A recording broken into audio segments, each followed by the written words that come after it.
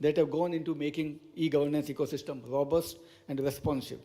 The recipient of these awards are beacons of inspiration for others, showing us what can be achieved when passion, ingenuity, and commitment come together.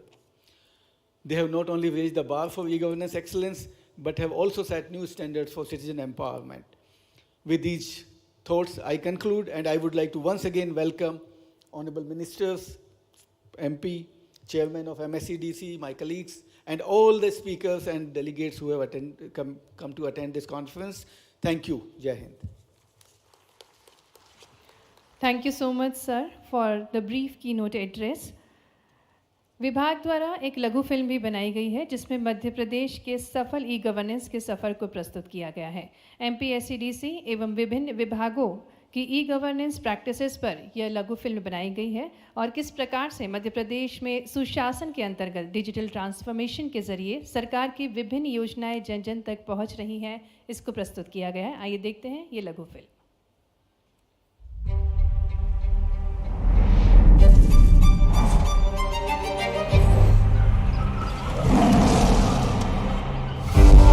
In the heart of India, a state once characterized by challenges and struggles has emerged as a beacon of innovation and progress. Over the past decade, Madhya Pradesh has undertaken a remarkable journey, transforming from reactive governance to a proactive powerhouse of digital advancement. It all began with a vision shared by Prime Minister Shri Narendra Modi and Chief Minister Shri Shivraj Singh Chauhan. Physical copy store करने की जरूरत नहीं है, बस एक password काफी है।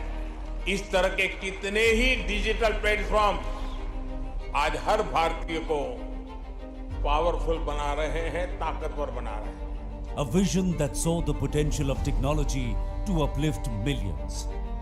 अपने नागरिकों की बुनियादी समस्याओं का समाधान करके उनकी जिंदगी को आसान बनाने सुशासन। The Ladli Behna scheme, an embodiment of women's empowerment, exemplified the state's commitment to change. Through e-governance, within 100 days, it transformed from a complex process to a seamless one.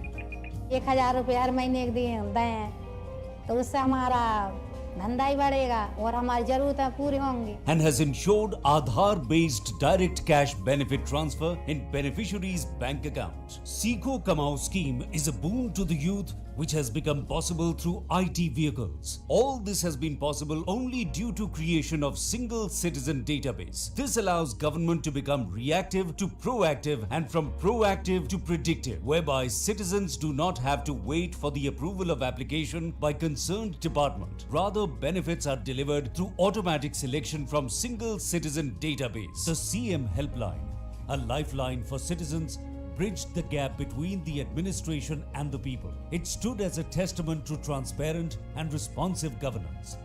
Madhya Pradesh State Spatial Data Infrastructure has been developed to leverage the GIS services in the interest of the citizen of the state. GIS-based system GeoPortal consists of more than 200 GIS layers and a timed series of satellite images on various resolutions. GIS-based disaster warning response systems, ALPAS, and property information management systems are various application development for the improvement of citizen services. Farmers found a partner in AI and machine learning, predicting crop outcomes with precision, safeguarding their livelihoods and bolstering the agricultural sector. CM Dashboard has made the monitoring of public beneficiary schemes seamless. Madhya Pradesh's commitment to accessibility leaves no one behind. The state embarked on a mission to provide citizens with up-to-date, high-quality services, setting the stage for a digital revolution that would touch every corner of Madhya Pradesh. Scholarships, public distribution, insurance.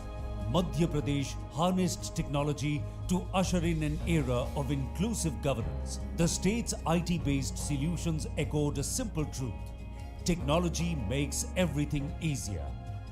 Madhya Pradesh is pioneering in the country by successfully operating the e-Vivechana app with more than 80,000 case diaries. This app offers transparency in police investigations. The app facilitates the investigating officer to collect evidence and statements from the crime scene itself and link it to the relevant FIR. From connecting with government services to accessing information, digital devices have become the gateway to a better life. Madhya Pradesh's commitment to accessibility leaves no one behind. Today, Madhya Pradesh's digital footprint has become a source of curiosity and inspiration for the world. A journey that began with a single step, leading to an empowering transformation. Here, innovation meets governance, creating a brighter tomorrow for all.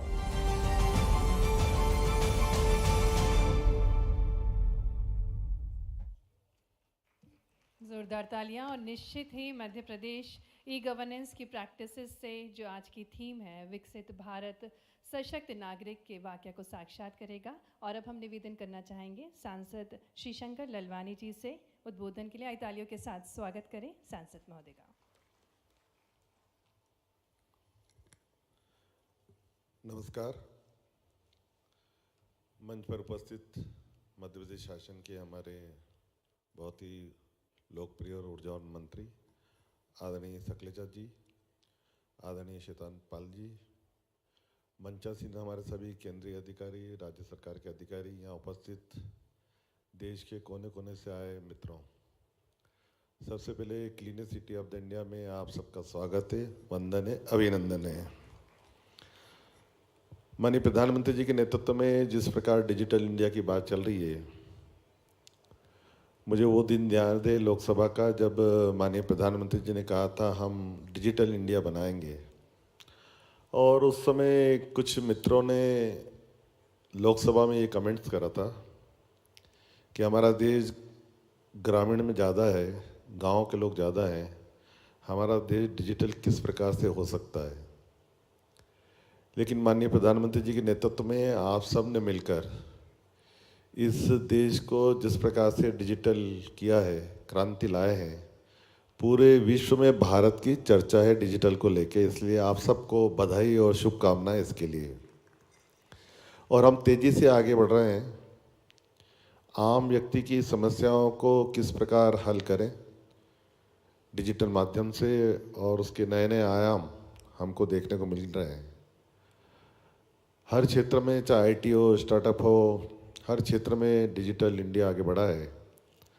और मुझे लगता है जो सरकार का लक्ष्य है कि समाज के अंतिम व्यक्ति तक किस प्रकार हम सरकार की योजनाओं को डिजिटल के माध्यम से पहुंचा सकते हैं, आम लोगों को किस प्रकार से परेशानी दूर कर सकते हैं, उसके लिए ये 2 दिन की जो 26वीं कॉन्फ्रेंस है उसकी मैं शुभकामनाएं देता हूँ। धन्यवाद।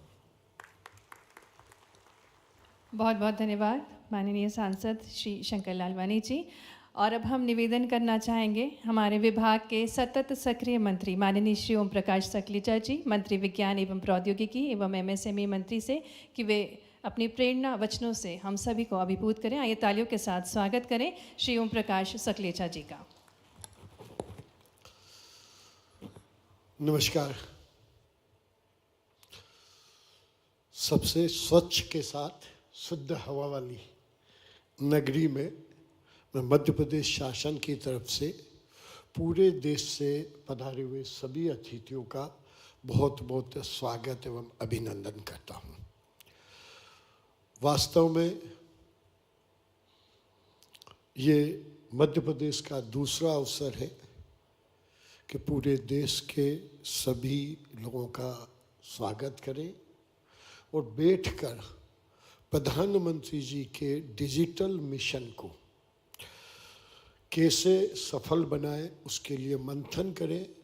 इस अति महत्वपूर्ण कार्यक्रम में मंच पर विराजित हमारे लोकप्रिय, ऊर्जावान और हर समय कुछ नया करने के लिए आतुर सांसद श्री शंकर ललवानी जी, हमारे कॉरपोरेशन के अध्यक्ष श्री शैतान सिंह जी, हमारे गवर्नमेंट ऑफ इंडिया के सेक्रेटरी श्री अलकेश कुमार शर्मा जी, हमारे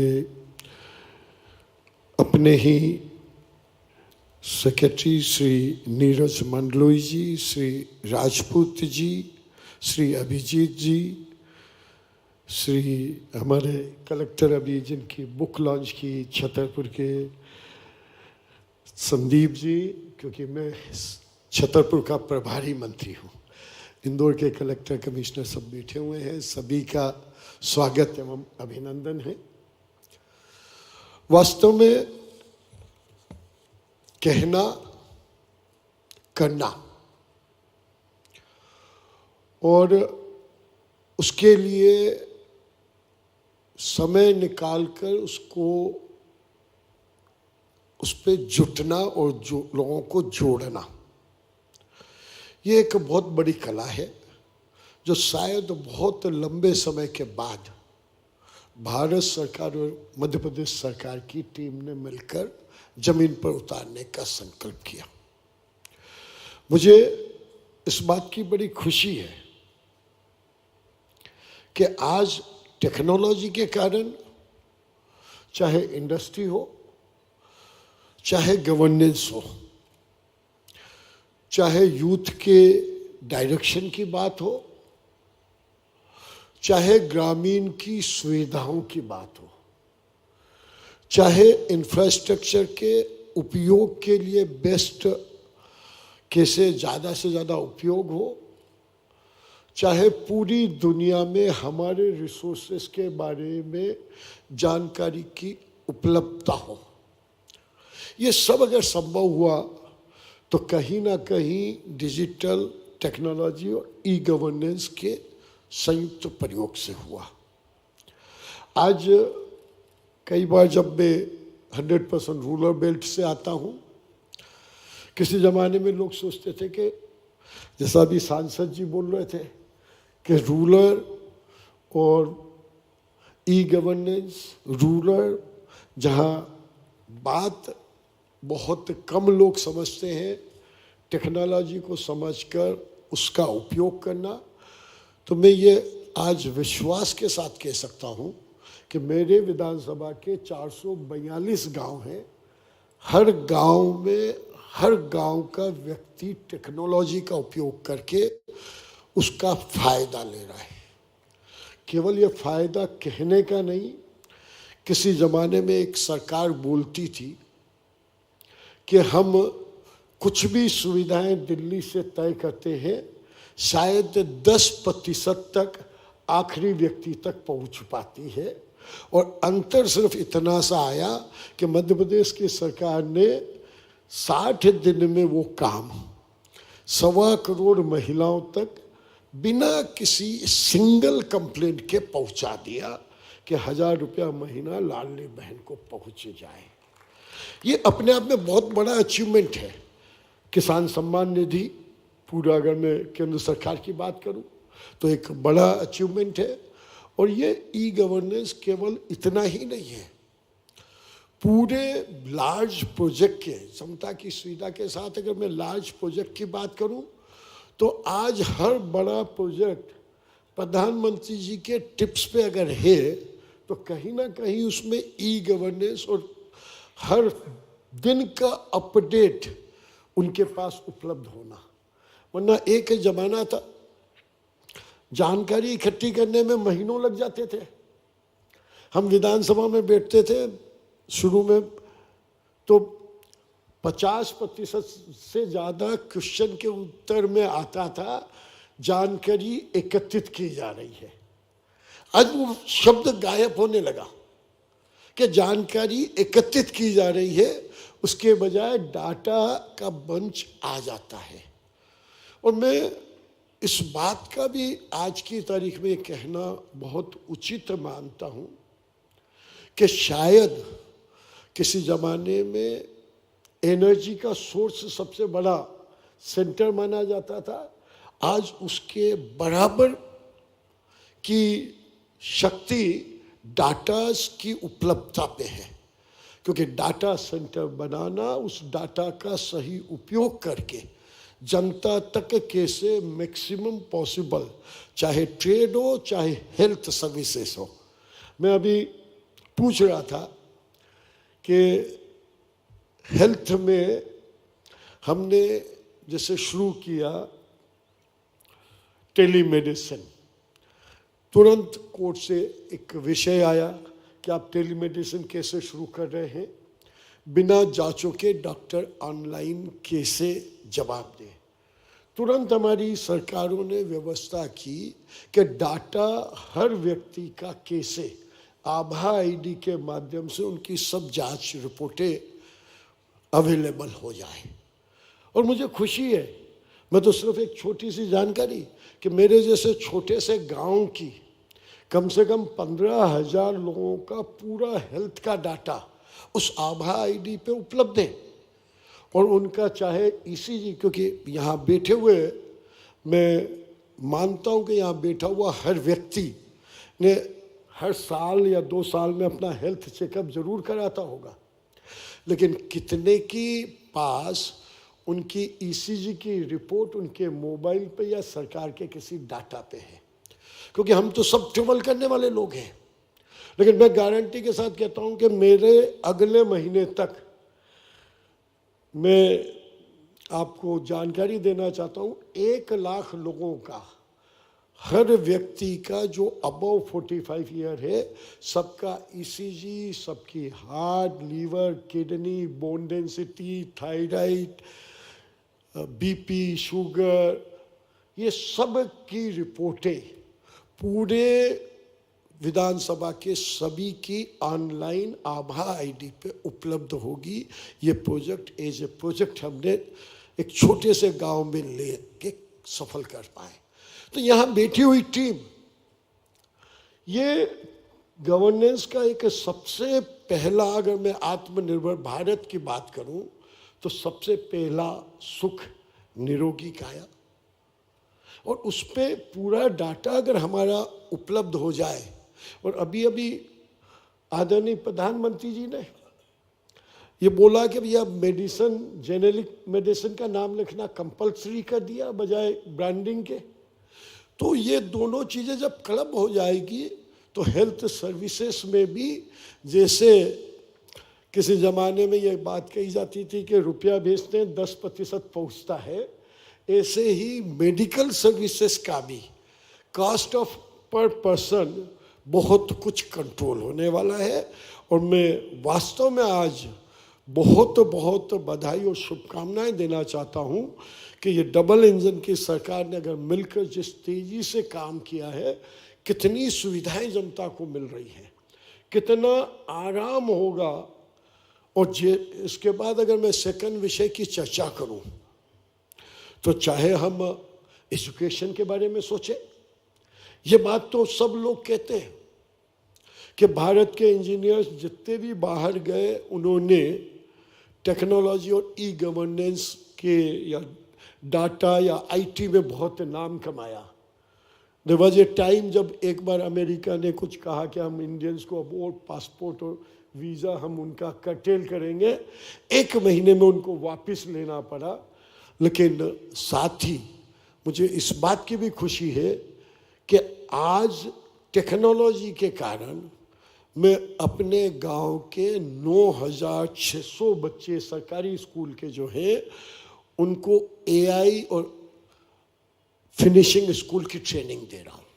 these are all government school of my assembly 36, 9,600 बच्चे अगर एआई ऑनलाइन सीख रहे हैं तो वो पॉसिबल हुआ इसी ट्रांसफॉर्मेशन के कारण, इसी टेक्नोलॉजी के कारण, इसी इंफ्रास्ट्रक्चर के कारण।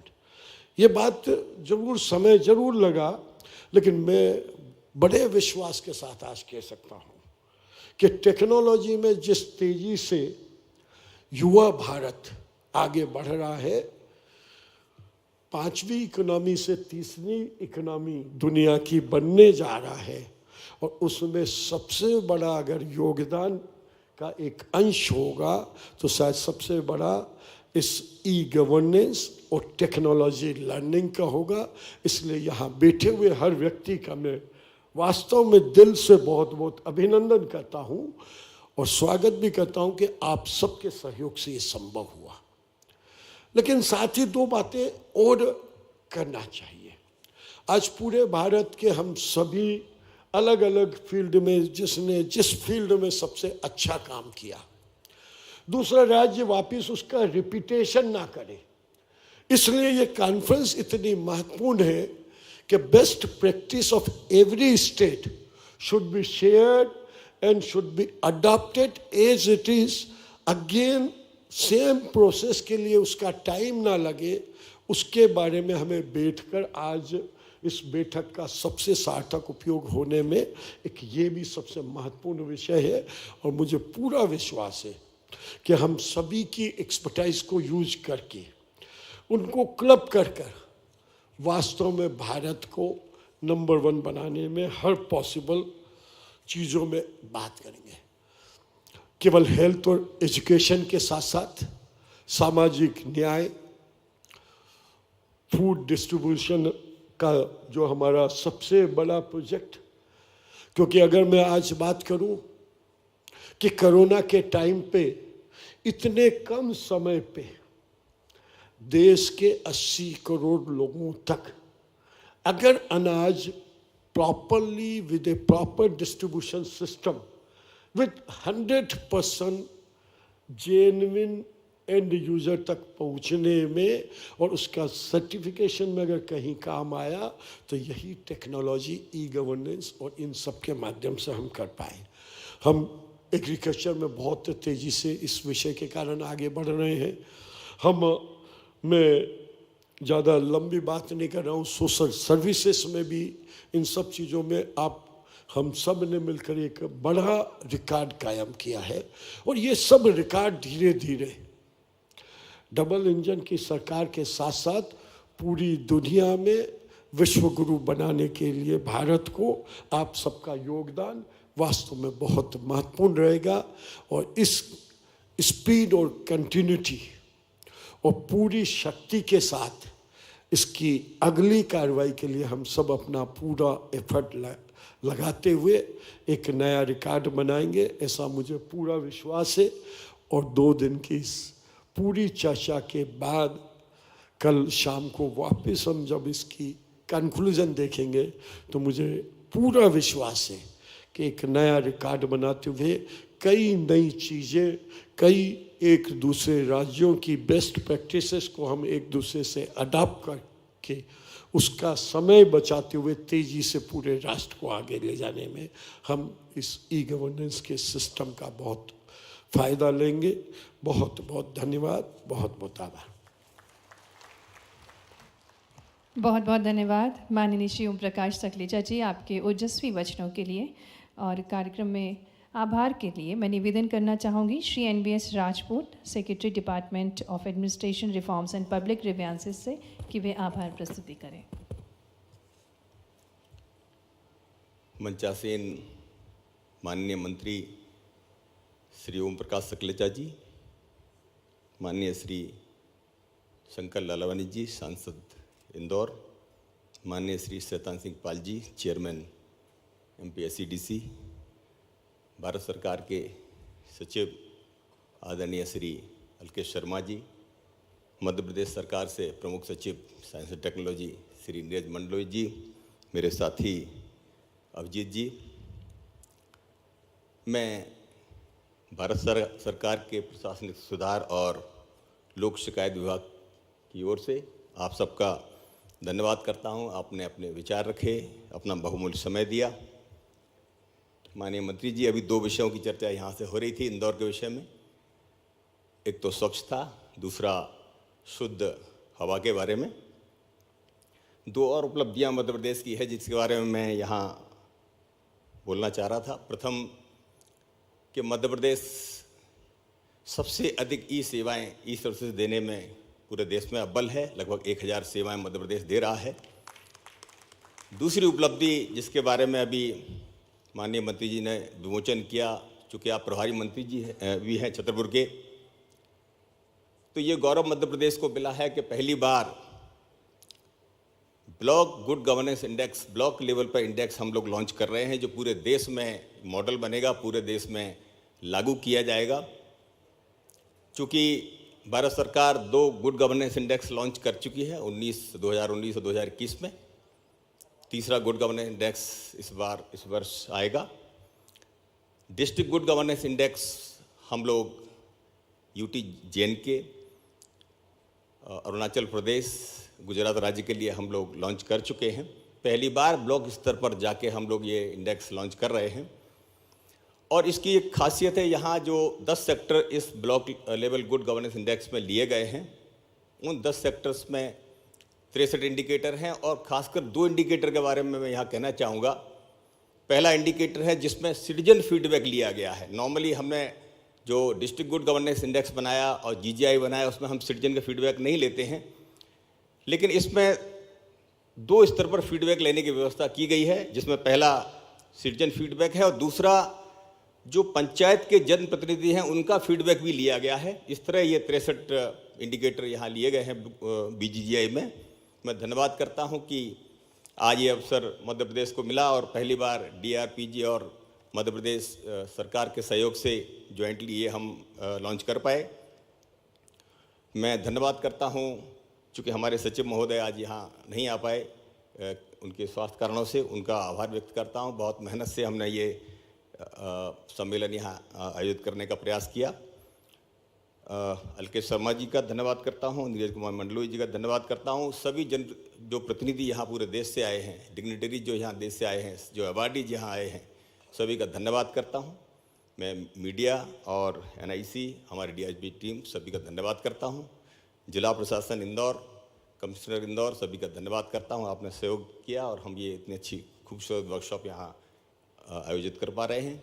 निश्चित 2 दिन में हम लोग जो विचारों का आदान प्रदान करेंगे, उससे पूरा देश लाभान्वित होगा। धन्यवाद, नमस्कार। Thank you so much. And after this inaugural ceremony, we are breaking the session for 15 minutes. You all can visit exhibition and gather back at around 12:30 so that we can start with another sessions. Thank you so much.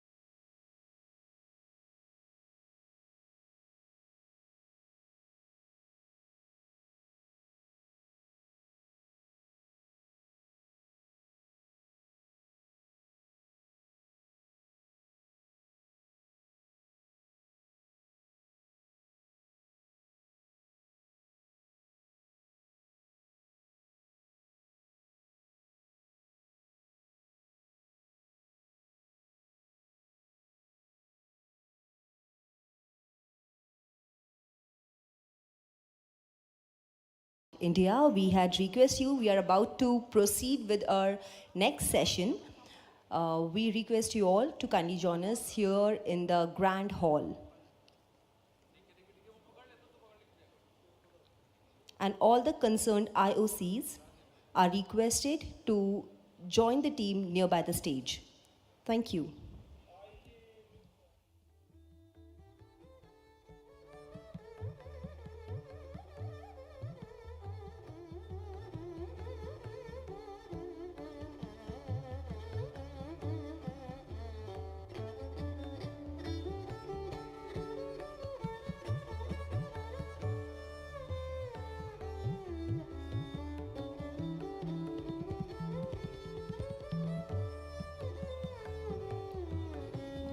हमारे बीच उपस्थित सभी अतिथि गणों से हमारा निवेदन है कि आप सभी मंच के पास ग्रैंड हॉल में हमें ज्वाइन करें। हम हमारे आगे का कार्यक्रम शुरू करने जा रहे हैं और साथ ही में प्लीनरी सेशन से जुड़े कंसर्न सभी आईओसी से रिक्वेस्ट है कि आप मंच के पास आकर टीम के साथ एक बार कोऑर्डिनेट कर लीजिए। Thank you.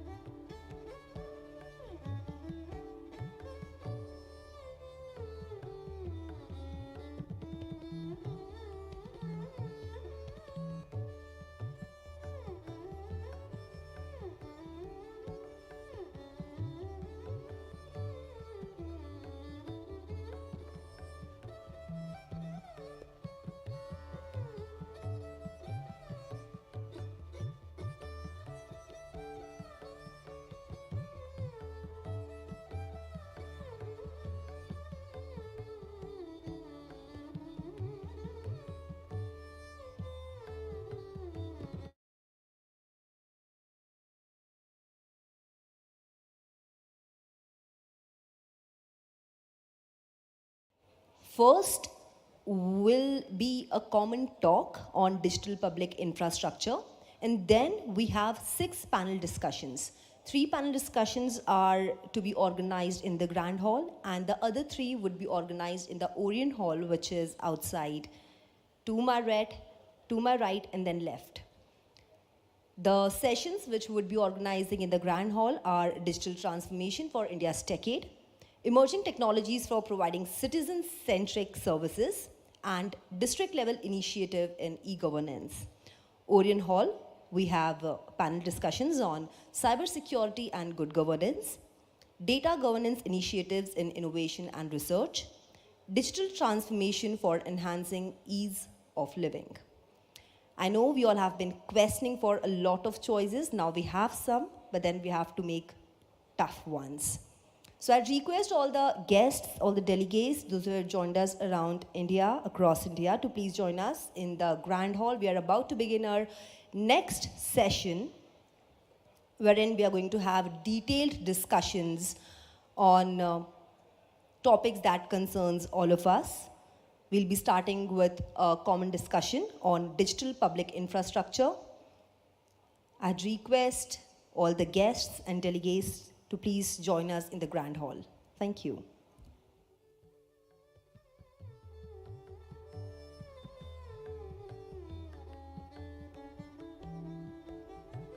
हमारे बीच उपस्थित सभी अतिथियों को मैं बताना चाहूँगी कि आने वाला जो सेशन है वो 2 पार्ट्स में होगा। The first part is a common talk, जिसमें हम डिजिटल पब्लिक इंफ्रास्ट्रक्चर के बारे में डिटेल्ड बात करेंगे, and we'll be joined by the pioneers in the respective streams. और उसके आगे के जो प्लीनरी सेशंस हैं टोटल 6 होने वाले हैं, जिनमें से 3 इस ग्रैंड हॉल में होंगे और बाकी के 3 जो है ओरियंट हॉल में होंगे। जो 3 सेशंस यहाँ होने हैं उनके नाम हैं digital transformation for India's decade, emerging technologies for providing citizen centric services, district level initiative in e governance.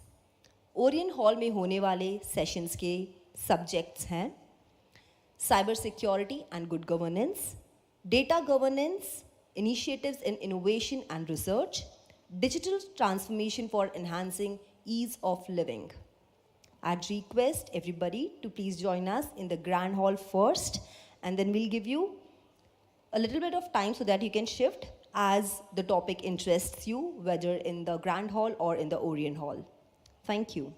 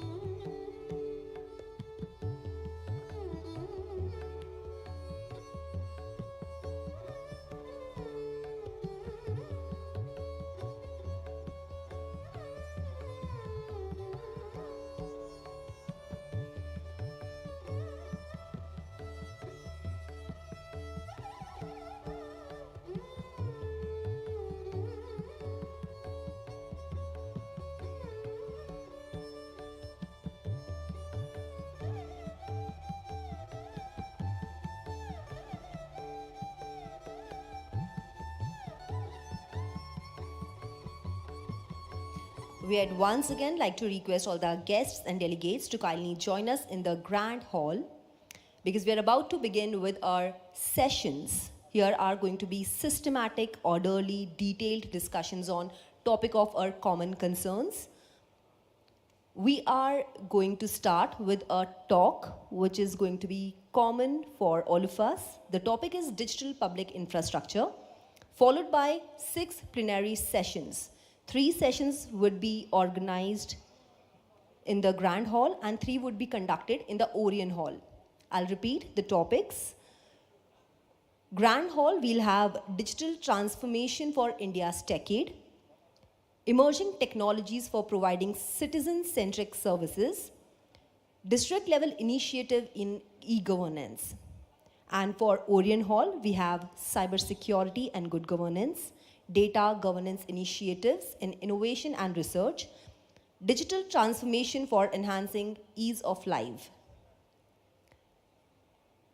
हमारे बीच उपस्थित सभी अतिथि गणों से हमारा निवेदन है कि आप सभी हमें हमारे ग्रैंड हॉल में ज्वाइन करें। हम हमारा आगे का कार्यक्रम शुरू करने जा रहे हैं। We are being joined by the pioneers in the respective industries, those who would be starting their talks. पहला जो टॉपिक है हमारा वो है digital public infrastructure, which I'm sure आप सब लोग बहुत ही excited होंगे. Must be waiting to have your own takeaways. उसके आगे हमारे 6 सेशंस प्लान्ड हैं. 3 सेशंस यहाँ ग्रैंड हॉल में होंगे और 3 सेशंस ओरियन हॉल में. ग्रैंड हॉल के subjects are digital transformation for India's decade, emerging technologies for providing citizen-centric services, district level initiative in e-governance. Orient Hall के subjects are cybersecurity and good governance, data governance initiatives in innovation and research, digital transformation for enhancing ease of living. We had request all our guests and our delegates to please join us in the hall. Thank you.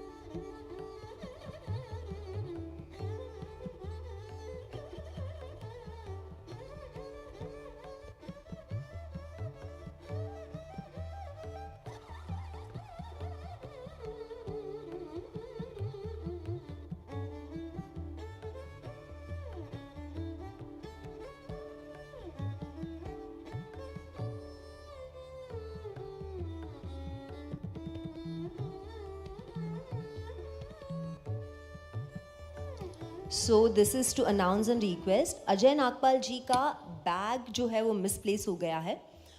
The bags which have just received from the team itself, brown color का bag. तो बात ऐसी है कि we all have similar bags, but then he has his identity card inside the bag, which is important for us. तो आप लोग एक बार अपने बैग्स चेक कर लीजिएगा. अगर बाय चांस अजय नागपाल जी की आई कार्ड है उसमें तो आप प्लीज़ वो सर तक पहुंचा दीजिएगा, which is to my right near the stage. Thank you.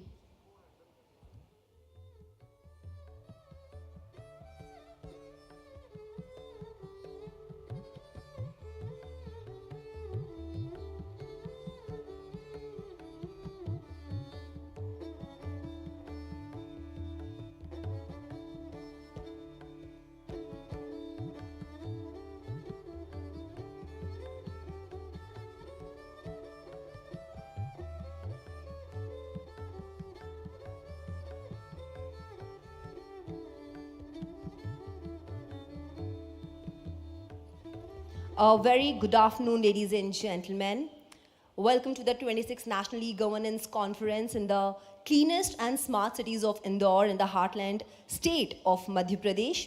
I am Megha Athotra, and as the day takes its shape into the detailed discussions on the topics that we'd like to listen to, I would be taking this stride and would be walking along, helping you to welcome on stage the speakers.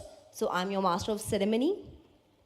And we all have been briefed what are we going to do.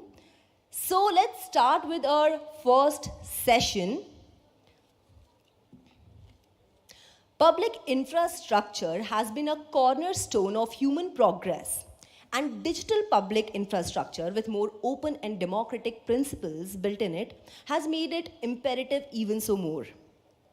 India, through India Stack, became the first country to develop all three foundational DPIs.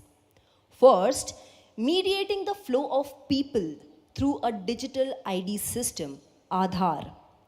Second, by mediating the flow of money through a real-time fast payment system, UPI. And third, the flow of personal information through a consent-based data sharing system, account aggregator built on the Data Empowerment Protection Architecture, that is DEPA. DigiYatra, DigiLocker, also being on the list of ecosystem, has contributed in enabling e-governance.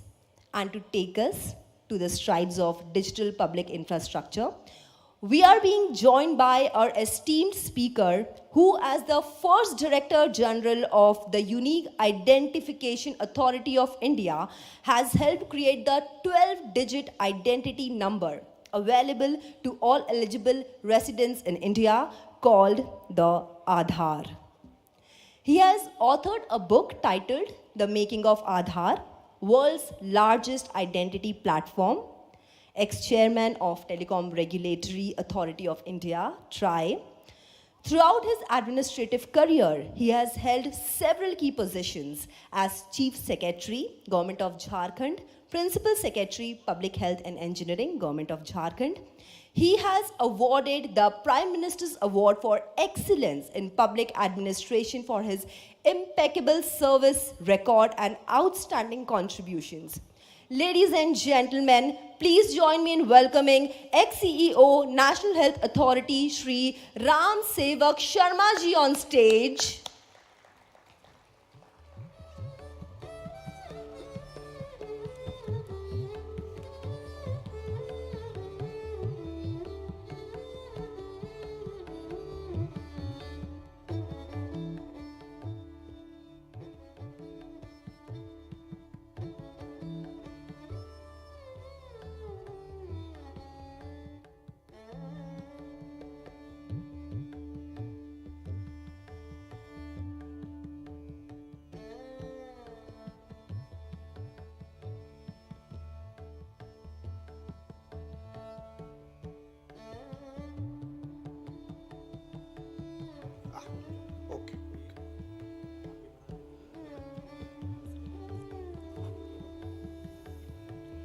Well, good afternoon, friends.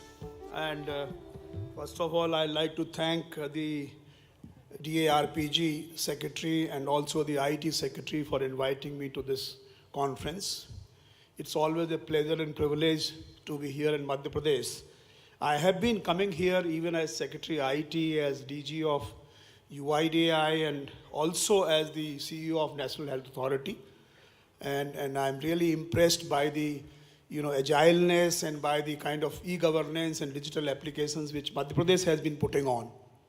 And there's no doubt in saying that MP is one of the forward states, one of the states which is ahead on the curve of application of digital technologies in delivery of public service. What I'm going to talk about today is nothing really new. New in the sense that you have all heard these terms, Aadhaar, UPI, also CoWIN, and Ayushman Bharat Digital Mission lately. What I'm going to talk about is basically how they are different than the typical applications of e-governance which are developed. They are not merely applications, these are the digital public infrastructure, and how they weave into leapfrogging India into the digital space is what I'm going to talk about. So let me begin with the, driving innovation and inclusion at scale, because I believe that for India, inclusion and scale, these two are extremely important terms. And therefore, how do you use appropriate technology tools to drive inclusion and scale at real scale? Now, obviously, this is a slide which I don't need to explain much.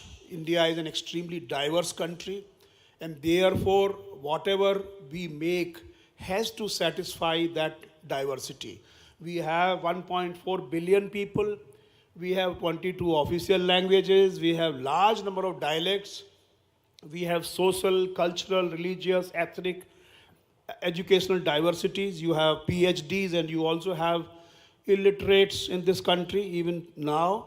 So I think that is the kind of diversity which we are dealing with. And also the fact that now we have 1.15 billion mobile connections. That's another very interesting aspect of our country. And we have 800 million internet users. Just to add to this statistics, we have 650 million smartphones, and we have large number of applications riding on these smartphones. Now, many of you who may be district magistrates and who are district magistrate now, may be wondering what was happening earlier. And I can relate to that. India has been using digital technologies since last about 30 to 40 years. In the early 80s, when we were district magistrate, my friend Satyanarayan and many other people are sitting here, we were district magistrates, then we were doing all small type of applications. So disconnected applications. We had no internet. We had no graphical user interface. It was all MS-DOS and other kind. Even before that, it used to be something called CPM, Control Program Monitor. And we were actually writing softwares on that. So essentially, internal computerizations and individual initiatives. We were computerizing treasuries, public grievances, NREGP schemes, many other schemes, computerizing the teachers' postings and stuff like that. Minor applications with few databases. And of course, Lokvani, for example, Alok, maybe I don't know whether he's participating or not, we had those small district applications. Many of these applications became quite popular. And then the state governments realized, why can't we use these applications replicate them at different districts? So thereafter, what happens in the 90s, the state showed the leadership. And even the national government also came up with a program called NEGP, National E-Governance Plan. We had a statewide area network. We had the mission mode projects. We have the state data centers. We have the common service centers. You may all have heard. In fact, common service centers are even today in existence. And in 2009, the first break, in a sense, took place, whereby we launched a nationwide project of digital identity called Aadhaar, which was later called Aadhaar. And that was one major departure from the earlier projects, which were largely state specific. That's what happened. Then, of course, in 2016, December, the Unified Payment Interface was launched. BHIM was launched in 16 December 2016, if I remember. Then in 2020, when COVID happened, and after that, a number of things happened very, very quickly. So we had COVID. India could not have had the vaccination program at that scale with complete portability, diversity. I'll talk about this later, without having a digital backbone for vaccination program. So COVID happened. Then we had account aggregator. Just now she was talking about account aggregator, the DEPA, Digital Empowerment and Protection Architecture, Data Empowerment and Protection Architecture, that happened. Then we had e-rupee. E-rupee is one of those artifacts which is actually DBT, which is money transferred to a person for a purpose. So basically you can restrict the application of that money, that this money will buy only cycle, this money will buy only medicines. And by the way, I must inform that the Honorable Chief Minister of Madhya Pradesh, Shivraj Singh Chauhan ji, called me one evening. Suddenly I got a call from the Chief Minister of Madhya Pradesh. And then he said, Sharma ji, we need your help. And I said, sir, what help can I provide? He said, we need e-rupee, we want to distribute cycles. We don't want to purchase cycles centrally. We don't want to give the money for the cycle to the parents, because they may not buy a cycle. But if we can give e-rupee, where this can be redeemed only if you buy a cycle, that will be very useful. And therefore, I am told Madhya Pradesh has implemented e-rupee in a big manner in many other schemes, and Karnataka has done it, others have done it. Ayushman Bharat happened. Digital Mission, Ayushman Bharat Digital Mission happened. ONDC has happened recently, about 1.5 years back, Open Network for Digital Commerce. So, number of things based on the basic principle of interoperability, scalability, open standards, open APIs. I'll talk about that later. This has happened. And therefore, India is truly leapfrogging in the digital space. Now, look at this figure. In 2009, only 17% of Indians had a bank account. Only 17%. And, when we were district magistrates back in 1980s, bankers were not opening the bank account of the IRDP beneficiaries, because they thought that if I open a bank account, spend 100 rupees in opening a bank account, and if the fellow will just, the money will come, subsidy money will come, the money will come, and then he will take out the money, nothing will be left. So I will be a loser. So it was not viable for the banks to open the bank account. Today we have 82% of Indians having bank account, 82%. Similarly, we were transferring about $50 billion worth of subsidies on LPG, on PDS, on many other programs of the government, and it was resulting into huge amount of duplicates, ghost, kind of leakages. And the Honorable Minister mentioned that, out of 1 rupee, only 16 or 17 paisa was reaching to the beneficiaries. So these two figures you must remember. Today what has happened, if that was the 17% to now 82%, it should have taken 46 years to reach that figure. And how I am making that estimate is that essentially there is a direct correlation between the per capita income and the financial inclusion. And it requires per capita income of $25,000 to reach 82%. Even the Nordic countries, Sweden, Denmark, Norway, etc., these also have similar kind of bank financial inclusion, which could have taken 46 years. However, this job was done in just about 9 years to achieve that job. So this is actually true transformation which has happened. It is not just technology for the sake of technology. This technology has really been delivering huge amount of benefits and services. Now, what is digital public infrastructure? It's nothing new, honestly. I mean, it's not as if we invented DPI. DPI has been in existence for a long time. In telecom, for example, we have been using GSM. and we have SMS, of course, everyone of us is familiar, then these two common protocols, GSM and SMS, they provide intercommunication between the various kinds of mobile operators. So it has been there for a long time, and that has ensured these are the standards and protocols. They are not technologies per se, and they are basically driven by ecosystem unlocking value. Then, of course, internet. I mean, who owns the internet? Nobody. Imagine an infrastructure which is not owned by anybody. Still 6 billion plus machines, computers, laptops, iPads, mobile phones are connected using this wonderful, network. Now, why that is possible? Because it is all driven by, DPIs. It is driven by common protocols.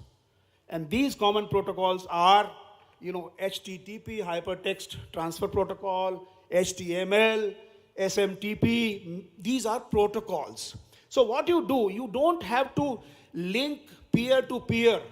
What you do, if your machine is satisfying these protocols, you are all a part of that network. That makes it very, very simple. Entry becomes very, very easy into the system.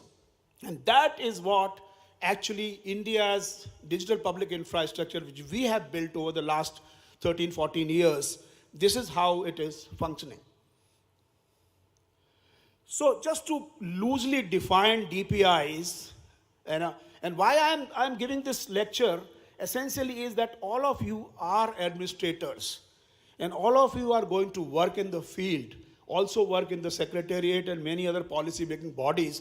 What is important for us is to understand that making a standalone software end to end is not really the right way to do things now.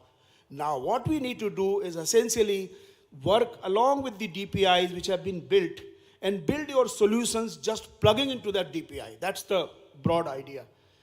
So actually DPI is a set of technology building blocks. It's not a solution, it's like a building block, it's like a Lego block. Powered by interoperable open standards and specifications. Basically it has to be open and interoperable. Operated under a set of enabling rules, and what for? To drive innovation, inclusion, and competition. Please understand, it is not anti-competitive. You should not say that Aadhaar is built by Government of India and therefore it's a single source stuff, it does not drive competition. It does, because essentially it is only one artifact which has been built, but around that artifact you are building large number of applications and products, and that is where the open architecture comes into play.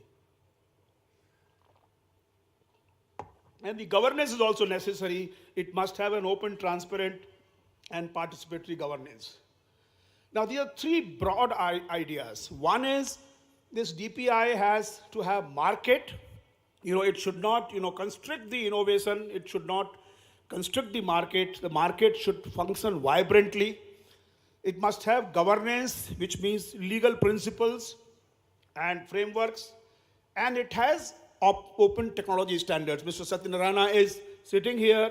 He was the one who basically built the digital health, blueprint, which essentially said these are the guiding principles of technology which we must make.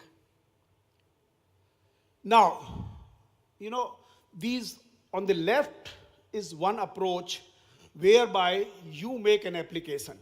The government makes applications, and government only makes applications. And what is the problem of these applications?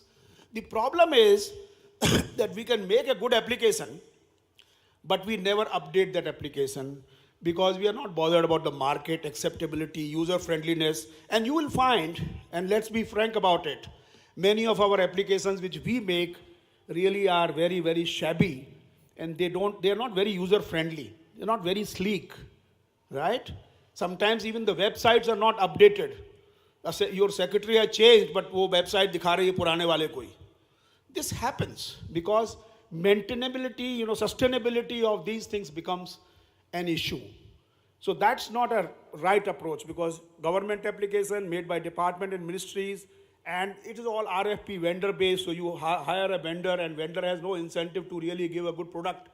So this is how, that's not a good approach. Similarly, when you have all private, government sort of say, hamara kaam nahi hai, we will leave, government is not good at developing applications and systems. So we leave this to private sector. What happens? The private sector builds their own particular, proprietary kind of applications and APIs. And they essentially just, do it for themselves. And that develops monopolies. Today there's only one Facebook, there's only one Twitter, there's only one Amazon, All these digital monopolies develop and then they start misbehaving. So this is not, again, a right approach.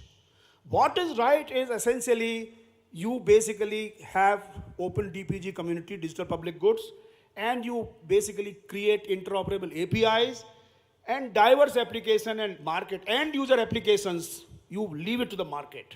That's what, basically you create a framework, you create protocols, and thereafter leave everything else for the private sector to develop. And that is the best approach, the most, intelligent approach for the governments to take. And that is what we have done in our country. So attempt to centralize every function or building a citizen-centric solution doesn't work. And basically DPI approach does less. Why? Because if 20 people are building end-to-end application, they are building all the components. But if I can build the most commonly used components, then everybody else can just build the rest of it, right? That's the right approach. So therefore, basically DPI must be like highest common factor. It means it should solve the most common problem. How is Aadhaar is a DPI. Aadhaar basically solves the highest common factor of identity determination. X is X. Every domain where you go, the first question they ask, who are you? And that if who are you question is solved, then you have solved the question of all the domains which actually require that thing. And therefore you don't have to prove every time who are you, and every time that domain does not have to make that application. This application can be just plugged, Aadhaar can be plugged into that application. That's how it should work. So let me discuss Aadhaar briefly. I'll touch upon, because as I said, there's nothing new which I'm going to talk about. I'm going to talk about, and basically I'm going to connect the dots, how Aadhaar fits into the overall DPI story of the country, how other things fit. That's what I'm going to talk about. So essentially we have 1.36 billion IDs. We have 860 million bank accounts linked to Aadhaar. We have 90 billion authentications. 90 billion. Now the figure is 91 billion. So imagine 1.3 billion people have done 91 billion authentication. That means on an average, every Indian has done about 80 authentication. And of course, many people, many of my friends kind of abuse me, saying that you are the guy who had actually put that attendance system. Many of you may be using that biometric attendance system, Aadhaar enabled by AEBS as it is called. This authentication is a wonderful tool. And of course, we have done electronic KYC transactions. Today, why today bankers are opening bank account? Because it doesn't cost them anything to open a bank account now. Electronic KYC is a paperless, way of opening a bank account. And therefore, if a poor person opens a bank account, then, 2 rupees ka kharcha hua. Even if the fellow deposits 100 rupees, even that is viable now. So imagine India is a country of low value, high volume. And that actually makes things viable. If you can reduce the cost of transaction, then many bottom of the pyramid is also included into the whole system. So that's the idea. Janadhan Yojana, we opened 482 million accounts in as many days. We have seeded 800 million accounts with Aadhaar. And we have paperless Aadhaar electronic KYC.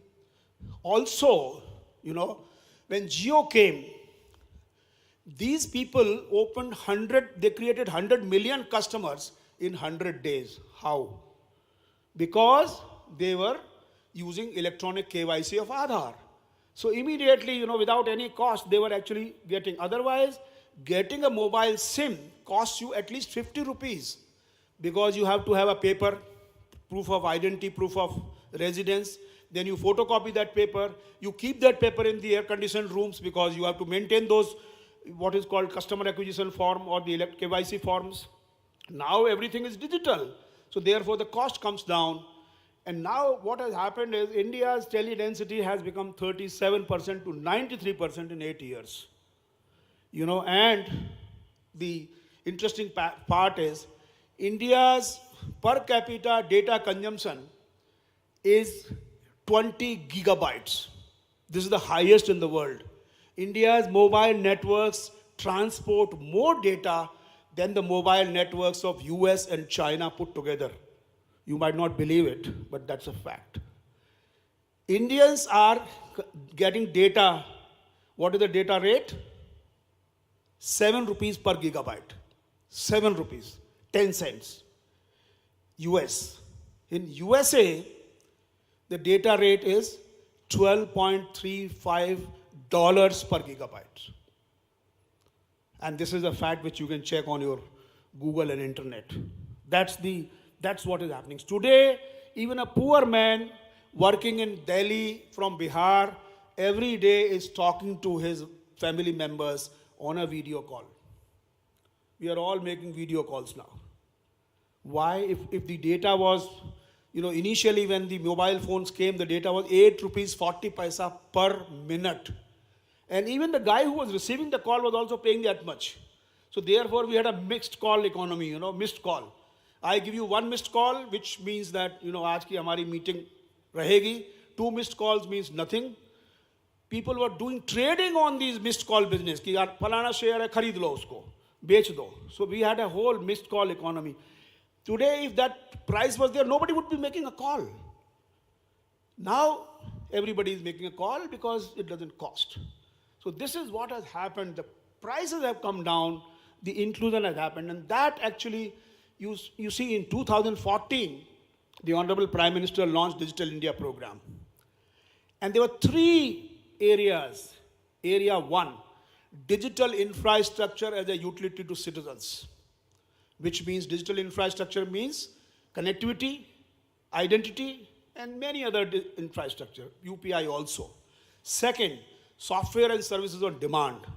Third, citizens empowerment, which is one of the themes of this conference, you know, Viksit Bharat, empowering citizens. These are 3 themes, and this is one of them. So without connectivity, you will not have these applications flourishing. And of course, there have been many attempts. You know, you remember, I don't know whether many of you may remember, the free basics announced by Amazon. Do you remember? No? Not Amazon, Facebook. Mark Zuckerberg. He was saying that, you know, I will give digital freedom to Indians. If the Indians watch certain websites, then I will give them free. And we did not allow that to happen in our country. Of course, it was very counterintuitive. People were saying, "Arey bhai Sharma ji, aapko kya problem hai? Free mein de raha hai, to aapko kya samasya hai?" But we said, nahi, wo free mein de raha hai, but they are dividing the internet. They are cannibalizing the internet. They are basically creating walled gardens on the internet. And for a country like ours, which is going from offline to online, we need to ensure that internet remains a permissionless, free, open platform. And that is why we did not allow free basics to happen in this country. So we have ensured internet remains a free and permissionless platform. Then our payment bridge, we have transferred $322 billion in direct benefit transfer because Aadhaar becomes a financial address. I don't have to know what is your, you know, bank account, what is your bank. Even bank also doesn't have to be known. I just know this is Aadhaar number 1234, transfer 100 rupees to him. And that money comes directly to your bank account, wherever your bank account is. We have covered 860 million people, and we have saved $27 billion. And every figure which I am quoting, by the way, we have provided the figure, the source. So it's not some kind of, ऐसे ही दिमाग से नहीं मार रहे हैं, मतलब this is an authentic figure. This is actually the engine which I would like everybody to understand how DBT happens. So you basically give any benefit program, for example, Ladli, Behan Ladli program. You say these are the Aadhaar numbers and these are the amounts. Just 2-column Excel file you give to your bank. Essentially, this goes to NPCI. NPCI के पास एक table है.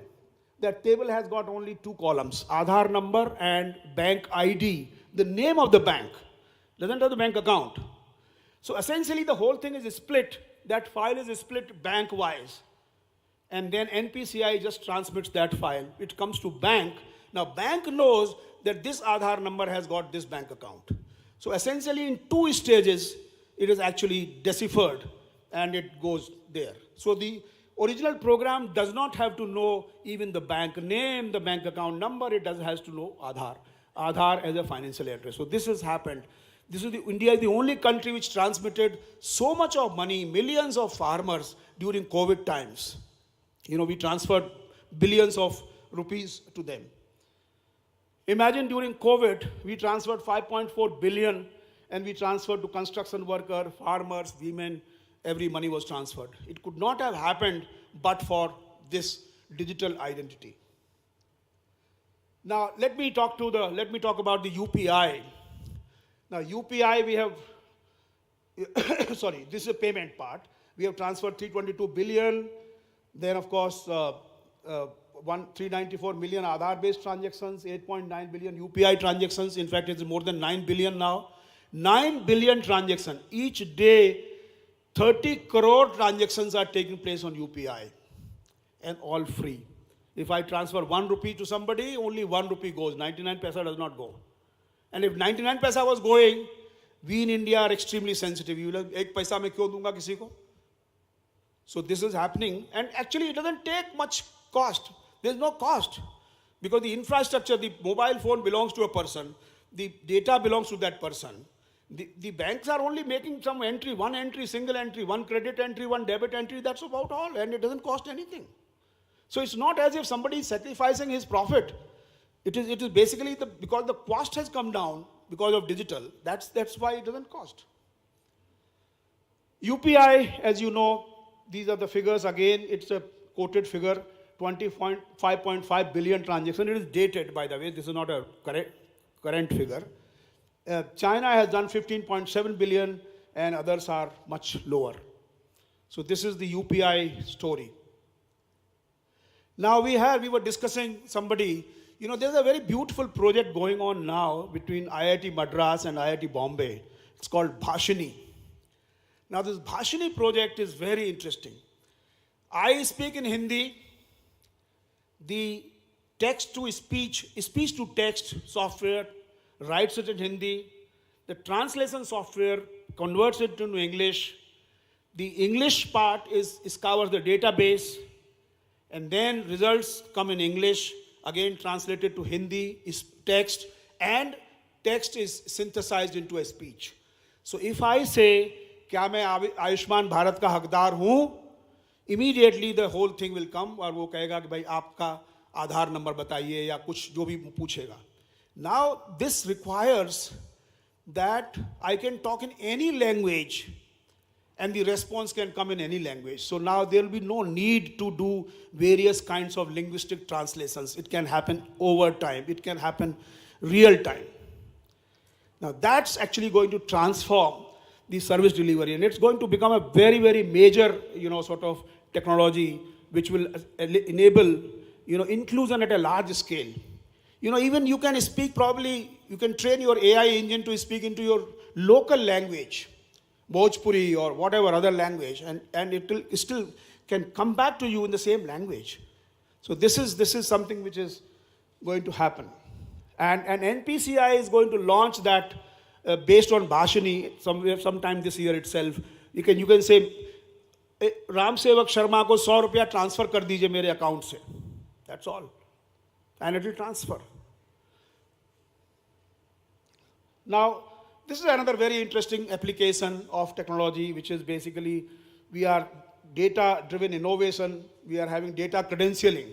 In COVID, you must have seen the certificate and the QR coded certificate. People don't understand that this certificate is actually, the QR code is a, sort of encrypted QR code. It's not an ordinary QR code. You can verify to the source, and that QR code is now accepted in 122 countries of the world. So this data credentialing is very important. So whatever I do, there's a certificate which is issued, real-time certificate issued, and then, I can show and prove that I am, so-and-so. Not only I am so-and-so, I have, done this work. So that is, of course, network participants are happening. Now, this is again the application of the AA account aggregator. So what is happening? In India, big states can get money at very lucrative interest rates, right? But a poor person, if he wants 5,000 rupees loan, उसको 20 बार चक्कर लगाया जाएगा. नहीं ये लेके आओ, वो लेके आओ. How can we solve that problem?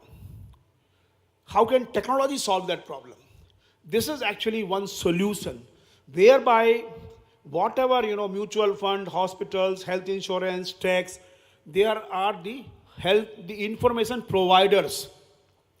And on the other side, there are information users. So suppose you go to a bank and want to get a, loan from some bank, and you can say that I have been banking with A, B, C, D. Those banks, the digital, your consent will actually enable those banks to transfer your information to the bank which is actually wanting your data.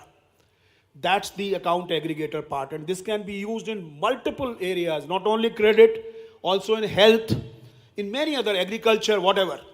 So this is, and by the way, this person who is the consent manager in some sense, or a fiduciary, he or she does not happen to see the data because it's all encrypted. It's encrypted with the health information provider's private key, which can be opened by the public key of this fellow. So there's a PKI infrastructure involved. So no data leakage. Data security is security by design. So what we have done is, our public infrastructure is a set of reusable. We built, Lego blocks, as I said. They don't provide a solution per se, complete solution, but you can build solutions on top of this. So identity blocks, you have Aadhaar, authentication, eKYC, e-sign, digital signature without, dongle. So essentially, when you file your income tax return, and then you put your PAN is linked to your Aadhaar is linked to your mobile you get an OTP, and you plug in that OTP, which basically digitally signs your income tax return. And now you don't have to print it and, sign it and send it to Bangalore, nothing. That's the power of, e-sign. Digital locker is actually one of the artifacts which Digital India created, whereby we said every private citizen will have a space on a public cloud. Every citizen of this country will have some space on the public cloud, and digital locker is that. So essentially it is again linked to Aadhaar, and you can restore your documents. Nowadays there are 6 billion documents on digital locker, 6 billion. Data blocks, account aggregator, consent artifact. India is the only country which has got consent artifact, where I can have a digital token given and authorize somebody to fetch my data, get my data, whatever. Digital locker. And of course, now we have open commerce, open health, and drones. So these are all, accelerating a number of applications. They're combinatorial powers, as they say. If there are n objects and in how many ways they can be arranged, and whatever, NCR or whatever, that's the mathematics. Many of you may remember the formula.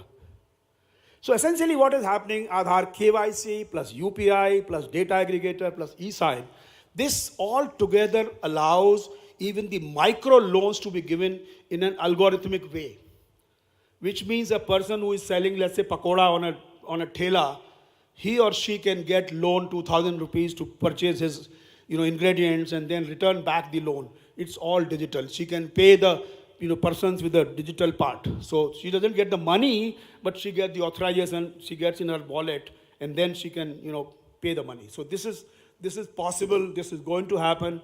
It has already started happening, and we can get loan of as low as $2 in 5 to 10 minutes. CoWIN is something which you are all familiar with. It enables, vaccinating 1.3 billion people is not a trivial task. And imagine a situation when there was no CoWIN. Can you imagine? every Netaji would have, I mean, I don't want to criticize Netajis, but every, public politician would have said, हम लोगों ने इतना लगा दिया, अब पता लगा सबको जोड़ने के बाद हिंदुस्तान की पॉपुलेशन का डबल लग गया. Because, if there is no accounting, then, it's very simple, easy. So, having a situation where I can have my first dose in Bhopal, second dose in Indore, third dose in Trivandrum, that's what I should have. And then still everything is available, digital certificates are available. This is what is typically really a digital public infrastructure. And that was developed in a very short time. And frugality of scale, evolving landscape, initially we said 60 years plus hum denge. Fir kaha 45 years to 60 years with comorbidities. Then we said 45 to everybody. Then 30 years to 45. So changing landscape. Interoperability and transparency. Everybody was looking at the same site, which is the next nearest hospital where I can get a dose. So you were getting, whether Covaxin, and then the system remembered that your first dose was Covaxin and therefore your second one will also be Covaxin. So these were some of the principles. In fact, the basic principles which we adopted was equitable and inclusive. Everybody, even the VIP was looking at the same, platform. And single source of truth. Then, of course, physical and digital, it is not necessary that everybody gets registered digitally only. It can be just, he can go and, walk in and still have himself vaccinated and his record will become digital. And feedback, tracks vaccination schedule. So essentially this you have all seen, live vaccination centers, number of citizens registered, doses administered. AEFI, after adverse effect of vaccination, that also came. Distribution of states and districts, you can see age, gender, split by vaccine brands, etc. So everything is available on a real-time dashboard. And that actually made the entire exercise absolutely transparent. Today we know how many persons have done only one dose, how many persons have done 2, how many persons have done 3, and also adverse effects, whether Covaxin or other Covishield, whatever, what are the adverse effects of these vaccines, that's also known. So this is something which then of course the last digital public infrastructure, last but one rather, this is ABDM. ABDM was launched in September of 2021, which is just about 2 years now. So essentially again the same principle was adopted. We built a framework and then we said, solutions aap banaiye. You build the solutions around this framework. So this is a protocol and you just use that protocol to build solutions.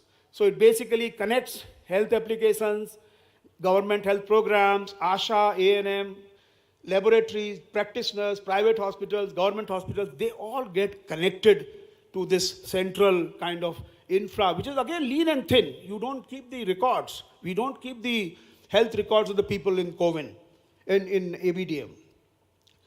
So essentially, what are the core building blocks? Aadhaar number. Why Aadhaar number?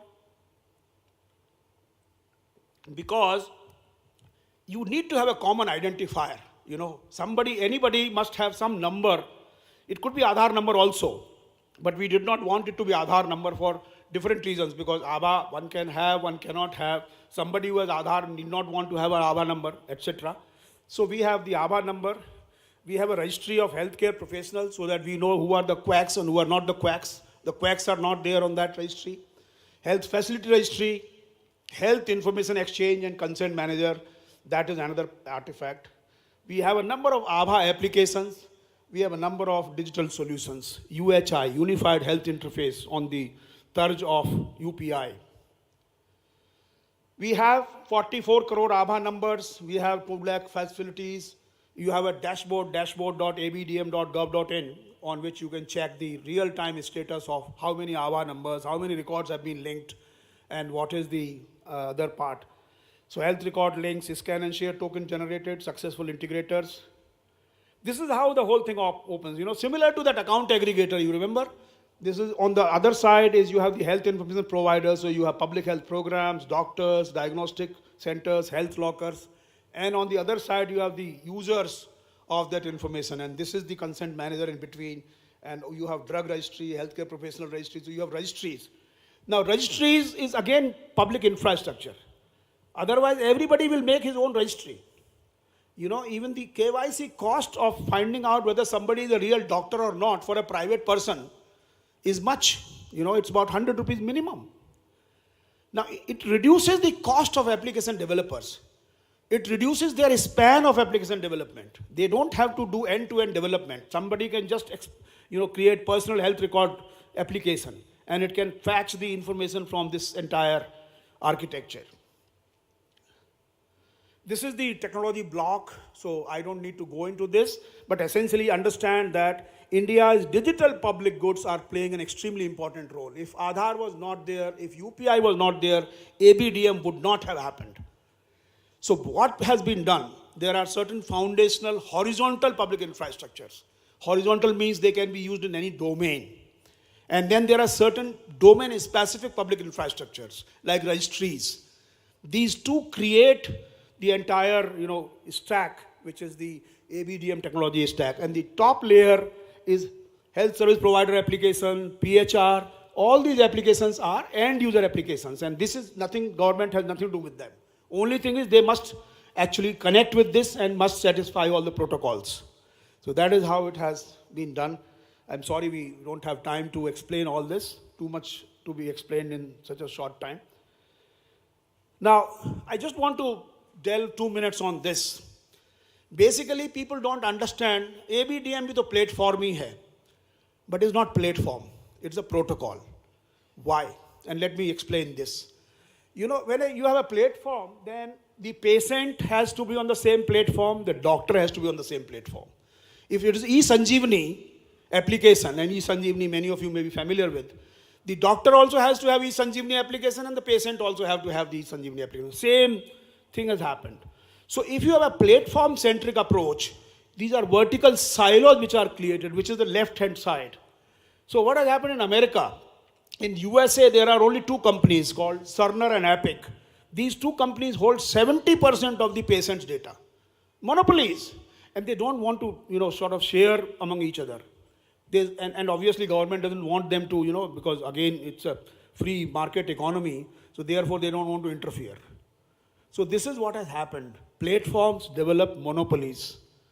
Now, what we have done is, based on protocols, similar to what internet had done in the beginning, HTTP, HTTPS, we have developed few protocols, open protocols, which essentially anybody just following that protocol, so whether it is patient can be on any application, and doctor can be on any application, and they can communicate. Have you seen that two video consultation applications can interoperate? No? If you are on, let's say, what is a WebEx, I am on WebEx, only then I can talk to you, right? If you are on Zoom, I also have to be on Zoom to talk to you. But what if a Zoom customer can talk to a WebEx customer, even without understanding what is the other guy's protocol? That can happen if Zoom and WebEx both satisfy this protocol. So what has happened is that now, even these applications, Practo, 1mg, there are many video consultation applications, private sector, they have all come onto this platform, and therefore they are interoperable. Today, the Paytm QR code can be read by PhonePe QR code or Google Pay QR code, only because they are all interoperating. Under the video consultation, there is a protocol called WebRTC, which actually enables the communication between different kind of applications. So that's what is happening. So essentially, we have National Health Claims Exchange. We have built in Ayushman Bharat, which will basically facilitate the health claim submissions and, by the insurance companies. We have Unified Health Interface, which I just now explained to you, which basically means you can search, you can book, you can pay, you can avail the services.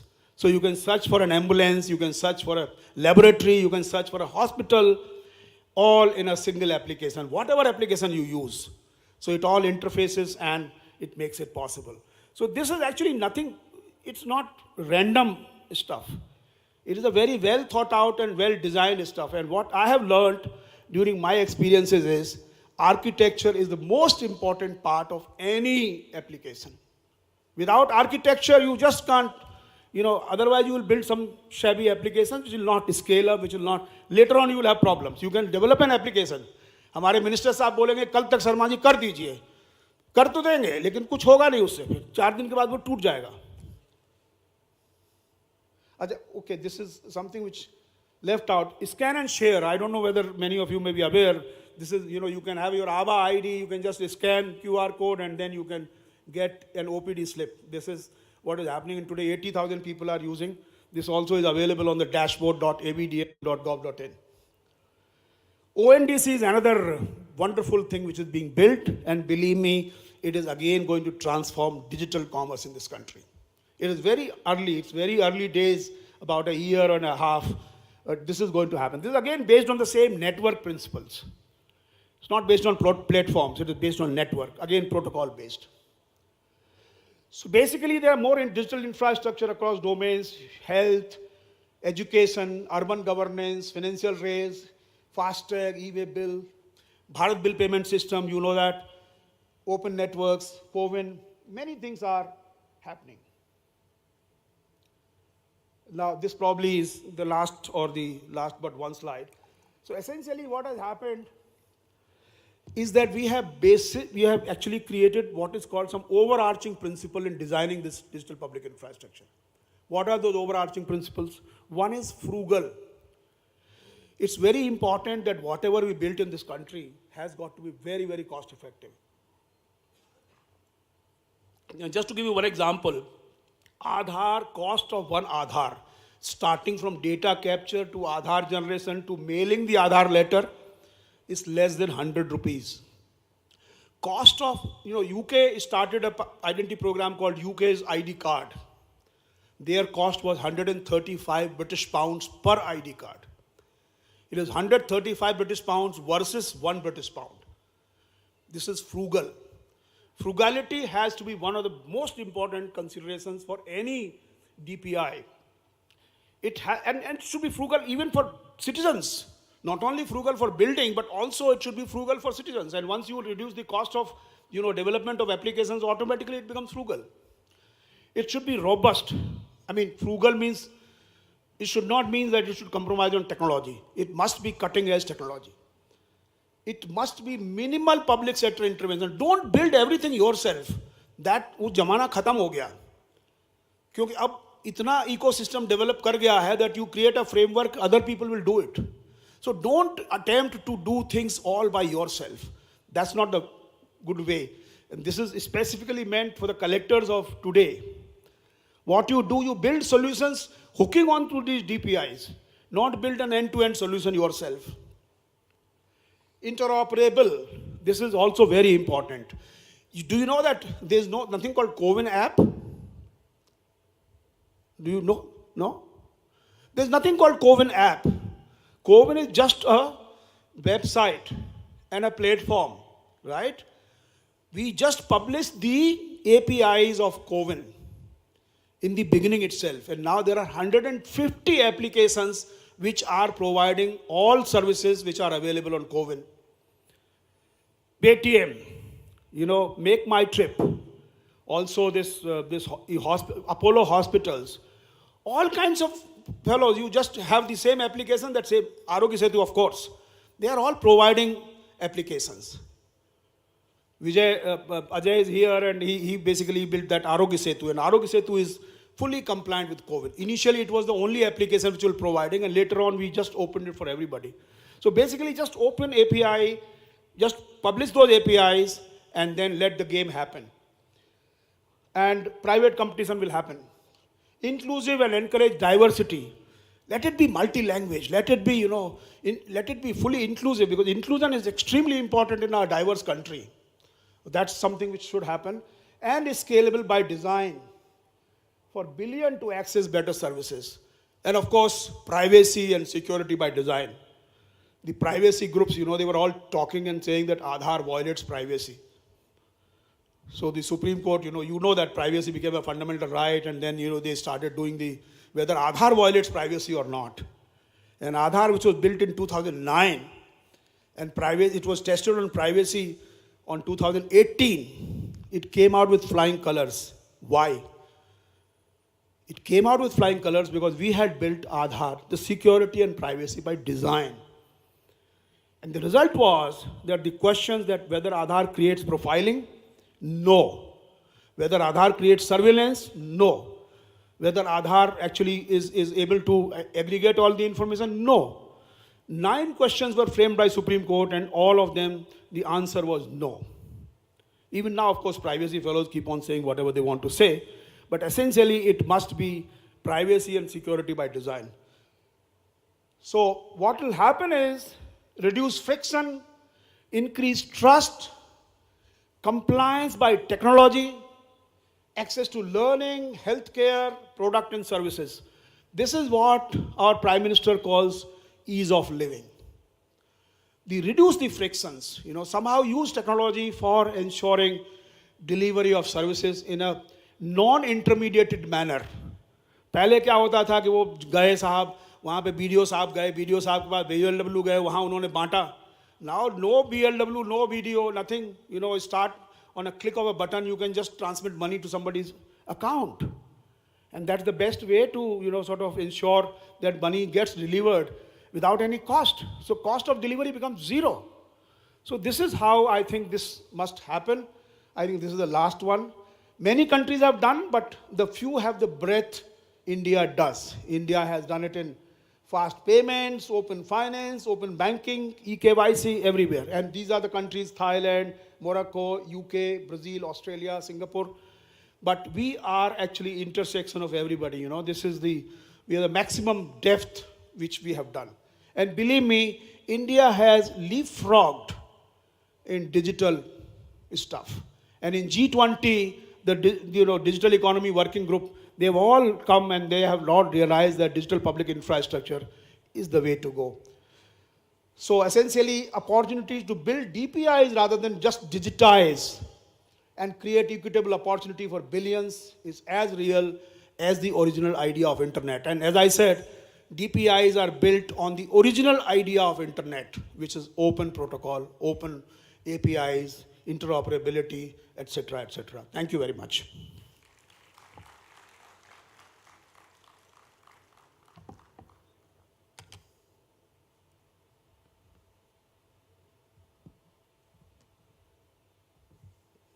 We had also request for some questions and answers. If you have any queries, we have Sir with us. Anybody? Any questions?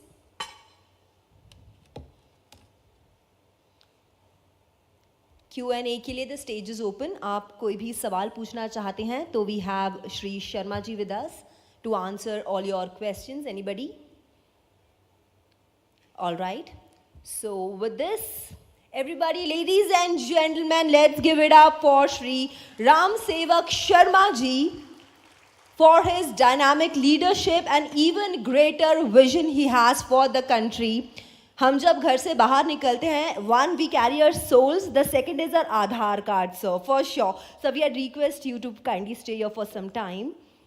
So sir had spoken about the diversity and inclusion at scale and how India has progressed in the tech requirements in service delivery. Brief but elaborate and very rapid, so is the history of internet in the country. How inclusivity, even though was an endeavor, couldn't be achieved, but has taken its full shape by the backing of DPIs and its elements.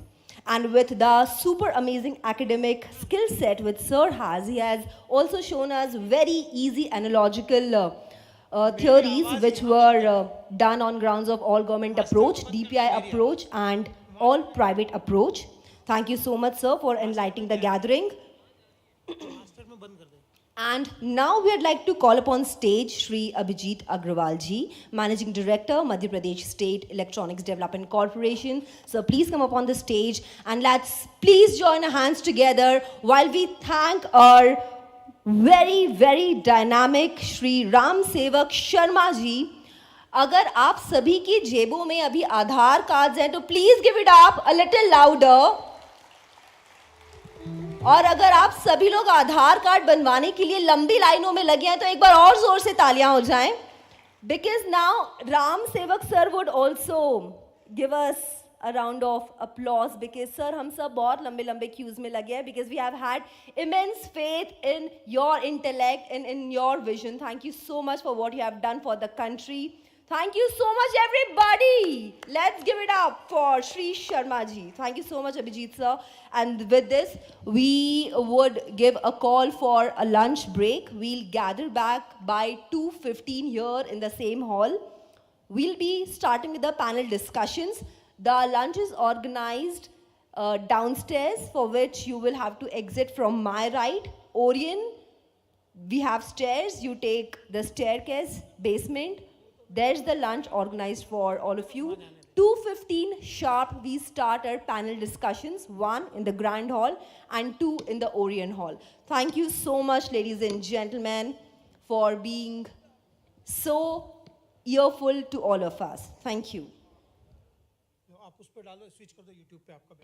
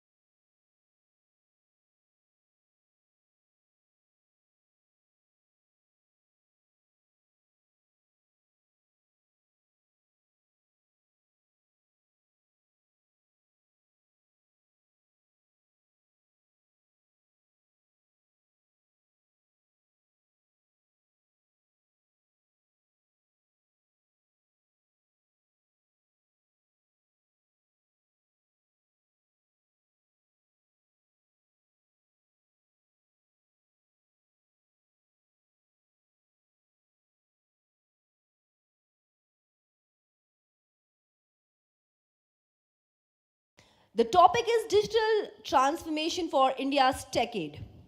So nearly every Fortune 500 company has an R&D center in India. These aren't back offices for secondary tasks, but front-end leaders for innovation charters of companies, making India as a hub for innovation. Through the Jan Dhan Yojana, India has seen the opening of 430 plus million bank accounts, resulting in over 80% Indians now having bank accounts. No other country in the world has displayed financial inclusivity as India did. The major initiative in technology adoption is the Digital India program, with a vision to transform India into a digitally empowered society and knowledge economy.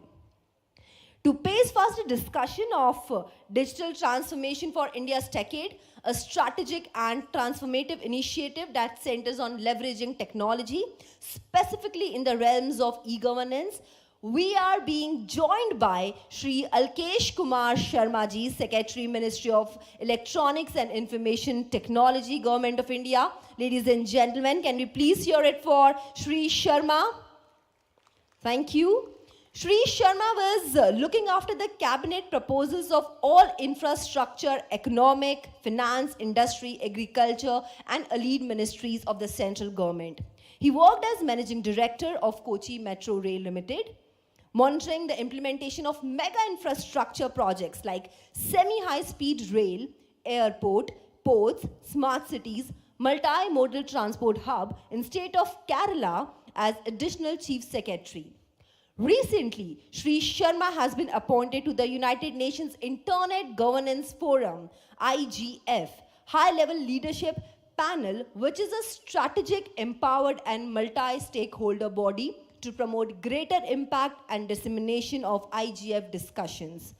Ladies and gentlemen, let's please welcome Shri Alkesh Kumar Sharma ji, Secretary, Ministry of Electronics, Information and Technology, Government of India, who will be chairing the discussion.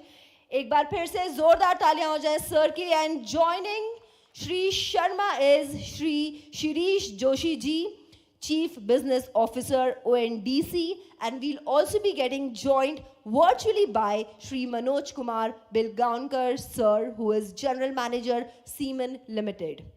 Over to you, sir.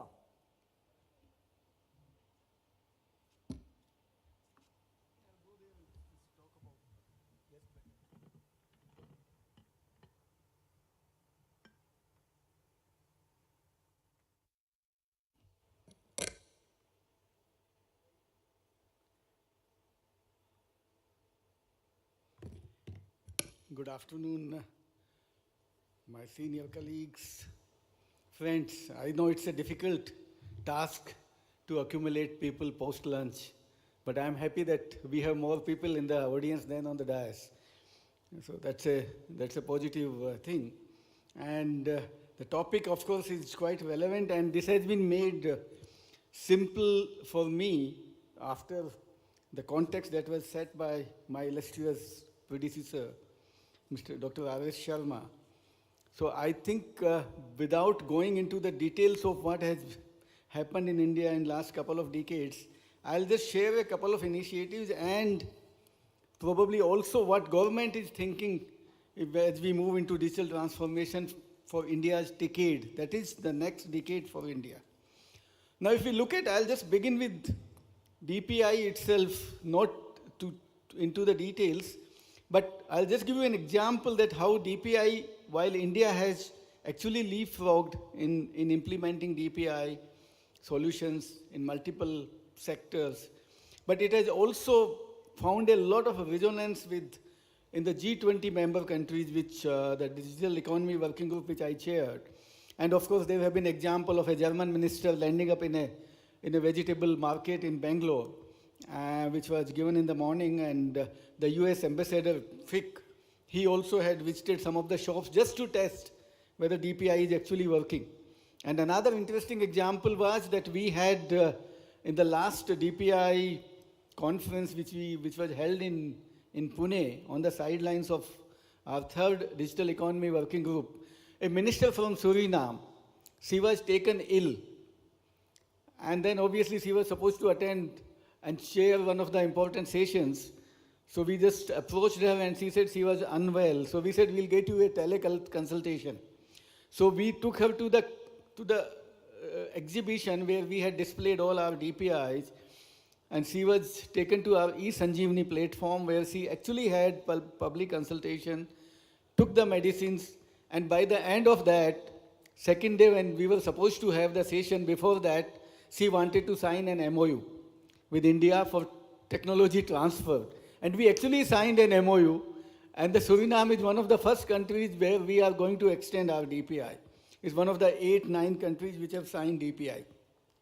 So that is the power of DPI, which, and obviously, the other day I was talking to the CCI chairperson, the newly appointed chairperson, and she said the kind of pleasant experience which she has experienced when she visited Tokyo, where most of the other CCI counterparts, her counterparts also participated something on competition laws.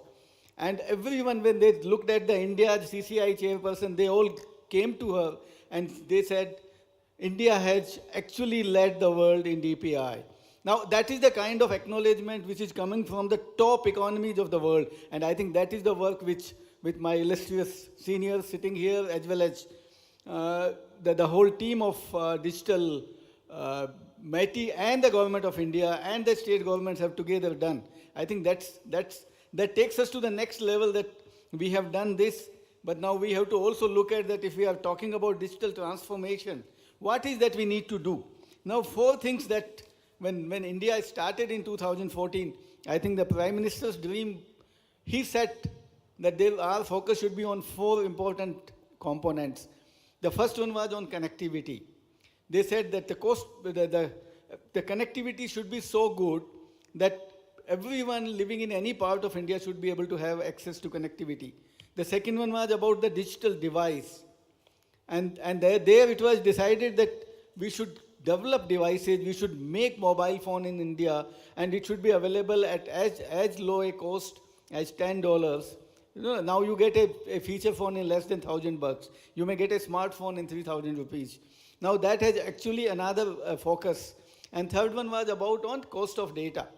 They said the cost of data should be so low, and it was also mentioned by Dr. Sharma that our cost of data is one of the cheapest in the world. And that is why we have been able to make good use of data, videos, calls, so everybody was able to use it.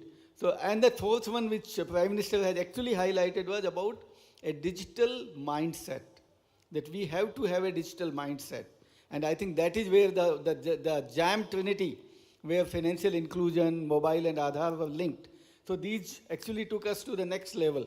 Now, as we move into the next decade of India, which will be actually a digital transformation phase, government has identified 6 pillars, and I would like them to, my panel, colleague panelists to dwell upon those. And that begins with connectivity for all. That's the first one. Whichever way we connect, we ensure that the last person living on the borders of India should be connected. The second one is about our digital government. We have to come out with policy where it has to be a digital government, where these DPIs become, it should be an end-to-end digital solution, end-to-end digital delivery, digital service delivery to the citizens. That is the second one, where we are coming out with digital government policy and the data governance policy. Both are in the final stage, and very soon those policies will be out. Same thing, we also have to create a digital economy. When we look at a $1 trillion USD digital economy, which will be 20% of India's total GDP by 2025. Now there has to be a lot of focus on our manufacturing, on our services, as well as on e-commerce. A lot of work has been done on mobile manufacturing, semiconductor, electronics manufacturing, the PLI schemes. All that will actually drive our manufacturing to the new level of GDP levels. Then, of course, when I talked about modern digital laws and rules, the DPDP bill, which was one of the most important outcome of this government, has already been passed by the parliament. That bill will actually set the tone for data privacy, as well as ensure that we don't actually throttle the innovation. So the whole startup culture, the whole use of data for innovation, all that will be facilitated under the new law.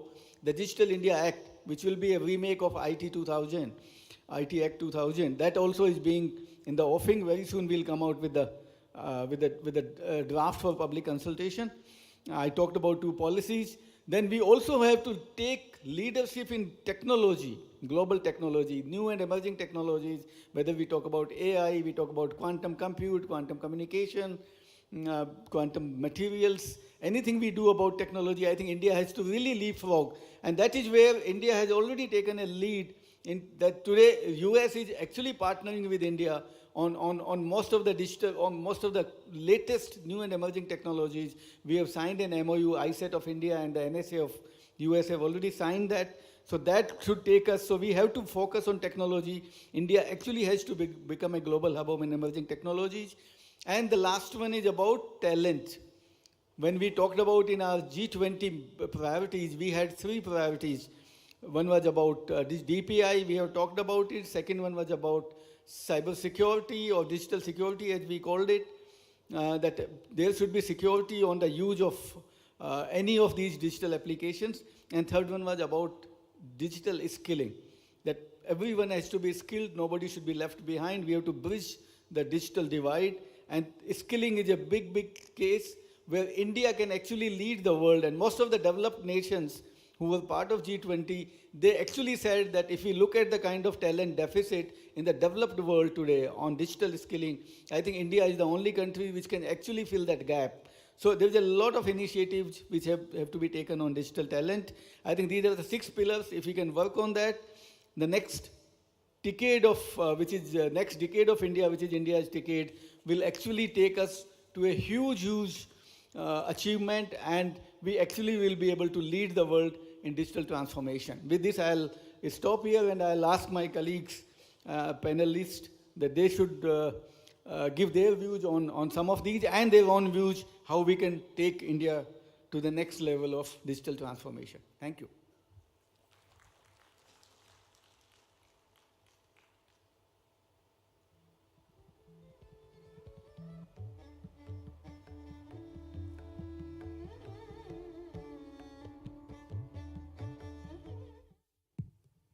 So now I can request my next panelist, Mr. Shirish Joshi, ONDC. I think let him talk about the digital e-commerce, which we have been one of our priorities. And the target of the government is that if we have to achieve $1 trillion USD GDP by 2025-26, then digital commerce, the e-commerce has to give us about 1/3 of that. So I would request you your comments and anything else which you want to.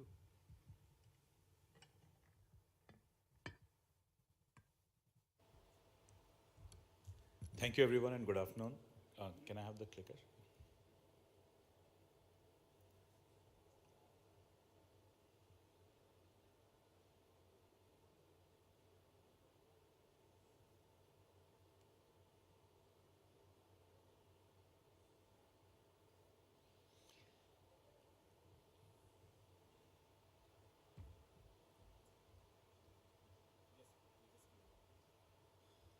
So you already got a brief introduction onto the subject when Mr. Sharma introduced the broader idea of DPI.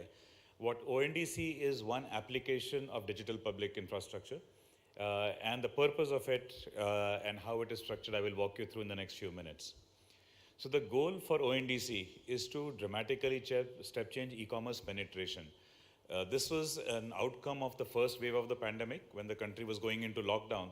And the question ONDC is an answer to was, how do we ensure when people are locked down that they have access to their food and supplies? Now, 3 years ago, the digitization of commerce in India was even lower than what it is today.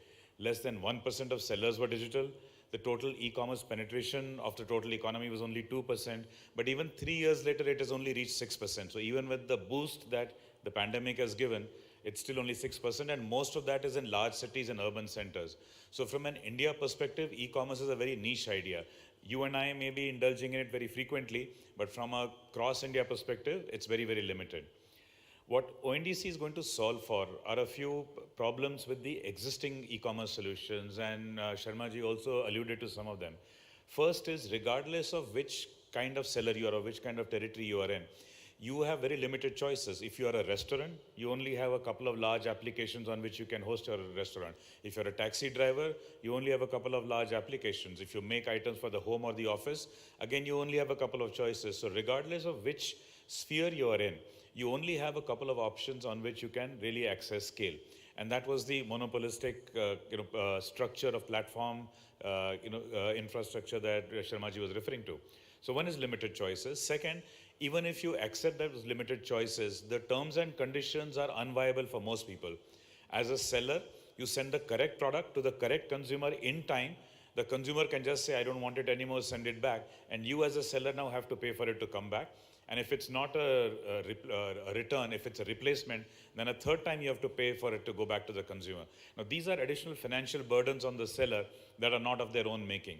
How much commission they have to pay. In some platforms, some sellers are paying upwards of 50%, and 20 to 30% is not uncommon. Right? And that's a large amount of money to be given out from the overall value chain to just the platform.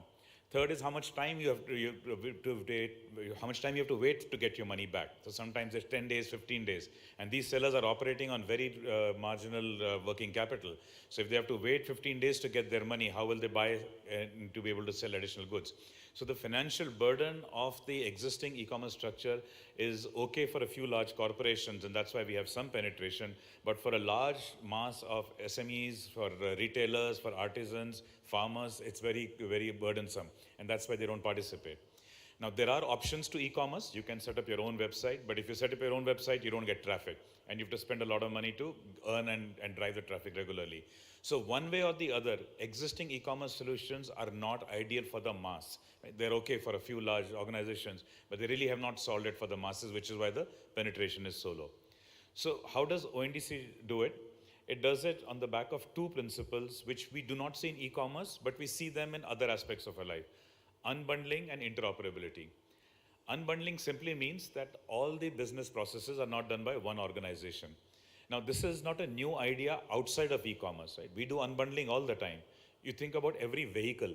The car makers don't make their own tires. Cars are made by one company, tires come from another company. We put it together and we have smooth rides. We don't think about it. Think about the BPO industry, of which India is such an important part. Companies find it perfectly okay to take some of their own business processes and just give it to an outsider company. Why? Because that outsider company does it more efficiently and does it better. So unbundling is how we do everything else in life except e-commerce. Now, that is coming to e-commerce courtesy ONDC, where all components of that e-commerce activity are not done by one organization. The second related idea is interoperability, and that's what the protocol allows that Mr. Sharma referred to.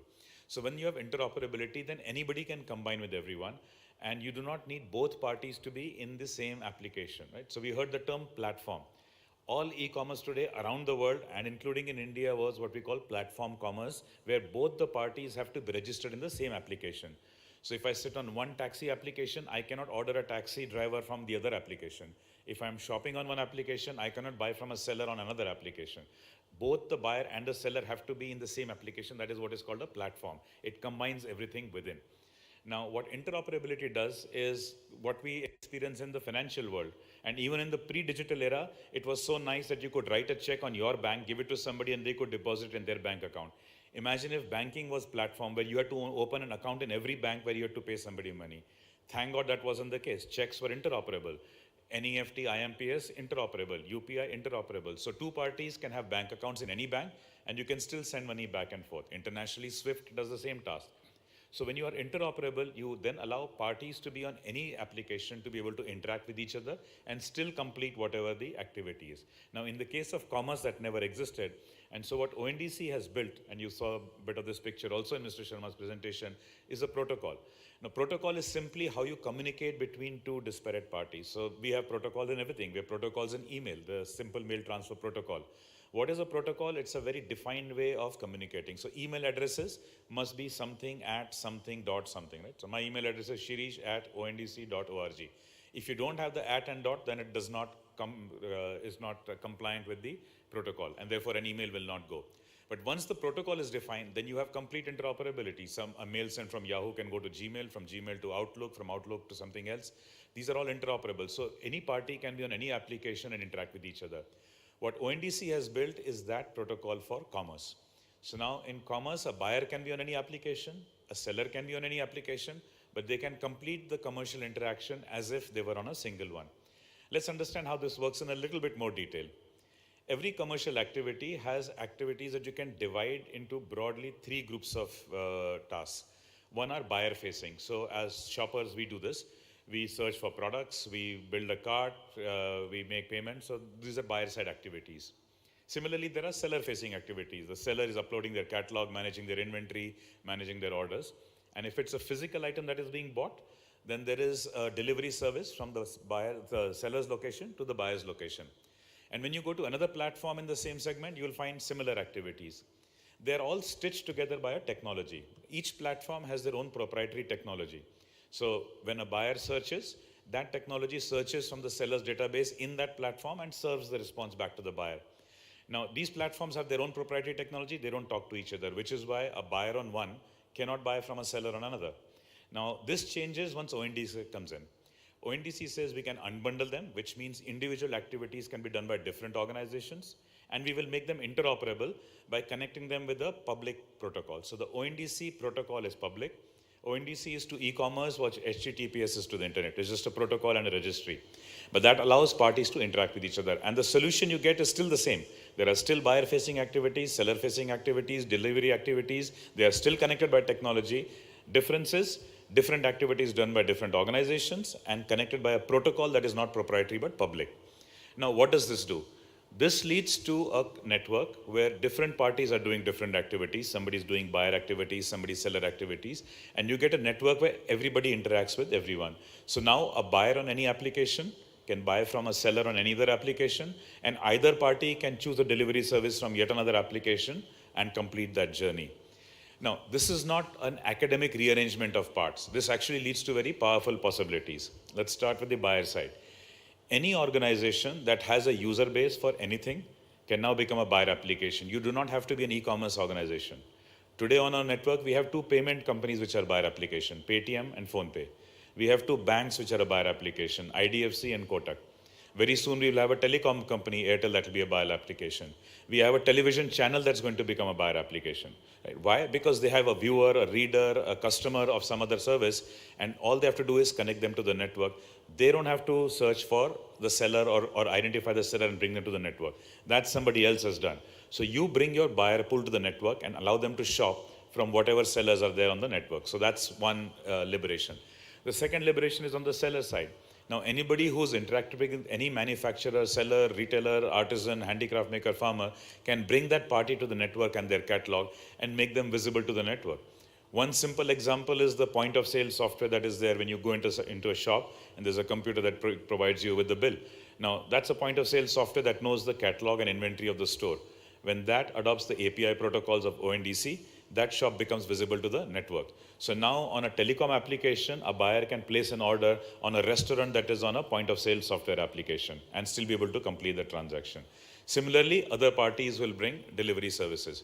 So when you bring this together, you get a network which has all the parts brought by different entities. And you have buyers brought in by buyer applications, seller brought by seller applications, logistics by logistics applications. In the network, you have all the components. Now, this is the conceptual model. And this is the reality. Today we have 14 buyer applications collectively who are pulling in more than 100 million buyers. Some of these names are very familiar to you, like Paytm, Kotak Bank, etc. that I mentioned. We have 41 seller applications that have brought in more than 47,000 sellers. Actually, since the presentation got made, that number is now inching closer to 60,000. And more than 50 lakh SKUs. And we have 7 logistics applications providing both intercity and hyperlocal delivery. So now a buyer, let's say on Spice Money buyer application, can buy a Unilever product from UShop. So we have brands and companies also on the network as seller. Unilever is live, Procter & Gamble is live, ITC is live, Boat Electronics is live, Blue Star is live, Ferns and Petal is live. And so now you can buy a shampoo and a bouquet of flowers if that's the combination you want to do in a single basket and check out. That's the ability that an unbundled interoperable network is able to bring.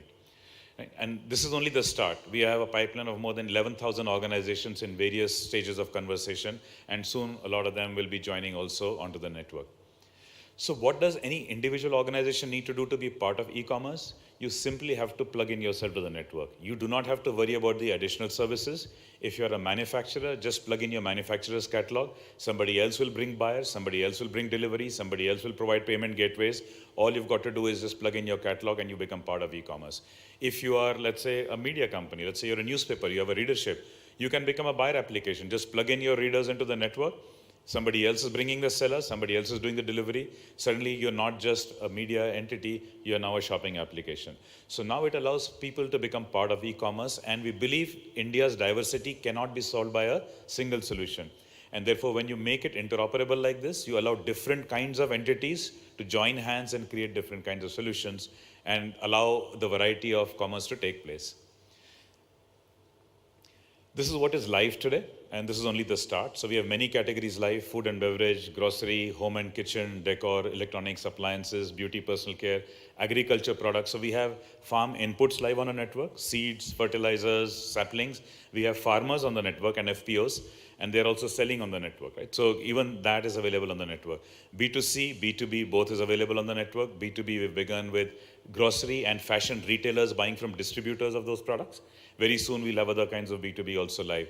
The first international cross-border order will hopefully happen by September. So a seller in India will sell to a buyer sitting outside on a buyer application on ONDC protocol in that country. So this is not going to be only an India-confined network. It's actually going to be a global network. Financial products are coming soon: insurance, mutual funds, loans, credit, all of that will be available soon. Services of various kinds, teaching services, repair services, gig workers, all of that will also be available on the network. So one by one, this will really encompass all types of commerce, and we will achieve that vision with all your cooperation. So this is not the ONDC company doing everything. It's the collective effort of everyone that will take it where it has to go to the destination. Often people say, what is different, right? So now, what is different will evolve over time. And we cannot predict everything at the beginning. So if you think about the phone camera, when the phone camera first came, all we could think of was simple daylight pictures. But now there is internet on the phone and we can do video conferencing. So solutions evolve over time. This is on the screen just one example of something that is possible even today. So let's say a person is relocating from one city to another. You typically have multiple needs. You want to buy a suitcase to pack your stuff, buy an air ticket to get there. You want accommodation in your destination. If it's a place with a different language, you might want to learn that language. Today you have to go to 4 different platforms, 4 different journeys, 4 different experiences to get that. Once everything is on a single network, in a single application, you will add suitcase, flight ticket, hotel room, language lesson, checkout, and you're done. Right? Today, you can't even do that. And so like this, new solutions will be found. Today, many companies have already started discovering new business cases, new business opportunities, getting into businesses that they are not in. I think all of you know, well-known taxi companies have tried to do food delivery as part of growing their revenue services. Yesterday, Ola went live on ONDC as a buyer application. In Delhi and Bangalore on the Ola taxi booking app, you can buy restaurant food through the ONDC network. That's how simple it has become. Many benefits. For buyers, the benefit, as this example illustrated, is the opportunity to buy multiple products through a single application, multiple options. For sellers, lots of benefits. Sellers can now, with a single registration, access all buyers. Today, sellers have to register on multiple platforms. Now, because of ONDC, they just have to register once and they can access all the buyers in the network. It's very similar to putting one SIM card in your phone and you can call everybody on all phone operators around the world, right? You don't have to go and register your phone on individual phone networks. It's a network. So the moment your phone is on, anybody in the world can call you, you can call everyone. So similarly, a seller, once they register on the network through one seller application, all buyers on all buyer platforms can see you. Now imagine how powerful this is for a small seller. Today I mentioned we have 14 buyer applications with 100 million plus buyers. A small home manufacturer also, moment they register on any seller application, 100 million buyers can potentially buy from that person. To do that same thing today, they would have to spend a lot, either pay money to a platform or spend a lot in customer acquisition, which now they will not have to do. They can operate on their own terms and conditions. Now they don't have to follow standard platform terms and conditions. If you want to deliver nationally, deliver it. If you want to deliver in your city, deliver there. If you want to deliver only in your PIN code, that's also your choice. You want to return whatever people send back, that's also your choice. You don't want anybody to return anything, that's also your choice. How much commission you want to pay, how much time you're willing to wait. You can operate on your terms and conditions. So now you can do e-commerce only in that circle that is profitable for you. And you can automatically reject all the unprofitable orders that you might have to live with if you join the platform. You'll get data insights. Platforms don't share insights, but seller applications do. So you'll have insights on your business to grow it further. The reputation belongs to you. It is not locked inside a platform. So all your hard work and effort, your reputation is actually your asset. Today, when a seller builds a good reputation and they join a new platform, they have to start from zero, not on ONDC. Reputation is yours. If you change your seller application, it stays with you. So buyers, sellers, technology companies all have a chance now to scale up dramatically with very little on their part, right? So one of the principles Sharma ji also mentioned was frugal. It has to be frugal not only for people who create it, it has to be frugal for people who use it. Today ONDC is free, but even if we charge it, it will be a very, very minuscule charge that will almost be not noticeable in the transaction. And joining is very, very easy, very, very simple. Finally, just a few thoughts on what we are not, because we're bringing everything together. We are ourselves not an aggregator. We are not an app. You will not log into ONDC. You will log into some app or the other which is registered on ONDC, like I mentioned Ola or Paytm, any of these applications. Much like you do with UPI. Today you can do UPI through WhatsApp, right? You don't log into UPI itself, but you have many applications that have the UPI protocol. Similarly, there are already many applications with the ONDC protocol. In the future, there will be more. So you need an app with the ONDC protocol and you'll be able to shop for anything that is there on the network. ONDC is also not one model. ONDC is actually infinite model. So depending on what combination of buyer, seller, delivery services, you can decide what combination works for you. You want to go pick up yourself, you can do that. You want to order from 10 stores and have one delivery service pick up from all 10 and bring it to you, you can choose that. So there's an opportunity for buyer and seller to determine what is the most optimal model rather than be reliant only on what a platform is providing. There is no central intermediary.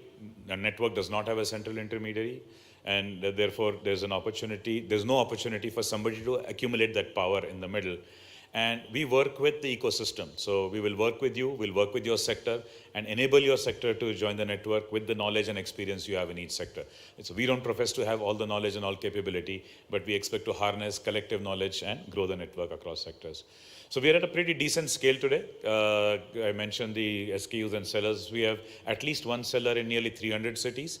We are actually announced to consumers through the applications, of course, not in public media, through the respective applications to their users that they can shop for anything. But actually, we are available in many more, and there are 37 cities. We are now clocking regular orders of more than 100 a month for the last 3 months. So that's it for an introduction, and I look forward to more exciting news from other panelists. Thank you.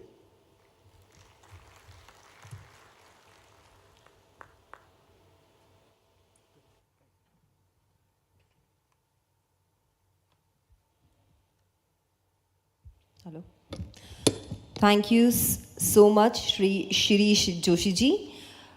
Shri Shirish Joshi ji is Chief Business Officer for Open Network for Digital Commerce, ONDC. He is responsible for expanding the network in terms of participants and domains. Previously, he held roles of Procter & Gamble, PepsiCo, Airtel and Godrej, where he managed multiple brands, geographies and market positions simultaneously and worked on businesses across India, China and South Asia. Working with various cultures and languages and has over 30 years of experience delivering successful results in organizations and teams of varying capabilities and scale. An industry and function leader, he often speaks at industry conferences, serves on various marketing award juries. He is an alumnus of IIT Kanpur and IIM Bangalore. Thank you so much, sir, for all the insights that you have brought to the day. And now, moving forward, we are going to get joined by virtually Shri Manoj Kumar Belgaonkar, General Manager, Siemens Limited.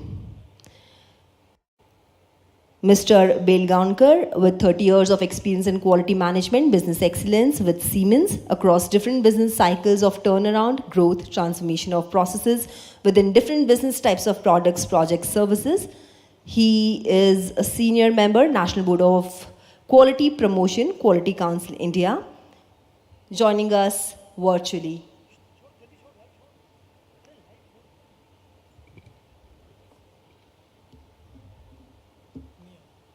You are live, sir. Yes.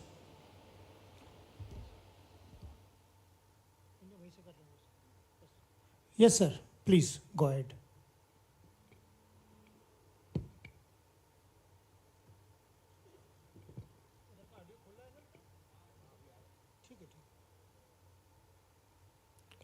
Sir, please continue.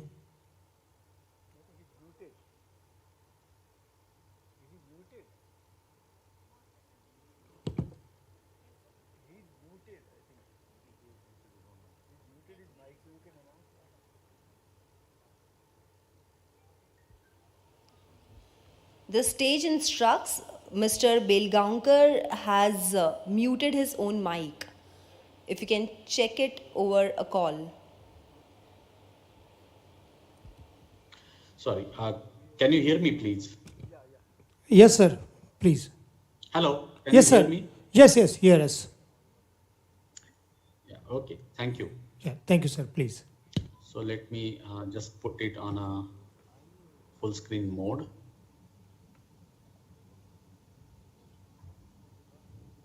Yes, sir. Are you able to see my screen? Yes. Yeah, okay. Thank you very much. So first of all, thank you very much for having me as part of this prestigious event and also accepting my request for virtual participation. So we heard Dr. Sharma in the morning and we also heard Mr. Joshi in ONDC. So you can see many of the topics which were part of manufacturing, which were part of logistics, they are converting into services.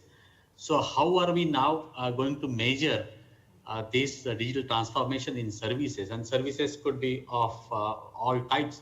So what we are proposing with Dr. Panchal, Dr.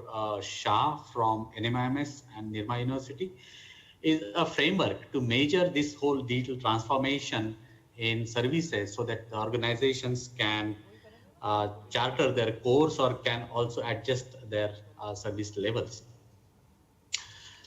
So when citizens, they're availing these public services, obviously their satisfaction is linked not only to the outcome, but also to the process through which these services are availed. And to begin with, of course, when one starts looking for a services, we just heard in earlier session that when one starts looking at these services, we first would like to have information. And this really allows us to determine a factor. Because many times the need may not be there, but still I'm looking for the information. So at some point of time when I need it, at least I have the reference for it. When I start availing these services, obviously I would like to have the friendliness of the person or maybe the app.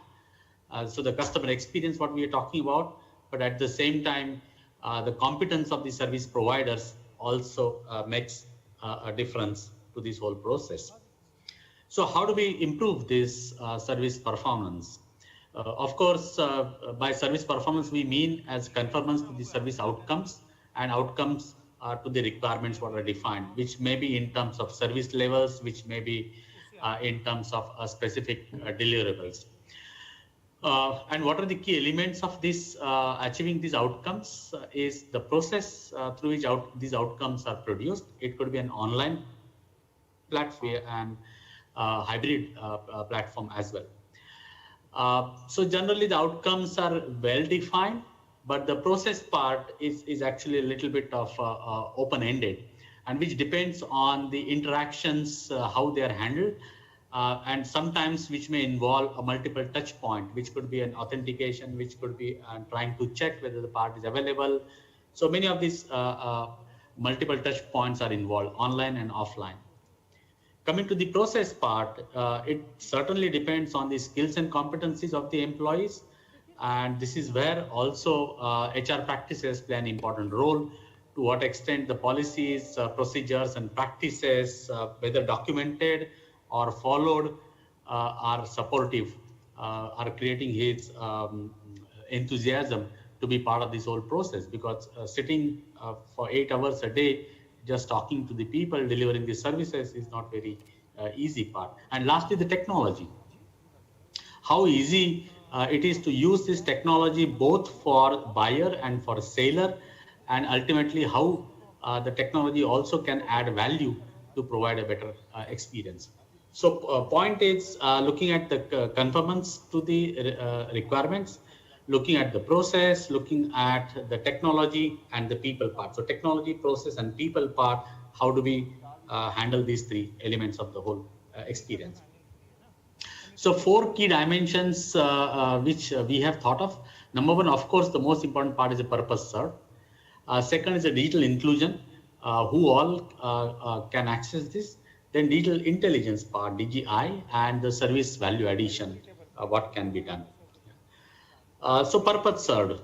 In terms of a purpose served, of course, as an organization, when I'm talking purpose served, as an organization which is offering digital service, they definitely would like to monitor the service process level so that it's consistent and delivering high performance. But at the same time, in case of any below expectations outcome, obviously you would like to also diagnose and prevent a similar occurrence in the future.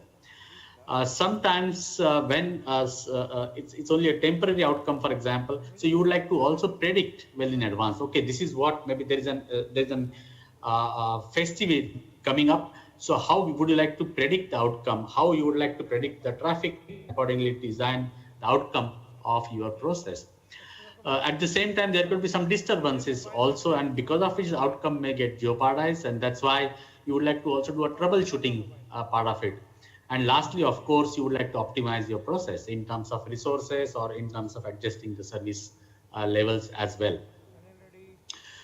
So you can look at these dimensions, and with respect to the process part, you can look at all these elements and see what is the percentage of process which is being digitized, and to that extent, how design a score with respect to the purpose served because of these. The second topic which we spoke about, our parameter, was digital inclusion, and which is in terms of penetration of digital technologies in the service organization. So it's not only the last part or maybe the initial part, but what all is involved as part of this. So within the organization, people using this digital technology for their service delivery process. So how many people are involved, maybe in registering, in prioritizing, in making it available, in delivering, taking customer feedback, making reports, the billing part of it. So how many people who all are involved in this using this digital technology and these activities. So depending on both these elements, number of people involved, percentage of people involved, percentage of activities involved, also you get a second dimension of this framework. The third dimension is about with respect to the public or customer benefits derived out of these whole services. Maybe, and this is where comes in terms of they are not using technology at all. So maybe level 1. So this is kind of a maturity of the whole process, or there is a minimal use, major part is used, most of the portion of the service delivery is via digital technology, or service delivery is completely based on digital technology. So depending on these 5 levels, for each of these services, so if an organization provides say 20 services, then for each of these services you can have a rating, and based on that you can have overall DGI score out of these 20 scores for the organization. And lastly, most important, I think the value addition part also.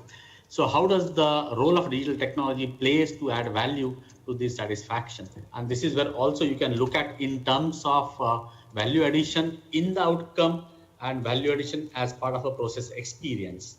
So these are the 2 dimensions which can also be used for each of these services to define their outcome.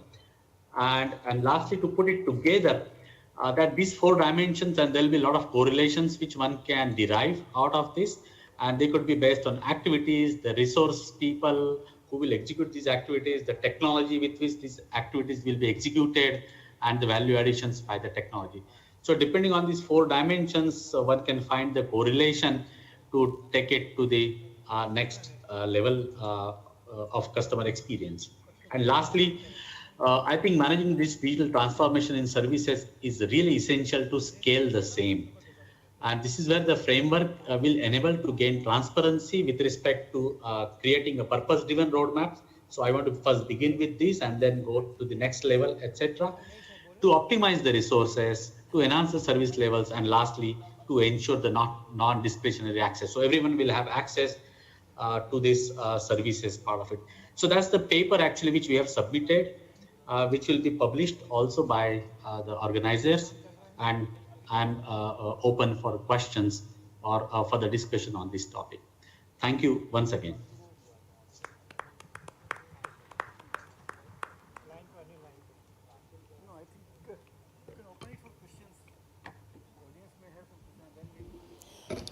Thank you so much, Sri Belgaonkar. Now the stage is open for Q&A. Any questions you have? We have our speakers to answer your queries. Anybody? Yes, there is somebody. Can you please pass over a mic to the lady?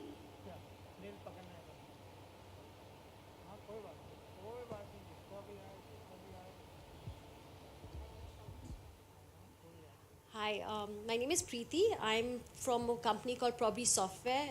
We're into e-governance. And first of all, I'd like to say this platform has been a brilliant experience so far. And we've got to hear some great inputs about what the country is doing and how far it's coming ahead with various digital initiatives. My question is to Mr. Shirish. You spoke about ONDC, and I think it's quite fascinating. Person like me who's forever on my phone, ordering from Zomato, ordering from Amazon. My mom's fed up with all the parcels coming in. And every time a new platform, whether it's Amazon or Nykaa or Myntra. So I think this will be great for me to have one app. I mean, like you said, it's not an app, it'll be just one platform. But I just wanted to understand about the user experience. While these people who've got so much of funding, and ONDC, if I'm not wrong, is a non-for-profit, where they've got fundings from investors from across the world. How are y'all making, how are you making money? How are y'all able to sustain? And how will you be able to pump in money for user experiences, what I'm getting and the simplicity I'm getting on various other platforms? And my part 2 question is, who will own the liability with so much of returns and the logistics and everything? What happens to liability when these people have their own delivery platforms, whereas over here there's third party? So, yeah. Thank you.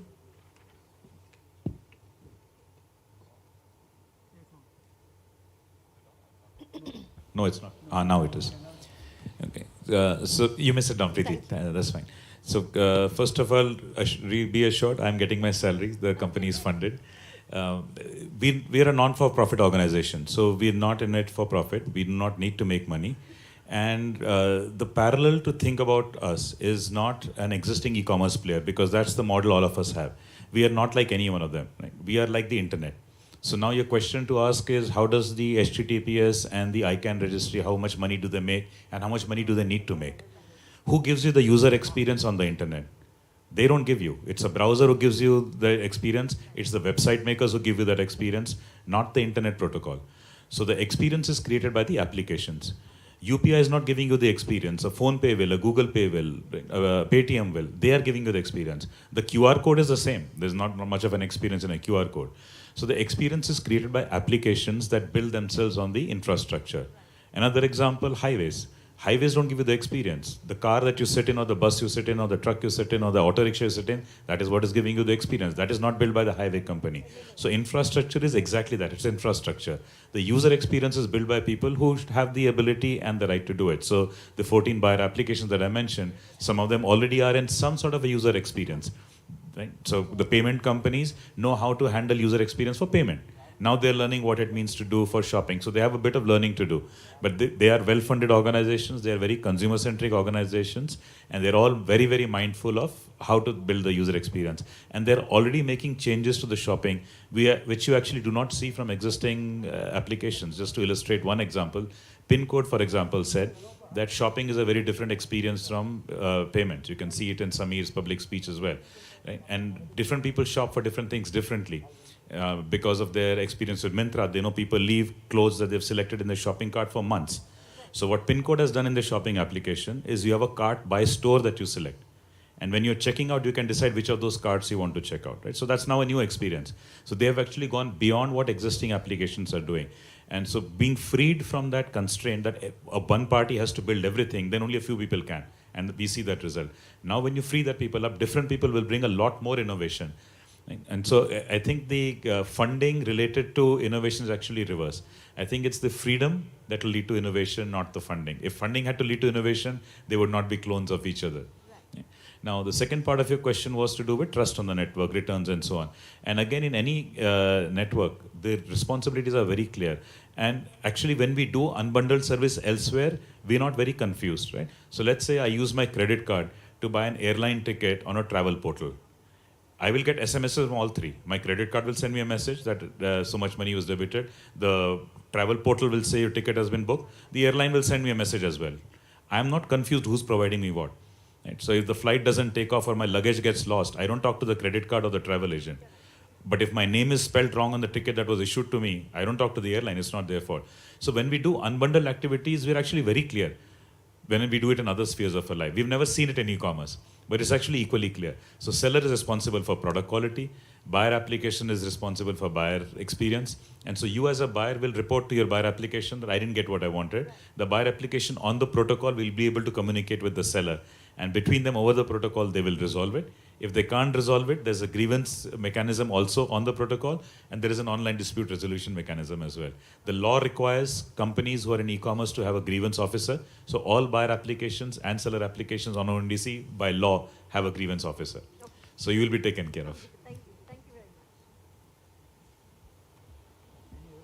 Any more questions? There's one in the front row here.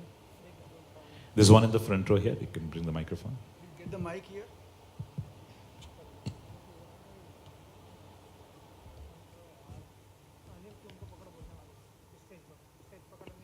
Good afternoon, sir. This is a question to Sri sir. Sir, we were discussing, one is the point is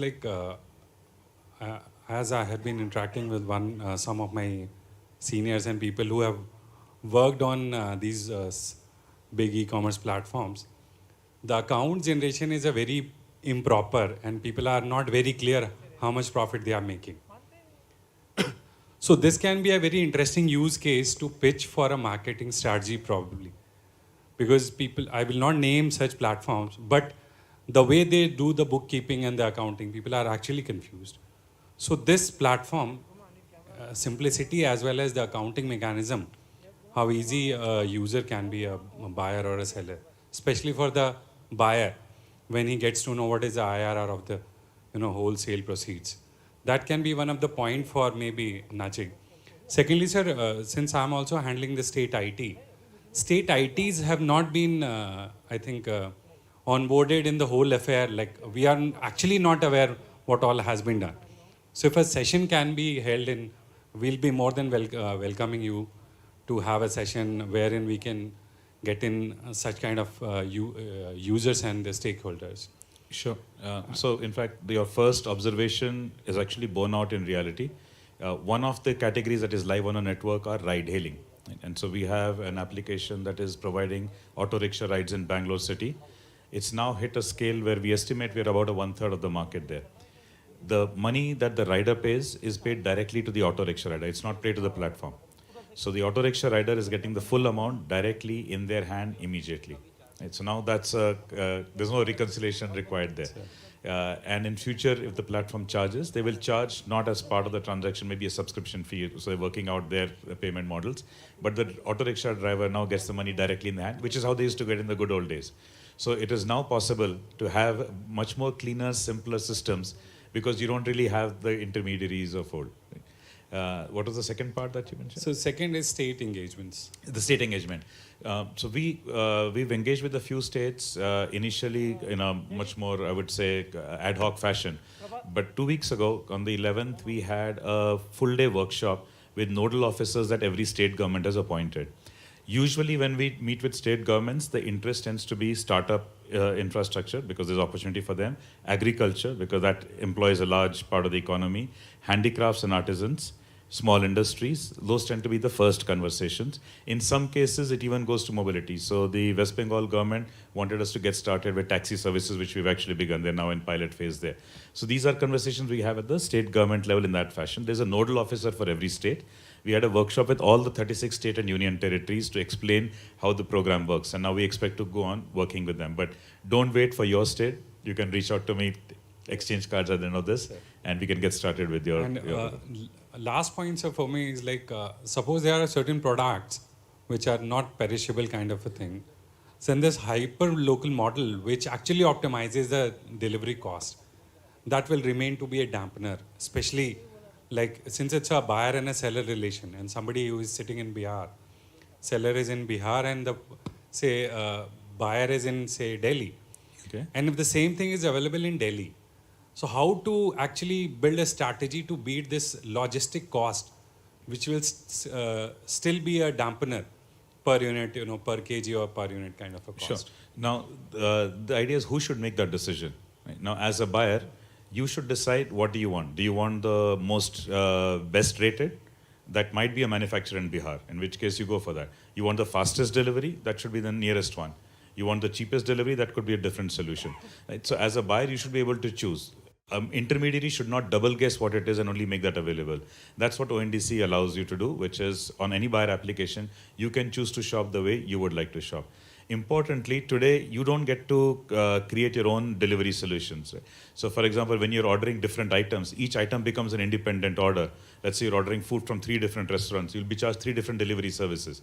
You don't have the opportunity to go pick up from all 3 in a single route and come.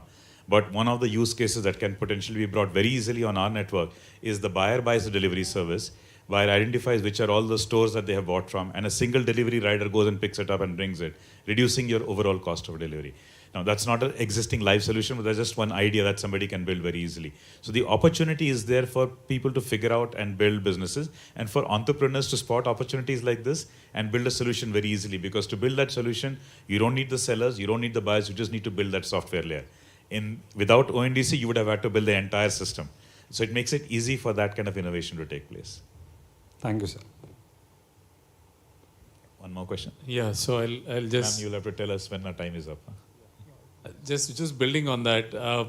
So as a buyer, do I also choose my logistics partner, or is it left to the seller's preference? Currently live on the network, sellers are choosing, but very soon we'll make the buyer option also live. Yeah, so that was an observation, because when you buy something from, as you were saying, I mean, I have personally bought something, and the cost of transport is too high at this point of time. Yes. So unless we are able to either intervene in terms of providing warehousing or some logistic support, the prices will remain at a level which is non-sustainable. So I think that's one bottleneck we see. Second question I had for you was, are you still limited in terms of your infrastructure, that is compute infrastructure or something, and that's why it's kind of going on a slightly low-key scale-up, or are we fully ready to scale it up as to whatever level we are? It's not our infrastructure, right? It's the same question as the internet. Correct. So it's not the internet's infrastructure. I agree. So if people have the capacity, it's for them to invest. So the Right. question actually is to the economic ecosystem. Now, this is a new idea, and it takes some discussion to understand it. Sometimes the application is not simply that, okay, I do physical retail, I now come on ONDC, or I do e-commerce somewhere, I come on ONDC. Sometimes it is that simple, sometimes it's not that simple, because people have to figure out, does it work for them? In what way does it work? Does it allow a new use case? So that discussion of their own business strategy takes time, which is why it's taken time. So it's nothing to do with the infrastructure. It has to do with just digesting a completely new idea and coming to grips with it and then moving forward on it. And how easy to onboard? For example, I'm a farmer and I grow, whatever, dal or whatever, and I want to sell it to consumers everywhere. It should be a couple of hours. Fantastic. All right, thank you so much. Thank you so much, all the speakers. And with this, we conclude our session number 1, which was Digital Transformation for India's Decade. For a formal gratitude and appreciation expression, we would like to call upon stage Srimati Priska Matthew, Deputy Secretary, DAR PG, to please come on the stage, ma'am. And we'd like everybody to join while we thank Shri Alkesh Kumar Sharma ji, Secretary, Ministry of Electronics, Information Technology, who was also chairing it. As you say, sir. So we had request Shri Shirish Joshi ji to kindly receive We'd like to thank you on behalf of DARPG for your support and time, for bringing in all the insights to the gathering. Thank you so much. We'd also thank Shri Alkesh Kumar Sharma ji, Secretary Mighty. Thank you so much, sir. Would you like to? Yes, sir. Absolutely on time. Not that we had want to listen to you all, but we'd like to respect the time of other speakers as well. Thank you so much for joining us here on stage. Ladies and gentlemen, can you please hear it for our amazing speakers? Moving forward, adaptation of emerging technologies for providing citizen-centric services in India has seen unprecedented growth. Aim to restyle how citizens can avail the government services and participate. Aadhaar, UPI, CoWIN, DigiLocker, Bharat Bill Payment System, GEM, MyGov, eCodes, eHospital, National Scholarship Portals, Goods and Services Tax Network, and many others stand as live testaments to effective execution of e-governance. The integration of emerging technologies such as artificial intelligence, blockchain, the Internet of Things, and data analytics resonates deeply with India's ambition to propel itself into the digital age while ensuring equitable access for all citizens. These technologies have the power to reshape the contours of governance, steering it towards a more participatory and citizen-responsive direction. To take discussion to its systematic, orderly, and detailed construction, our next panel discussion is being chaired by the one who is a pioneer in the design and implementation of e-government programs and projects in India. He was associated with over 20 major e-government projects at the state and national levels: e-Seva, Passport Seva, MCA 21, Bangalore 1, AP Online, e-Tal, to name few. He has been instrumental in the design of several policies, including on cyber security and adoption of cloud technologies, Meghraj. He has been advising the Center for Fourth Industrial Revolution, India World Economic Forum since 2020 on projects concerned with responsible deployment of emerging technologies in agriculture, health, and education. To understand emerging technologies for providing citizen-centric services, please join me in welcoming on stage Shri J. Satyanarayana, former Secretary, Ministry of Electronics, Information Technology. And on the panel, we'll be joined by Dr. Ratan U. Kelkar, Secretary, IT Kerala, who will be joining us virtually. Professor Anjali Kaushik, MDI, Gurgaon. Shri Shankar Maruwada, CEO, Xstep Foundation. And Dr. Pallab Saha, GM, The Open Group. We welcome all the speakers on stage. Ladies and gentlemen, can we cybersecurity domain and has published more than 35 papers in peer-reviewed international journals. She belongs to the first batch of lady officers in Indian Air Force and is a Chevening Oxford Fellow. She's a PhD from Delhi University and a postgraduate in cyber law from National Law School of India, University, Bangalore. At MDI, Gurgaon, she's the chair for the Center for Digital Economy and Cyber Security, which conducts capacity building in emerging technologies such as AI, blockchain, IoT, and anchors Government of India projects. Please, let's hear it for Dr. Anjali Kaushik, everybody.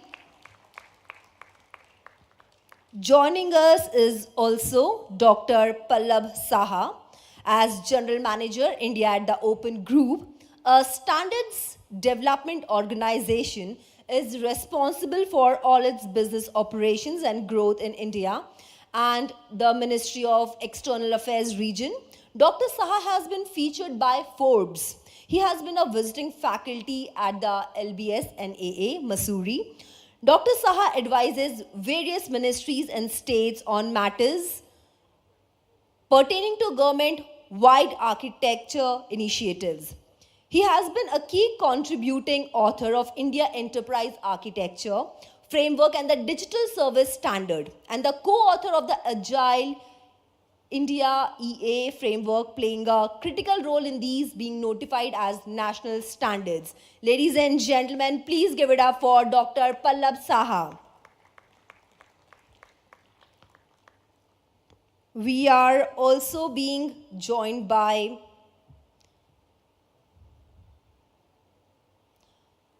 Shri Dr. Ratan Kelkar, who will be joining us virtually.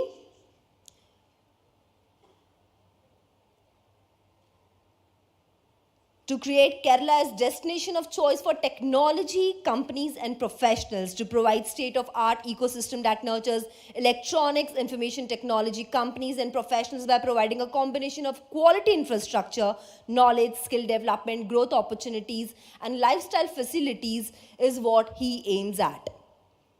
He'll be joining us through a virtual session, and we are also being joined here on stage with Shri Shankar Maruvada. He is the co-founder and CEO of Ek Step Foundation, a philanthropic mission he co-founded in 2015 along with Nandan Nilekani and Rohini Nilekani to improve basic education for 200 million children in India. He is a member of the National Steering Committee set up by the Government of India for transforming the country's curriculum in line with the 2020 National Education Policy. He has more than 25 years of experience across corporate, entrepreneurial, non-profit and government sectors. This allows him bring the best of thinking from different lenses, which he has used in shaping Ek Step's mission and its strategic choices of achieving population scale impact for learning and using technology. Ladies and gentlemen, let's please combinedly give it up for all the speakers we have on the panel, chaired by our respected sir. Over to you.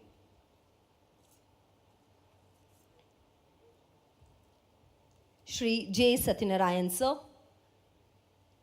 Does he need a cordless mic?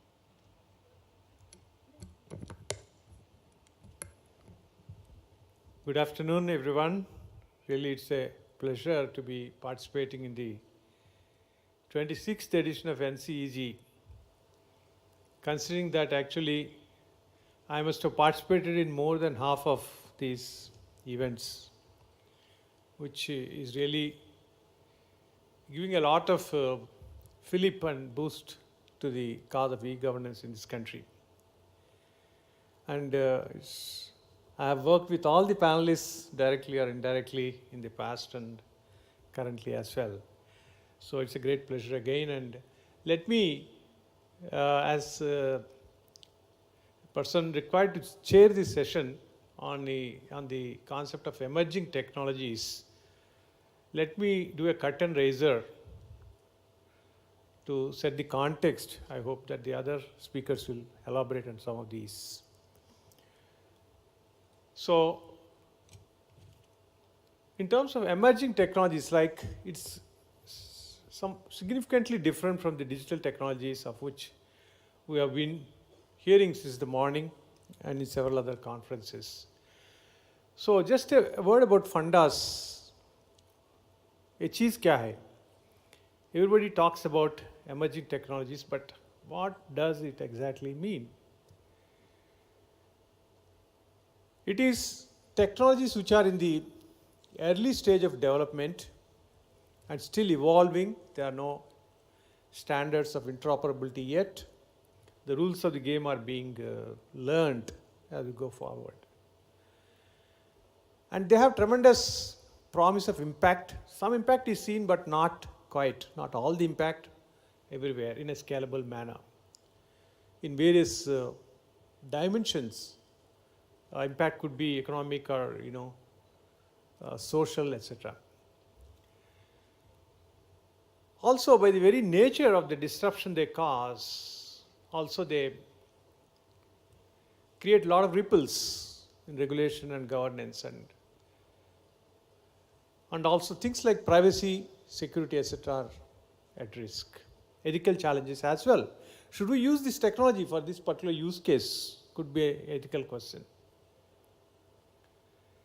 Then within the overall concept of emerging technologies, which was word coined first and later, in the last few years, we are hearing more about exponential technologies, which is a subset of these emerging technologies, but the only extra characteristic it has, these technologies have, is that the rapidity at which they progress, that the pace of development, is so fast, its adoption is not able to keep pace with it. Exponential, so to say, like the Moore's law.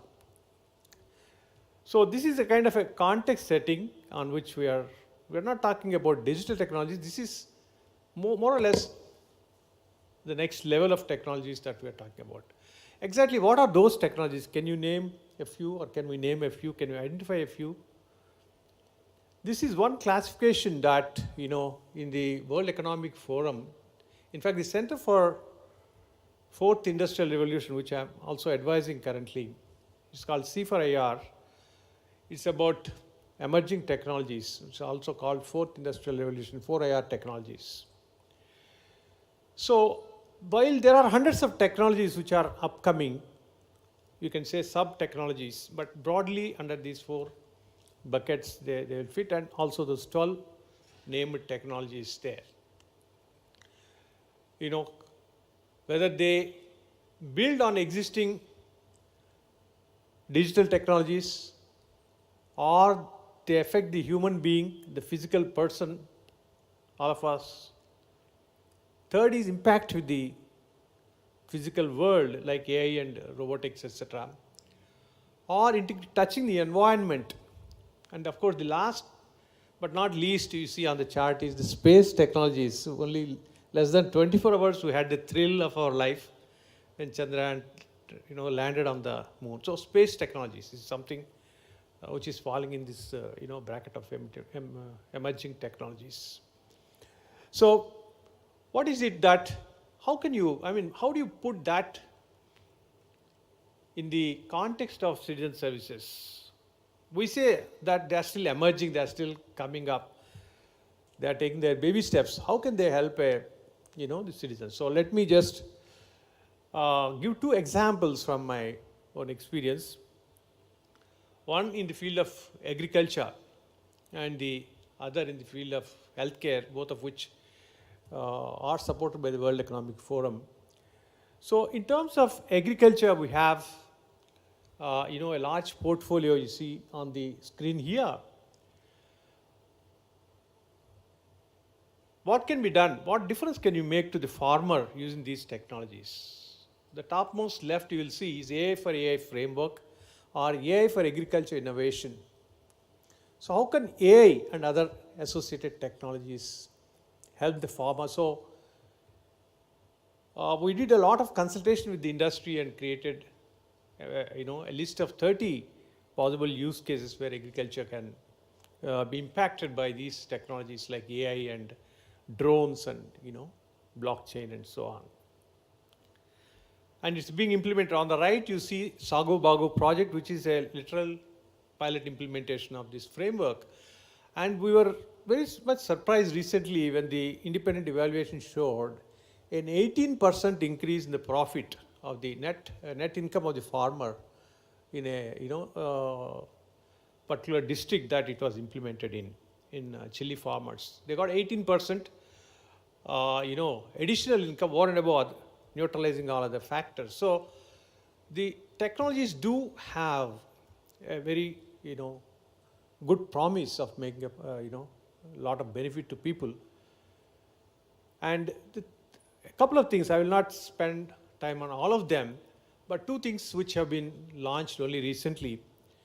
One is the Agricultural Data Exchange or edX platform, which is being done by Government of Telangana with the help of Indian Institute of Science, which was also launched just a week, 10 days back on 11th of August. which is to enable, just like in the previous presentations on ONDC, which is trying to create that network. Here, they are creating the network for commodities and commerce, whereas this is the network for data related to agriculture. Very often, innovation suffers, not because the idea is bad, but I don't have access to the right data at the right time that I need for my solution. So edX is a neutral platform based on the protocol. It will enable the providers of information and seekers of information to come together and create, better, deal for the farmer.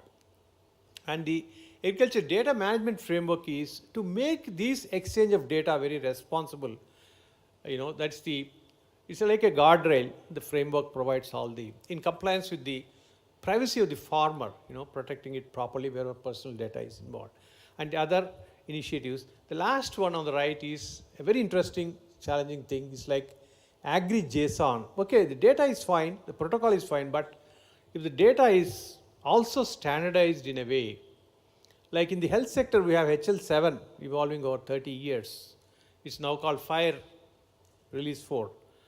The terminology is standardized there so that the digital health today, personal health records, EMR, EHR, they're all possible because we have the FHIR standard or HL7 before. Now, equivalent of that in the agriculture sector. We are talking of human health there, and in agriculture, we are talking about plant health, which is comparable situation. So, drawing that analogy, this Agri-JSON standard is being evolved at this point of time. So, the terminology of, irrespective of which country you are exporting to or importing to or dealing with, or which state you are dealing with, it is the same.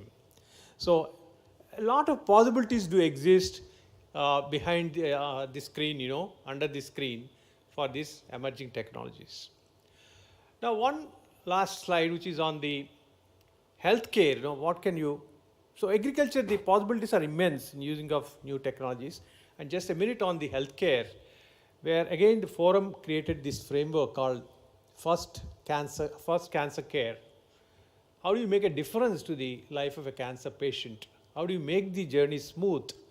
How do you enhance the survival rate? How do you advance the date of detection? Early detection means the chance of survival are higher.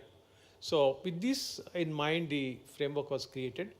And 5 types of cancer are currently in one pilot district in Meghalaya. This is being done.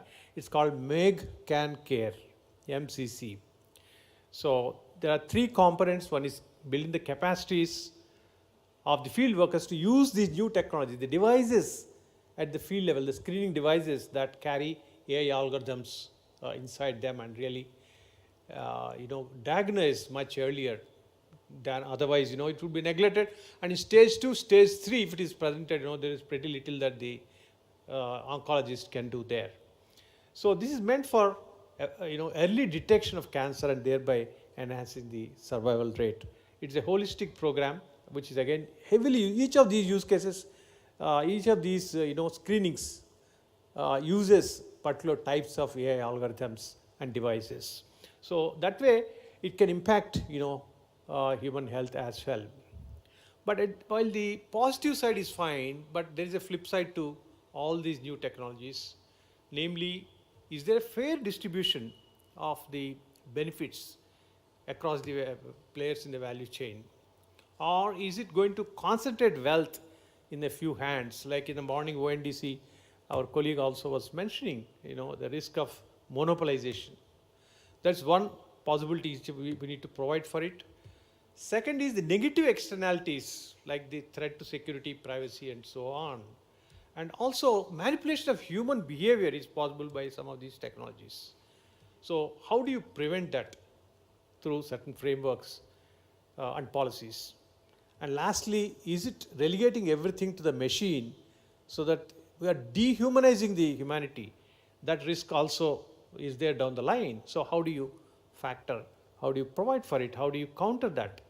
By design and not regret later when it has happened. So this is the kind of we need a balanced approach at this point of time. And our collective effort should be to think, to balance the positive externalities, with the negative externalities, and go in a very well calibrated manner forward. Thank you very much. And I'm sure that the speakers that we have with the tremendous experience in this space are going to throw light on different facets of these emerging technologies. So with that intro, I would now call upon Dr. Anjali to make her intervention. Thank you.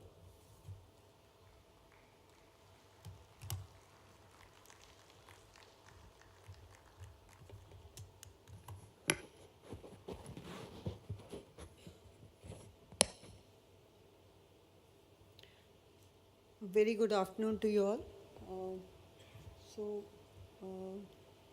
Would you be putting the presentation?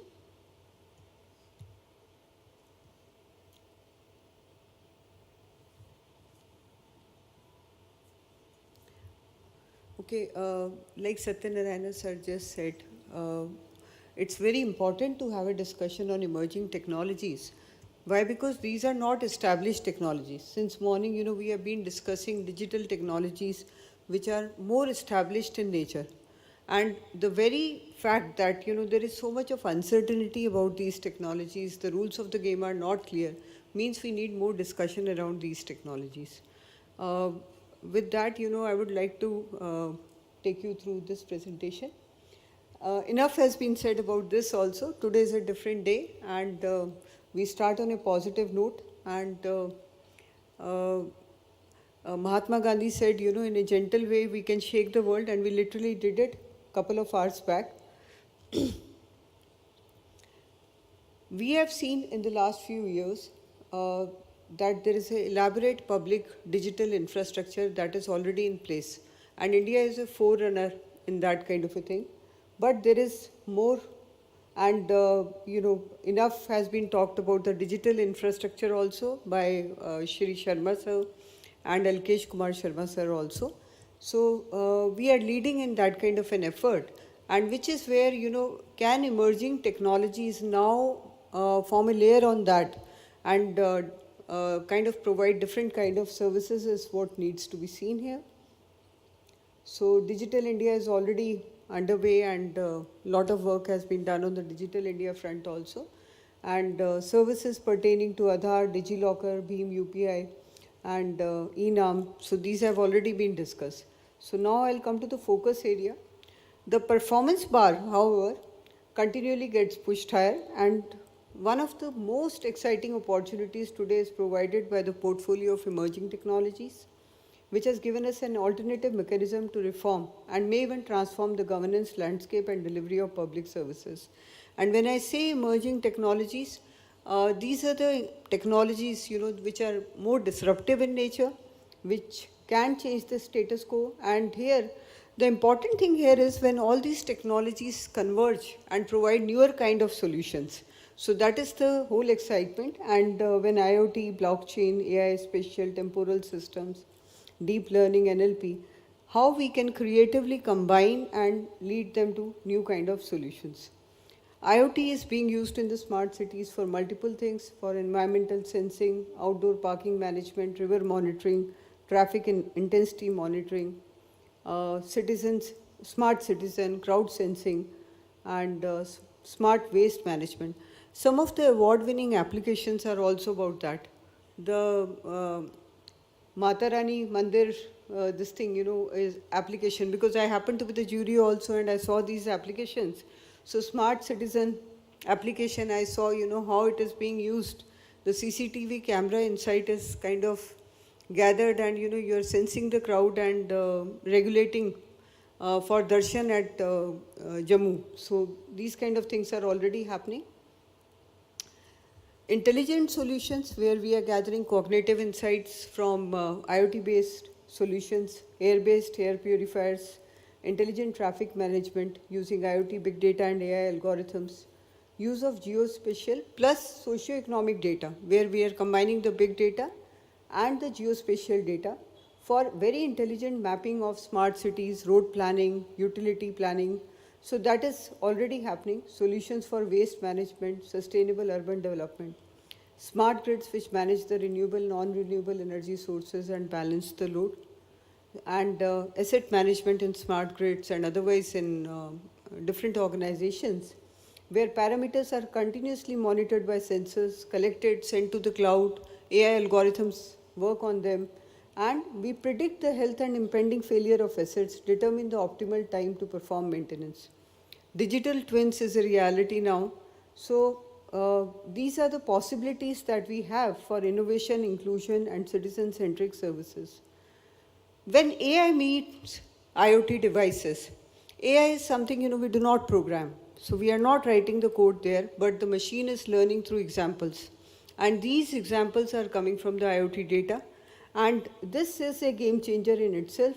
And a lot of new applications are possible by collecting this data and designing solutions. So innovative approaches to policy, practice, provision, and delivery are now possible to close the gap between existing and expected services. In agriculture, for instance, Satyanarayana sir also mentioned, a lot of work is being done, AI in agriculture for precision irrigation, crop and pest management, customized advisories. In education sector, we'll be hearing more about education later in the session, in healthcare, and mapping through drones, land record reforms, reducing tax frauds, judicial system reforms, blockchain in government, and disruptive models like ONDC. And the convergence is happening. Like for instance, you have sensors in the soil, you use tensiometric sensors which collect data in the cloud, and you have an AI engine, AI algorithm there, map it to the socio-indicators, and you are able to provide, solar power pumps to the irrigation sites. So new kind of solutions are getting possible now. Smart grids with the management of renewable, non-renewable sources, balancing the load, industrial, commercial, residential load, and through an intelligent AI-based, big data-based kind of a solution are now getting possible. And all this is being done with data. And with data comes new concerns. While we are having a lot of possibilities, we are having concerns also. If I see in the government from an organizational perspective, I see three kinds of possibilities come up. One is the process automation part of it, where we can look at, wherever there is repetitive work, we can try to, put RPA engines and try to automate the work there. Then there is a possibility for cognitive insights. Wherever we are having data and the data is good, then we can actually use it for improvement purposes. So which is where there is a lot of potential for process improvement also. The third possibility is the most interesting, and which is for cognitive engagement. And in the morning session, someone spoke about Bhashni, and if we can have vernacular chatbots. So that is a new possibility which we can have. So if I can bucket it up. So then these are the three possibilities.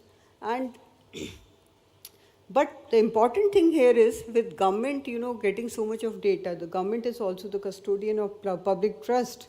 And we need to think, how to build up trust in data. So which is where operationalizing the citizen charter, mandatory data protection requirements in blockchain, smart contracts can be a future possibility. So emerging technologies are good, but in its current form, are they good? So algorithmic bias, cyber security, and privacy and liability, these are the concerns we need to take care of if we are trying to build it up. Already, AI is happening, and we have Niti Aayog coming up with the principles for responsible AI. But we need to kind of take a look at what other countries are doing. There are other considerations which they have. We can kind of take a look and adopt them in our country also. We need to have an AI ethical risk committee. So other countries, for instance, have prohibition, maintain registry, regulatory sandboxing, testing, mandatory certification, sharing of source code, all these things which we can probably take a look. And we need a more comprehensive approach to AI. As of now, what is happening is the whole development is happening in a piecemeal. There are different centers of excellence across the country. Can we consolidate? Can we, from a fragmented approach, try to consolidate. At least we are aware and there is a sharing of best practices. Like morning also, this thing was driven by the minister also, and he said that, somewhere a sharing of best practice has to be there. Can we keep, different groups knowing, what is happening in the other group? Right to explanation, audited data sets for training and fine-tuning models, coordinated approach, building capacity in AI with PhDs, AI policy tanks and research institutes, collaboration between academia and government in research. These are some of the concerns.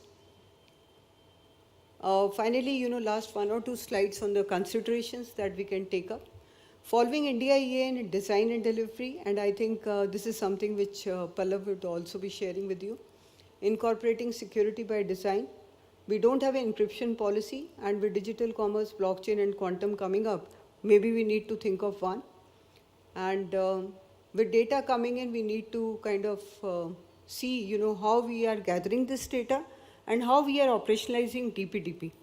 So from strategy to execution, how we are going to operationalize what is the requirement of DPDP is something which needs to be seen. Capacity building, alignment to SDGs and development outcomes.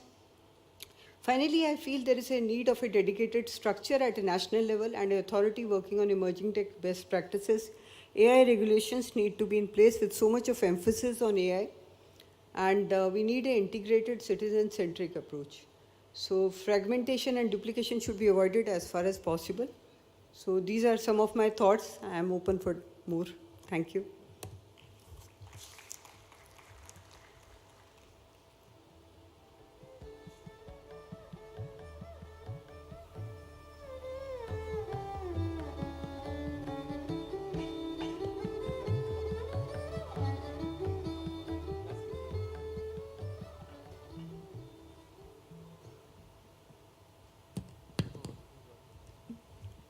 Actually, sorry for that. Shankar Marwada and me, we worked together virtually for almost 2-3 years on the National Digital Education Architecture and also application of emerging technologies in the area of education. So though we have been knowing each other for 3 years, we have met first time on the dais. So I request him to share his experience. And also one more connect is that I saw from the profile that he is the person who named the world famous name of Aadhaar. And I had the privilege of being chairman of Aadhaar for 3 years. So that's also another correct. Congratulations. Thanks. Please go ahead. Thank you, sir. I don't know if many of you know that the yellow and red of the Aadhaar logo stands for Haldi and Kumkum, which is very auspicious in our Indian culture. And it's just a coincidence that the background of this slide is also Haldi Kumkum. No. So the topic of my talk is, how do you design to leverage emerging technologies? As Satyanarayan sir said, by definition, emerging technologies are well emerging. We don't know their impact. They're not yet mature. It's in early days. Some of you who are old enough will remember once upon a time there was an emerging technology called pagers. That didn't last very long, right? So when you want to use emerging technologies to improve citizen services in India, how do you design for such a scenario? And I will illustrate this with 5 use cases which are citizen-centric to make it very concrete. The first is teachers. Teachers have to be extensively trained, and teaching is a very, very intensive profession. There are 2 professors here, they on the stage, they know that very well. And you constantly need to upgrade your skills. Now, imagine a teacher in a school with 30 children, and in the middle of, there's a particular situation that happens in class or in school. The teacher needs some kind of a help. If there was a virtual assistant that was available. Now that is possible. In fact, yesterday the National Curriculum for School Education was released. It's a 600-page document It's part 2. The part 1 is 300 pages. So by the time parts 3 and 4 comes, it will be close to 2,000 pages. It's in English. How does a teacher in remote Tamil Nadu remember and use the relevant parts of that documents for use in class? In a week or two, a virtual assistant to the curriculum framework will be released. It's a bot to be made available on the teacher's phone, to which the teacher can ask a question, if not type, and the question can be about a real life situation the teacher is facing. What the bot will do is, having gone through all those documents, pick out relevant parts with the relevant extracts and the relevant page numbers, compile it and give it to the teacher on the phone for the teacher to act using those principles and examples given there. This is emerging, but it's no longer theory. It will be rolled out in the next couple of weeks. And the reason in India we can roll it out is because of all the wonderful work done earlier in education. We have a national school platform called Diksha, and I'll come back to that later. It is the world's largest, most diversified school education platform. It has many use cases. One more use case to be added there is a virtual assistant using state-of-the-art large language models, generative AI, and also the Bhashini project that was earlier speaker spoke about. So that's one use case.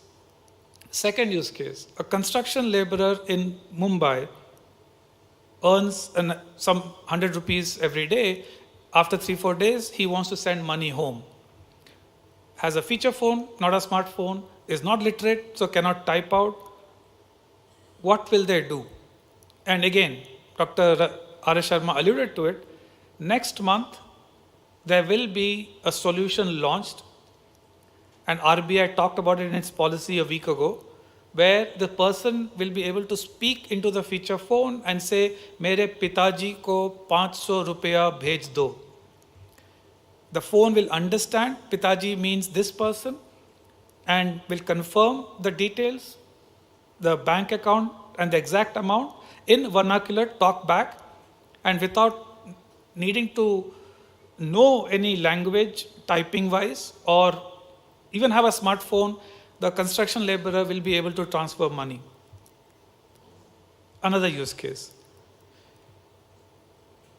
Nurses often have to deal with patients who don't understand the same language. In a government hospital, you might have a nurse from Kerala dealing with a patient from Bengal, and they have to interact with each other. Is there a way that the nurse can talk into her phone and the phone will understand, convert it from Malayalam to Bengali and speak out Bengali so that the patient can hear? And when the patient speaks, the reverse project can happen. The technology already exists. But what is being worked on is the rest of the processes so that this can be deployed at the massive scale of India. That will take months, but think of the possibility. I've just given teacher, construction labor, and nurse, but the basic idea is applicable in many, many other sectors. One more which I'll talk about. A lawyer in Punjab working for a client who's poor wants to access a particular judgment that around that particular type of case from any other high court in the country. Right now, it's difficult because all high courts pass judgments in their local language. But if there was a way that a judgment in Kerala, Malayalam, could be made available to the person in Punjab in Punjabi because of translation, that lawyer in rural Punjab now has access to relevant judgments from all over India. Language is no longer a barrier. What that does is, for the poor client, it allows justice to be delivered better. In the case of the patient, better health care can be delivered in a more effective way.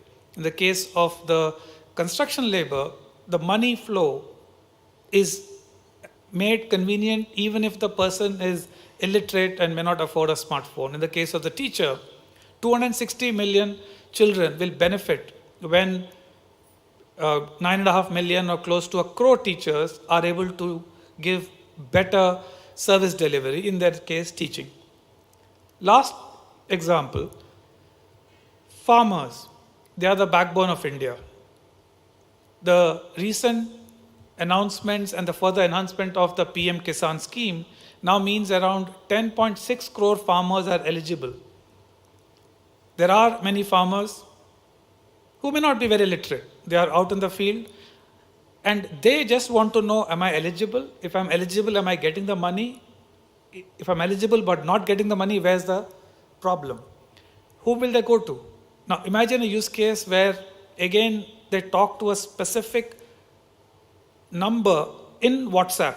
No bot, nothing. They're used to WhatsApp. So they talk to WhatsApp and tell, Mera paisa kya hua PM Kisan mein. The bot will ask them some question. Aapka Aadhaar number kya hai? It's been trained on the documents. And based on a conversation, the bot can say, for example, you have been classified as a landless farmer, so you're not eligible for it. All right? Or give an update. And also other numbers where the farmer can follow up in the farmer's own language. Imagine the convenience of that. And that is the point that I want to make. For delivering better services to India's 1.37 billion citizens, we have to think of three things. The scale of India. It's not lakhs, it's not millions, it's not crores, it's 100+ crores. The diversity of India, linguistic diversity, economic diversity, social, cultural, political, many other diversities. Any emerging technology-based solution has to solve for the scale and diversity. After having solved for both, it now has to worry about sustainability, because emerging technologies by nature are still not mature, so they are relatively expensive to begin with. They are maturing very fast. And as Satyanarayan sir said, if they're exponential, by the time you've implemented the solution, the technology is outdated.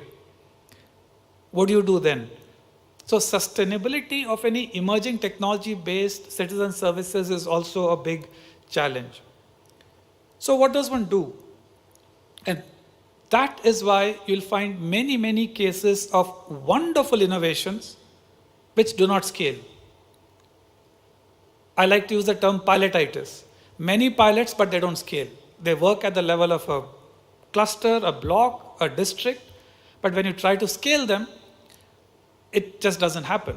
Why? Because there are certain barriers to innovation or boundaries of innovation. A simple boundary is an administrative or a governance boundary. What works in education, you can't just take it and put it into health. The implications are different. And those boundaries are logical. Another kind of boundary is linguistic boundary. What works in Kerala may not work in Kashmir. The other kind of boundaries are cultural boundaries. Sometimes dealing with a machine may not be in that culture or in that social milieu. The day-to-day habits, practices are again another kind of boundaries. So as an example, in Diksha, there is a way wherein when a child is using a textbook that has a QR code, and that QR code with a phone opens up relevant content that is relevant to that particular topic on that page. It looks simple because more sophisticated technology like AI can recognize the page. But the reason that was chosen, a QR code was chosen, is it's a visual cue and a reminder to the child that there is some digital content here. If AI was used, which is more effective, the child would not know that there's relevant content here. So that could also become a barrier to usage. And of course, the rapid speed at which emerging technologies are evolving, the fact that they're not mature, also becomes another boundary to innovation. So if we are to leverage emerging technologies for population scale citizen services, and India has done a phenomenal job in the last 10-15 years. How does one go about it? The answer, turns out, is very, very simple. At least in my experience, and over the last 14 years from Aadhaar, we have been kind of learning and refining our thinking. The answer is in the way we construct our houses and this building. No two buildings are alike, because each building, each house, each convention center like this is made for a specific purpose, for a specific need, and for the specific tastes of the user or the person paying for it. It's common sense, right? That everybody's house is different, interiors are different, even if everything else is same. And we have millions and billions of buildings all over the world. All of them are diverse. What is common? What is common is the bricks, the cement, the paint, the tiles, the doors, windows, beams, foundations. That is common, and they are building blocks. And Dr. R.S. Sharma also alluded to this. So when we're using emerging technologies, rather than focus on a full solution around that emerging technologies, if we can think of those as building blocks, then, as Professor Anjali showed, you can combine AI building blocks with IoT building blocks, with a language building block, and construct the solution that works for your department, citizens, in your context, at your budget. That's how we build a house. That's how we build this building. But in doing so, there is some sequence. You have to have the design first in your mind. You cannot put the light up there. You have to put the foundation first. You cannot put the paint. You have to decide the plumbing and the electrical things first. So, likewise, when one is designing, leveraging emerging technologies, three main things, and again, Dr. Sharma, R.S. Sharma spoke about it, and if you've been on journeys like Aadhaar, over the last 10-15 years, everybody's gravitating towards similar kind of things.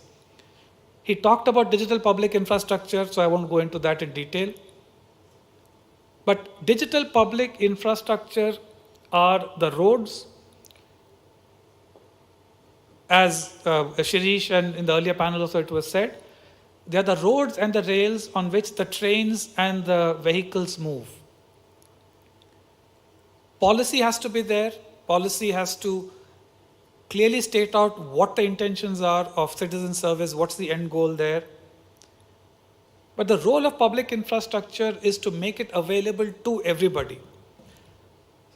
Satyanarayan sir talked about some of the negatives of emerging technology. Is it fairly distributed? Are there externalities? So policy ensures that inclusion is an objective. Policy ensures that everyone gets access. But it's a digital public infrastructure that allows this to happen.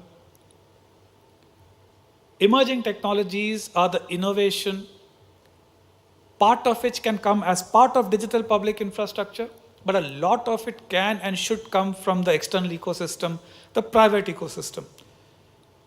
Because after all, they live or die depending upon how good they innovate.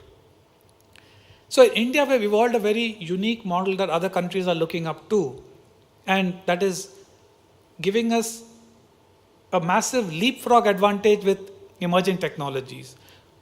So traditionally, government is thought of as solving for inclusion, private sector innovation. But the Indian model, where the government lays the rails on which innovation flourishes, means that we have solved for innovation and inclusion, as the earlier speakers have said. This is even more relevant in emerging technologies. And as I close out, I just want to leave you with an example. The design part of it is very important. If while taking an emerging technology, decide whether you want to create a mouse or an elephant. It is, and I've seen this happen, a lot of people design a mouse so that once successful, the mouse will grow up. It will grow, but it will never be an elephant. a lot of India's citizen-centric services are elephantine in size and complexity. So when we design, we have to keep in mind that when grown, it becomes the full-scale elephant that's needed to solve the problem. And that is what as a country we have done. And with emerging technologies and the building block approach of taking bits and pieces and combining it, our pace will only progress. And we do not have to worry about if a technology will mature or not, because if it does not, some other technology comes, we can throw this out and replace it with that.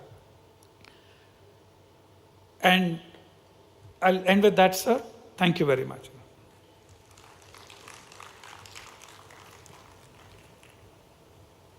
Thank you, Shankarji, for an excellent presentation, for explaining the design considerations. I would say that one of the most important principles for either enterprise architecture or ecosystem architecture is being minimalist in design, right?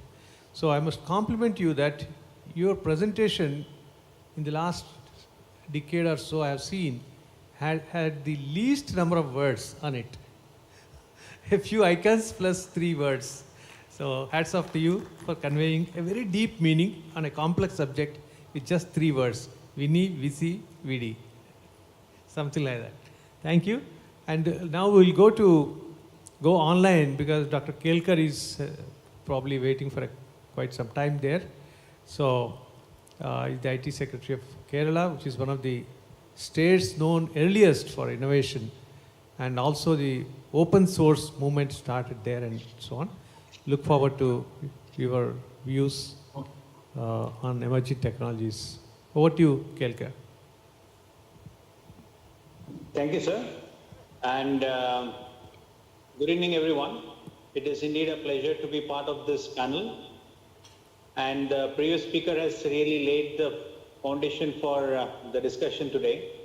A very nicely, well-informed presentation which shows where we stand and also lays down the path which has to be taken in terms of how we embrace emerging technologies. I think the biggest challenge for any government entity is how fast do we embrace technology? By the time we realize something is in the pipeline, I think, and by the time we start implementing it, I think we would have already gone to the next version of the technology. So that is how fast the technology is changing. So it is in our interest that we embrace the technology as and when it comes, so that the benefit of the technology reaches the people in a big way. To give an example of what we've been trying to do in Kerala, we have tried to embrace the next gen technology, as it is called, the AI, ML, the blockchain, as well as the drones, IoT, the data analysis, and all of these things which has been mentioned in the presentations have been attempted in bits and pieces, definitely, but we are now looking towards a comprehensive integration of various pieces of the puzzle so that we put across a system which meets the requirement of effective and efficient governance. I think the basic point which we are all looking at doing is how efficient, how accessible do we become, and how transparent do we become in terms of governance. So that is the emerging technology is intending to meet these objectives. So as far as Kerala is concerned, we have worked very closely with the partner and other stakeholders. Partners in the sense collaborations with the university, one of the biggest universities that we have here in terms of emerging technologies, the Digital University of Kerala, which is a new university which has been formed a few years back through a special act of the state. And they are working very closely with the government, and they are also one of the recipients of the awards, which is going to be distributed tomorrow. So we have used AI in governance to ensure that we give services efficiently. So that is one of the things which we have tried to do. We've also tried to use Digital University of Kerala to work very closely with other line departments, mainly the registration department, so that we can use the blockchain for their deeds and sale deeds and other documentation. We're working very closely with the agriculture department, the health department for some of the services which have been mentioned by the chair. So these are happening in multiple places. So what we are now looking at doing is to give the public a feel of one governance. Now, what we generally see across the states is every department is working in silos. There might be multiple initiatives in a particular department which is not talking to each other. Thereby, we basically working as multiple phases of the government. So a person may have to open up multiple doors, multiple windows to reach to the departments for any particular service. So what we are looking at doing is to bring every service. We've already got all the services online. More than 800 services of the government are all online. But using the next gen technology and also using Aadhaar as a platform, we are looking at having a single sign-on, the DigiLocker and other facilities which are already existing, as creating a one single front end for the public. And at the back end, we ensure that we line up and we have deep integrations at the back end with all the departments so that we give one government feeling to the people. I mean, we've always heard about the multiple concepts like prescriptive governance, predictive governance, and all that, but to put all of that which makes sense to people, I think that is the biggest challenge. Even in a place like Kerala, there are still a bit of kind of a handicap for many people, especially in the interior areas, to access services.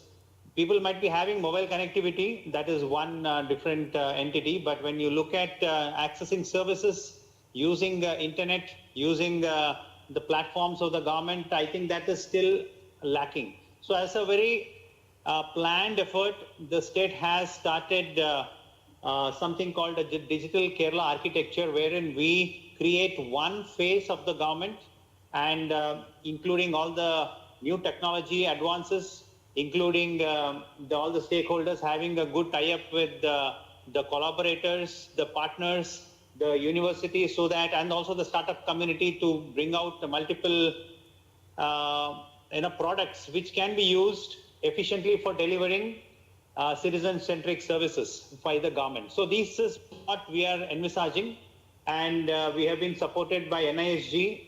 To begin with, they had done a study and given us a roadmap of the way forward. The Digital Kerala University would be working very closely with the government to ensure that these new technologies are integrated into our service delivery. And in the end of this year, we are looking at delivering more than 500 services to begin with. Subsequently, by the end of next year, all the 800 and odd services which the government is giving will be on one platform, which will be very robust, and with all the new technical advances which are there in the market. I think we will be integrating all of that and ensuring that people get the benefit of the emerging technologies. But yes, there are definitely challenges, as has been pointed out by the speakers. One is about the how people really look at embracing this technology, especially with the privacy of data, and how best can we reduce this divide between haves and have-nots, because generally what we find is the urban setup generally picks up the new technologies and multiple solutions come in the urban areas, whereas the rural areas are kind of left behind. So we need to bridge that in a very systematic way, and how we have tried to do it is to ensure that the fiber reaches each and every home in Kerala through the Kerala fiber optic network, and the state has declared internet as a basic right, so that and also started giving free connections to about 50 lakh families. So we will try to ensure that the services of the government are at least driven over the internet, and using the front end service centers, which are Akshaya centers, we are looking at using them also to reach out to the people in a better way than what we've been doing now. But yes, these are all very challenging times, multiple opportunities for all of us, and with the guidance of the panelists which are there in today's discussion, I think we'll be able to put the best foot forward. I wish the deliberations the very best, and I hope that we'll be able to go together as a team. Because here what is required is not the initiative only of the government, but we need to have these partnerships and multiple stakeholder involvement in ensuring that this thing happens. So for that to happen, I think it is a very important aspect that all stakeholders come together, with the common intent in mind, that is to ensure we embrace technology as it flows and ensure that the people get the maximum benefit of this technology. I stop here, sir. Over to you. Thank you, Kelkar. Thank you for very nice overview of what's happening in Kerala.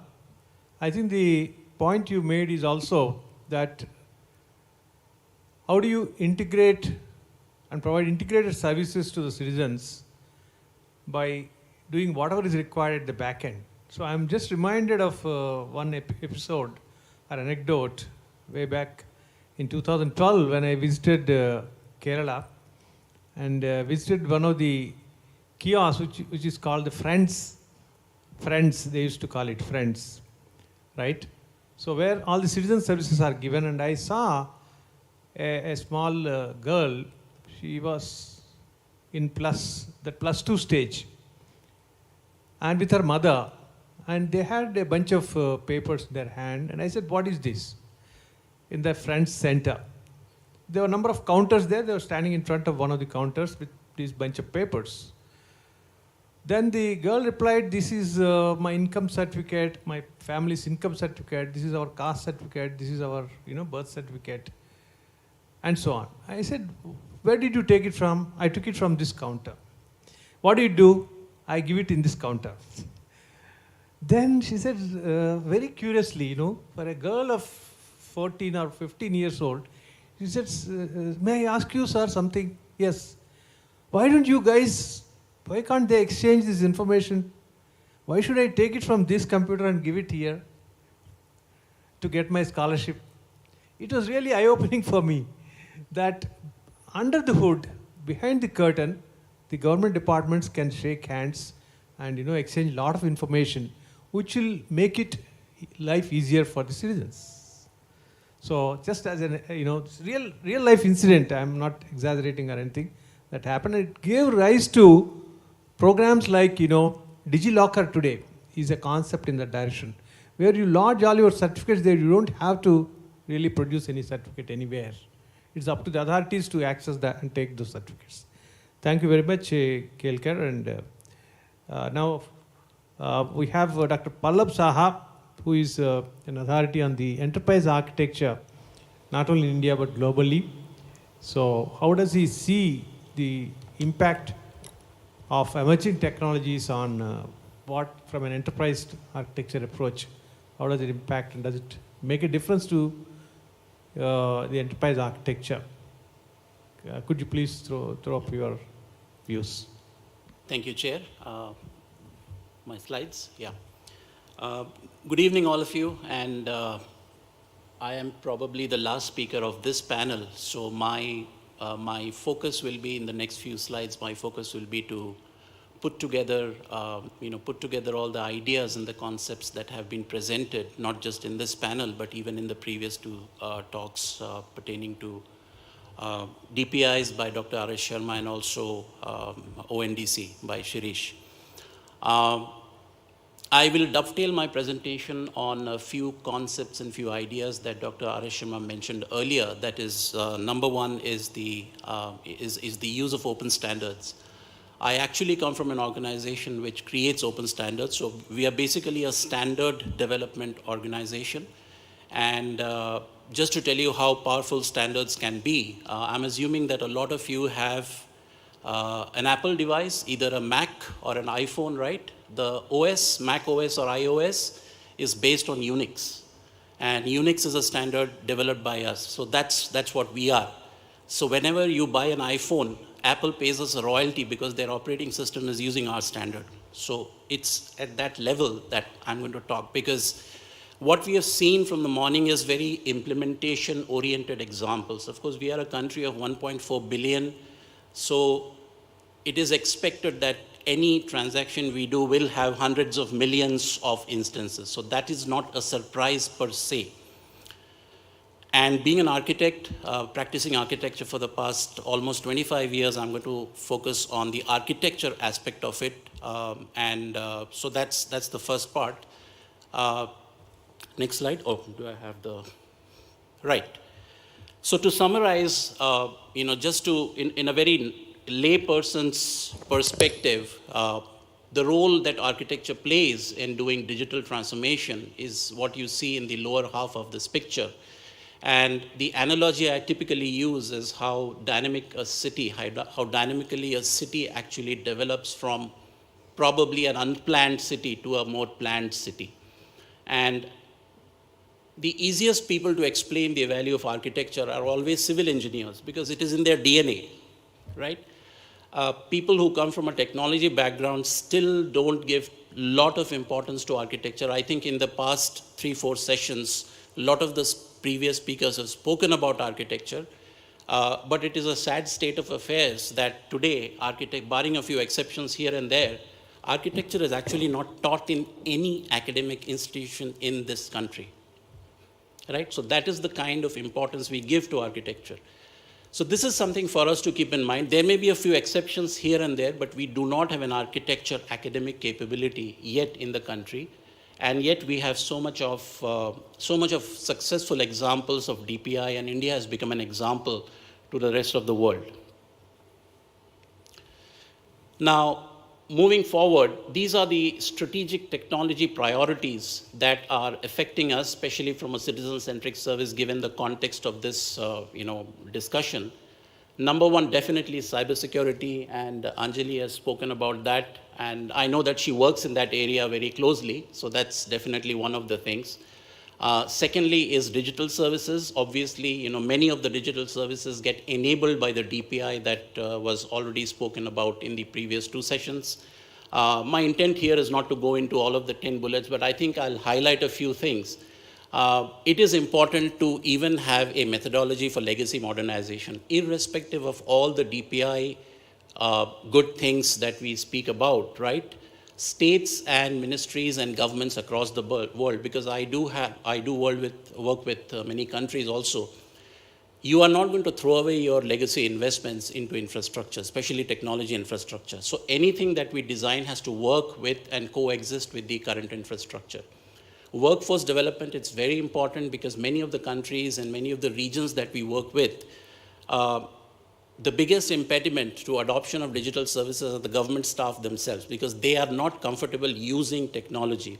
And R.S. Sharma was mentioning earlier, right, the website does not change. And I was kind of almost stopped myself from saying I've seen many of the senior bureaucrats still use Gmail in their official address. So that takes it to the next level, right? Obviously, I think all of us are familiar with the use of cloud services and a few other things that are already mentioned, especially the use of broadband and wireless connectivity. So the point here is there are certain technology priorities that we are familiar with, and I'm sure none of this is new to you, but they are actually affecting the citizen-centric services, especially from an architecture point of view. So, what are the challenges we face, especially countries with limited resources, right? So the first one is, and I'm sure all of you are familiar with this, we do have a concept of fragmented service delivery. I don't need to belabor that. Use of standards is quite minimal, actually, in many countries, right? Regulations, policies, and governance, we've all heard of that. We have uneven and inconsistent ICT infrastructure. I don't think I need to belabor that because, we have diversity is one part of it, and there are regions in the country where the ICT infrastructure is still questionable. There are multiple initiatives with external push. I think R.S. Sharma also mentioned that many of our ICT initiatives are pushed by vendors, but after the vendors leave, it does not sustain in many cases. And things are changing, and glad to know that. Shankar did speak about the social and cultural barriers, so I'm not going to focus on that. Now, financial resources are important. When you talk of sustainability, we also, especially when you talk of DPIs, right, you also to speak about financial sustainability. Sustainability is not just the technological or the operational sustainability that you find a ministry or a department or a group to manage it, but how do you sustain it financially so that it grows on its own? It does not depend on any funder which can actually influence the flow of that DPI. And obviously we have issues pertaining to procurement and vendor management. Now, I'm going to speak about ITU initiative because I work very closely with ITU, which is called GovStack. So as you can see there, the document is there. It's free of charge. You can easily download it from the ITU website or the Open Group website. So basically what we are, and as I said, India is an example for other countries in the use of DPI. So what GovStack is, it's basically a community-driven initiative based on open source technologies that accelerates the development of sustainable people-centric digital government. So the idea here is that use of digital technology, emerging technology, should not be expensive for the countries because it is basically designed for countries with limited resources. And GovStack uses the concept of building blocks. And I think two of my previous speakers have already spoken about building blocks. So the example of using building blocks is important because it gives you reusable capabilities, foundational capabilities. But the best analogy of a building block would be the alphabets of a language, right? So look at the language of English. We have 26 alphabets. So they are the most fundamental building blocks of the language. Now, what do we do with those alphabets? We put the alphabets together to create words, first level of assembly. Then we put the words together to create sentences. They start making meaning, right? The way you put the alphabets together to make words and then forward to make sentences are governed by certain rules. In the language, it's called grammar. That's what building blocks are. And why are building blocks important? Because it gives you the solutions where you don't even know what the problems will be evolving as you move into the future. That is the power of using building blocks or foundational concepts as reusable capabilities.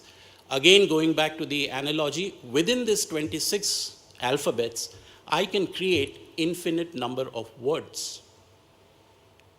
Selfie as a word did not exist 5 to 7 years back. But to create that word, I did not have to invent a 27th and a 28th and a 29th alphabet. It worked with the same 26 alphabets, just different permutation combination. So that's the benefit of building blocks. So what you're starting to see is that now technology, I'm sure a lot of you come from an era where you have been told in some training program or classroom that it is business that drives the business, the line management that drives the business, and technology is only an enabler. Today, technology is driving business because the solutions are available, some of them emerging technologies, some of them are, very well adopted technology. The problems will be defined later because we cannot know what the problems it's going to solve. But that's the power of using building blocks, and that's what GovStack does. Now, we've created an approach. Just having the building block by itself doesn't mean anything, right? So what we expect the countries to do is come up with a strategy, a digital transformation strategy. Now, we don't have time to go into each of these 7 steps, but I'll just kind of briefly walk through each of the key steps. Followed by the strategy, what the country wants to achieve. So what we typically adopt within GovStack is a strategy to achieve the sustainable development goals. Just to give you, because for country, development goals are very important. And as you know, if you're familiar with the UN Sustainable Development Goal that Niti Aayog also uses, it has the goals, it has the target, and they are all time-bound, right? So there's a time-based goals and targets, so that's very important. You follow that strategy more into the execution part, so create a roadmap. After that, you create the whole of government enterprise architecture. I'm going to show you the reference architecture a slide later. Come up with the actual services that you need, right? So talking of one of the use cases, let's say the service I need is an education program for farmer. So should it be in the agriculture platform or should it be in the education platform? So it's a question, think about it. So what SDG does is, it does not allow countries to, I would say, ingrain the silo thinking by creating more digital platforms for the same silos again. Right? So it's important that the platforms also interoperate so that you can achieve those goals, which tend to be designed in such a way that it forces the different sectors and ministries, if you will, to actually collaborate before that goal and target can be achieved. That's how it is designed, and that is deliberate, right? That's not by accident. Prototyping, I think, has been spoken about. There's a procurement, and then there's scaling up. So that's typically the progress that we do. So the top half, the top 3 bullet, which is in the dark background and white font, is basically the most strategic part of the architecture, most strategic part of the strategy, and the bottom part is more implementation part. So what you've seen, the examples from this morning, are focusing more on the lower half of this. You can have all the examples you like, but at the end of the day, if India wants to go, let's say as part of our G20 mandate, we actually want to take these architecture and design to other countries. You can show them the examples. Wow, this is how UPI works. This is how Aadhaar works. Where is the architecture behind it? There has to be a common architecture, right? That is domain agnostic, that is sector agnostic, that is country agnostic, and that is technology agnostic for the countries to adopt. So even coming from that perspective. So this is the reference architecture, whole of government reference architecture. Again, as I said, this is domain agnostic, this is country agnostic, this is technology agnostic, and this is sector agnostic.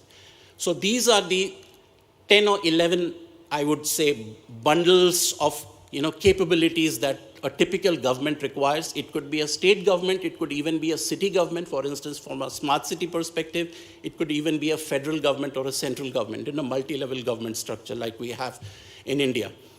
So we need the ICT or e-government infrastructure, which is on your top left. Then you have the common systems. I'm sure some of you are using those common systems. And then we have the sectoral systems or platforms. Sectoral would be agriculture, health, commerce, so on and so forth. So the usual sectors.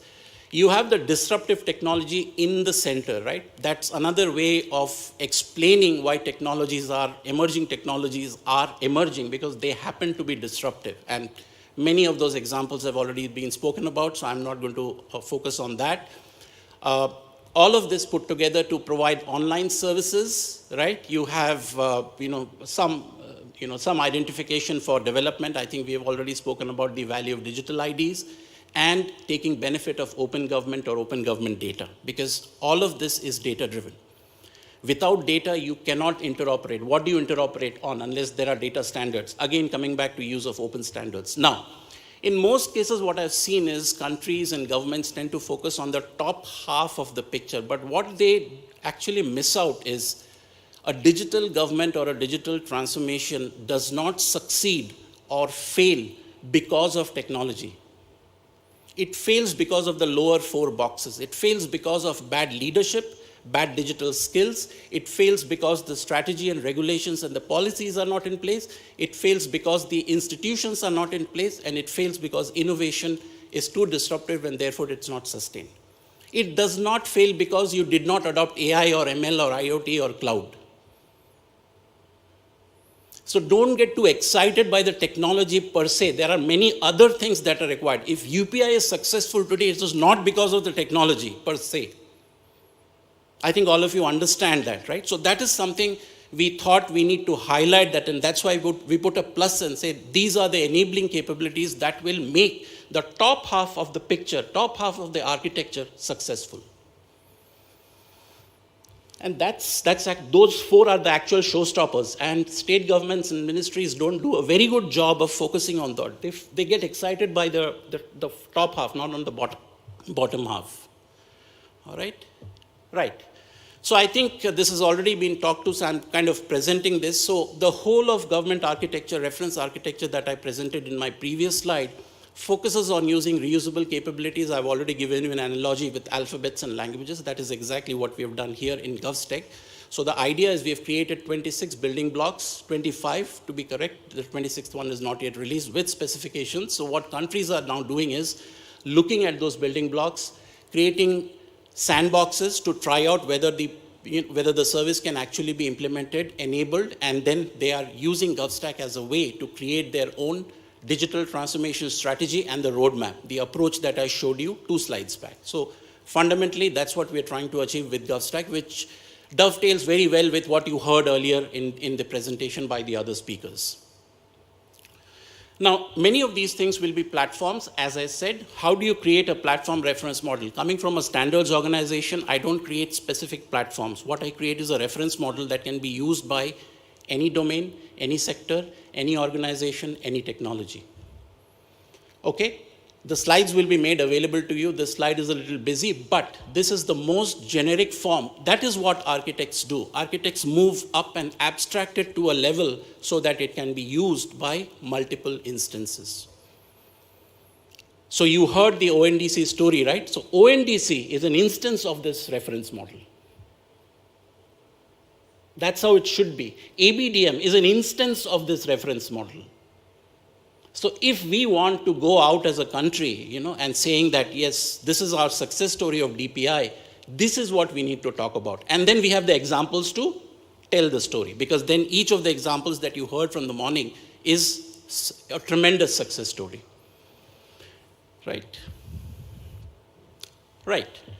So, short presentation, but some of the benefits that we see alluded to already earlier, definitely speed, cost efficiency. As I said, GovStack is purely focused on countries with limited resources. They are not meant for countries that have a lot of money to waste, fundamentally. And from a UN perspective, that's about 130, 140 countries that we are targeting at this point, if you given that ITU is a UN organization. And basically they create telecom standards, but they also have an e-governance division which looks at e-governance standards. It really provides economic returns. You've seen some numbers yesterday. One government, I think, the speaker from Kerala already spoke about giving a one government experience. It gives agility and transparency. Why? Because you have the foundational building blocks. The 25 building blocks, put it together. Obviously, the specification document tells you how you should put it together based on APIs and how you put the blocks together to create more services that you couldn't have anticipated at the time of design, but it may come up 2 years down the line or 3 years down the line. So with that, I finish my session. That statement by HBR is very good. Actually, what it says is that governments are doing a mistake of adopting too much of technology. In many cases, it actually ingrains the siloed thinking, because one department goes ahead with a lot of technology, other department stays behind, and it creates dynamics, politics and dynamics between the different ministries and departments. So it says that therefore you need architecture and design to make it work. All right? Thank you very much.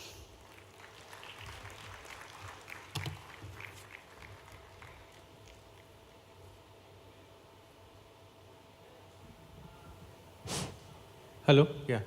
Thank you, Pallav, for that highly inspirational kind of futuristic, presentation on, while the technologies are evolving, how do you have a forward thinking in terms of putting a design into the whole way the technologies evolve and the way services evolve out of those technologies. Thank you very much for that perspective. And I would like to throw it open, if time permits, for three questions from the audience, please. So The anybody? floor is open, please. Identify yourself. And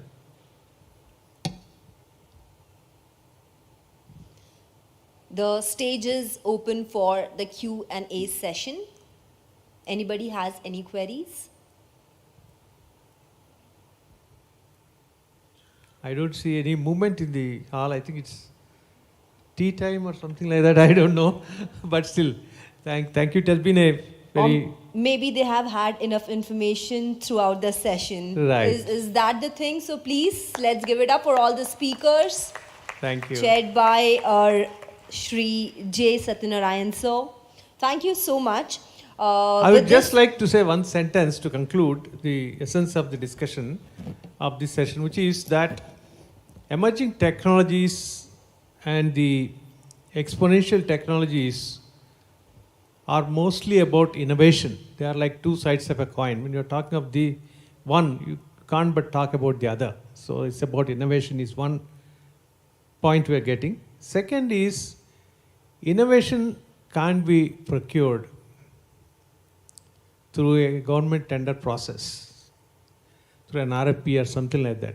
Innovation has to evolve, it has to come on its own, and it's difficult to procure, and what can governments do in such a tricky situation? As we have seen in the morning, several of the speakers, distinguished speakers, brought this out, that governments can enable things can happen. You did not have to build every building block yourself as a government. You can put the enablers, the enabling environment, create the enabling environment, and things happen on their own. Government can play a catalyzing role is one more point that has come out to this session. Thank you very much, and I move it over to the MC. Thank you so much, sir. With this, we conclude. It was not just an insightful session, but it has put a lot of advanced spotlight on emerging technologies for providing citizen-centric services, and to express the gratitude we have for all the knowledge sharing that has happened through the stage. Can we please have on stage Shri K.L. Meena ji, Project Director, SWAN, Madhya Pradesh State Electronics Development Corporation. Sir, we had first like to thank the Chair, Shri J. Satyanarayana, former Secretary, Ministry of Electronics, Information Technology. Thank you so much, sir, for all your time and support. Can we please hear it for Shri J. Satyanarayana, sir?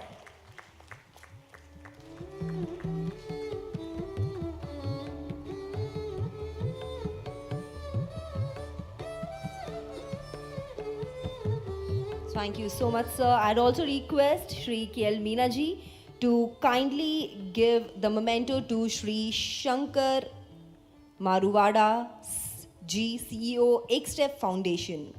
Shri Shankar Maruvada ji, CEO, X-Step Foundation. Everybody, can we please hear it for sir?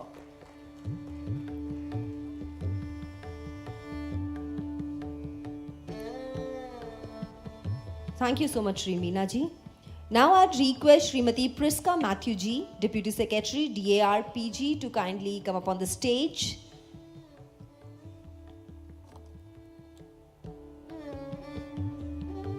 And we'd like to express our gratitude of your presence and of all the knowledge sharing to Professor Anjali Kaushik ji, MDI Gurgaon. Thank you so much, ma'am, for all the time and your support and all that you have been doing in the field of work.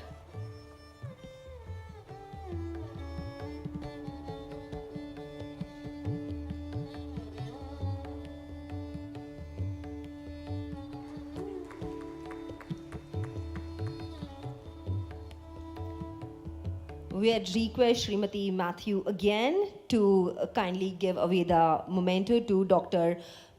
Pallab Saha, GM, the Open Group. Thank you so much, sir.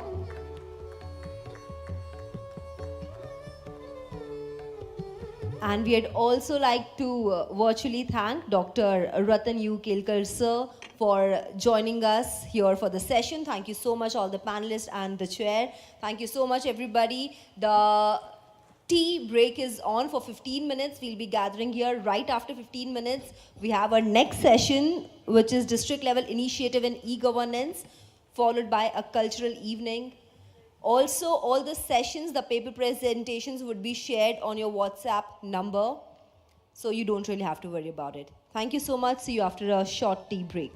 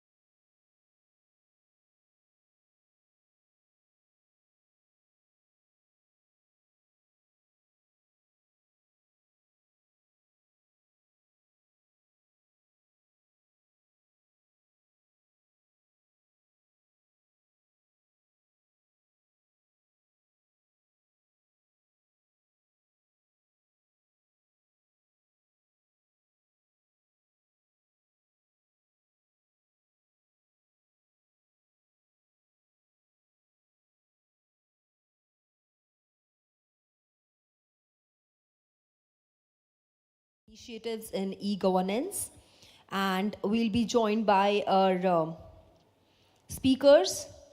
I'm sure you are also excited about knowing who all are going to speak from the stage, so I'll mention the names. Shri S.N. Tripathi ji, Shri Ravi Ranjan ji, Shri Ananya Mittal ji, Shri Jitendra Singh Rathod ji will be joining us from stage. I'd request all the guests, delegates and speakers to kindly join us inside the Grand Hall. We'll be starting our final panel discussion of the day very quickly.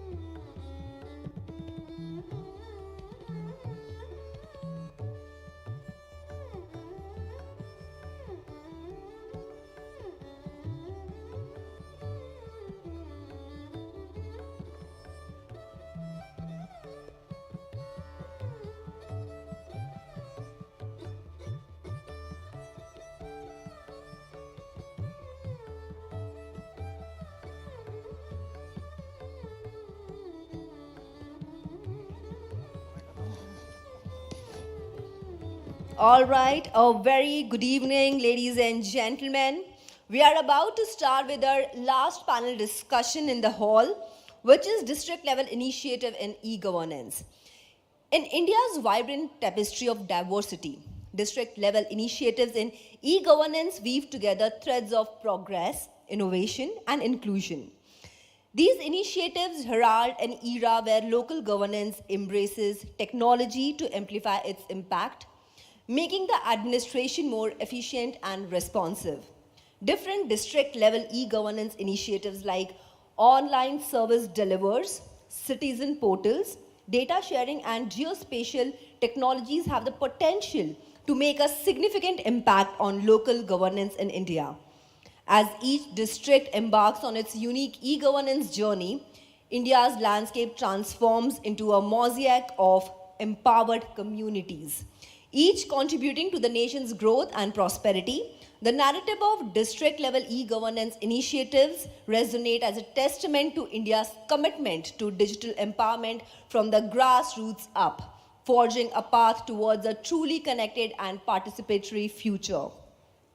Ladies and gentlemen, and to chair the session, we are being joined by the one who is highly seasoned civil servant with a true academic flavor. He took over the charge of Director General IIPA while he was still holding the charge of Secretary, Ministry of Parliamentary Affairs, Government of India, and had held many key responsibilities. He is credited with revolutionizing the Panchayati Raj and Rural Development Department, Odisha. As Secretary IT, he digitized all government orders and other information of Government of Odisha and put them into public domain on website. Please join your hands together in welcoming at Chair Shri S.N. Tripathi Ji, Director General IIPA. We welcome you, sir, on stage.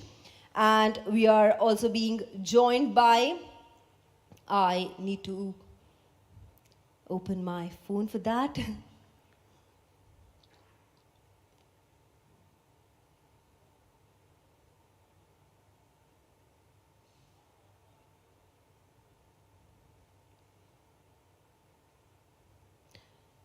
We are also being joined by Shri Jitendra Singh Rathore, Chief Executive Officer, Bhopal Smart City Development Corporation Limited, with 15 years of progressive experience in all the phases of IT, ICT projects, strategy, planning, architectural design, high and low level R&D, and software development life cycle.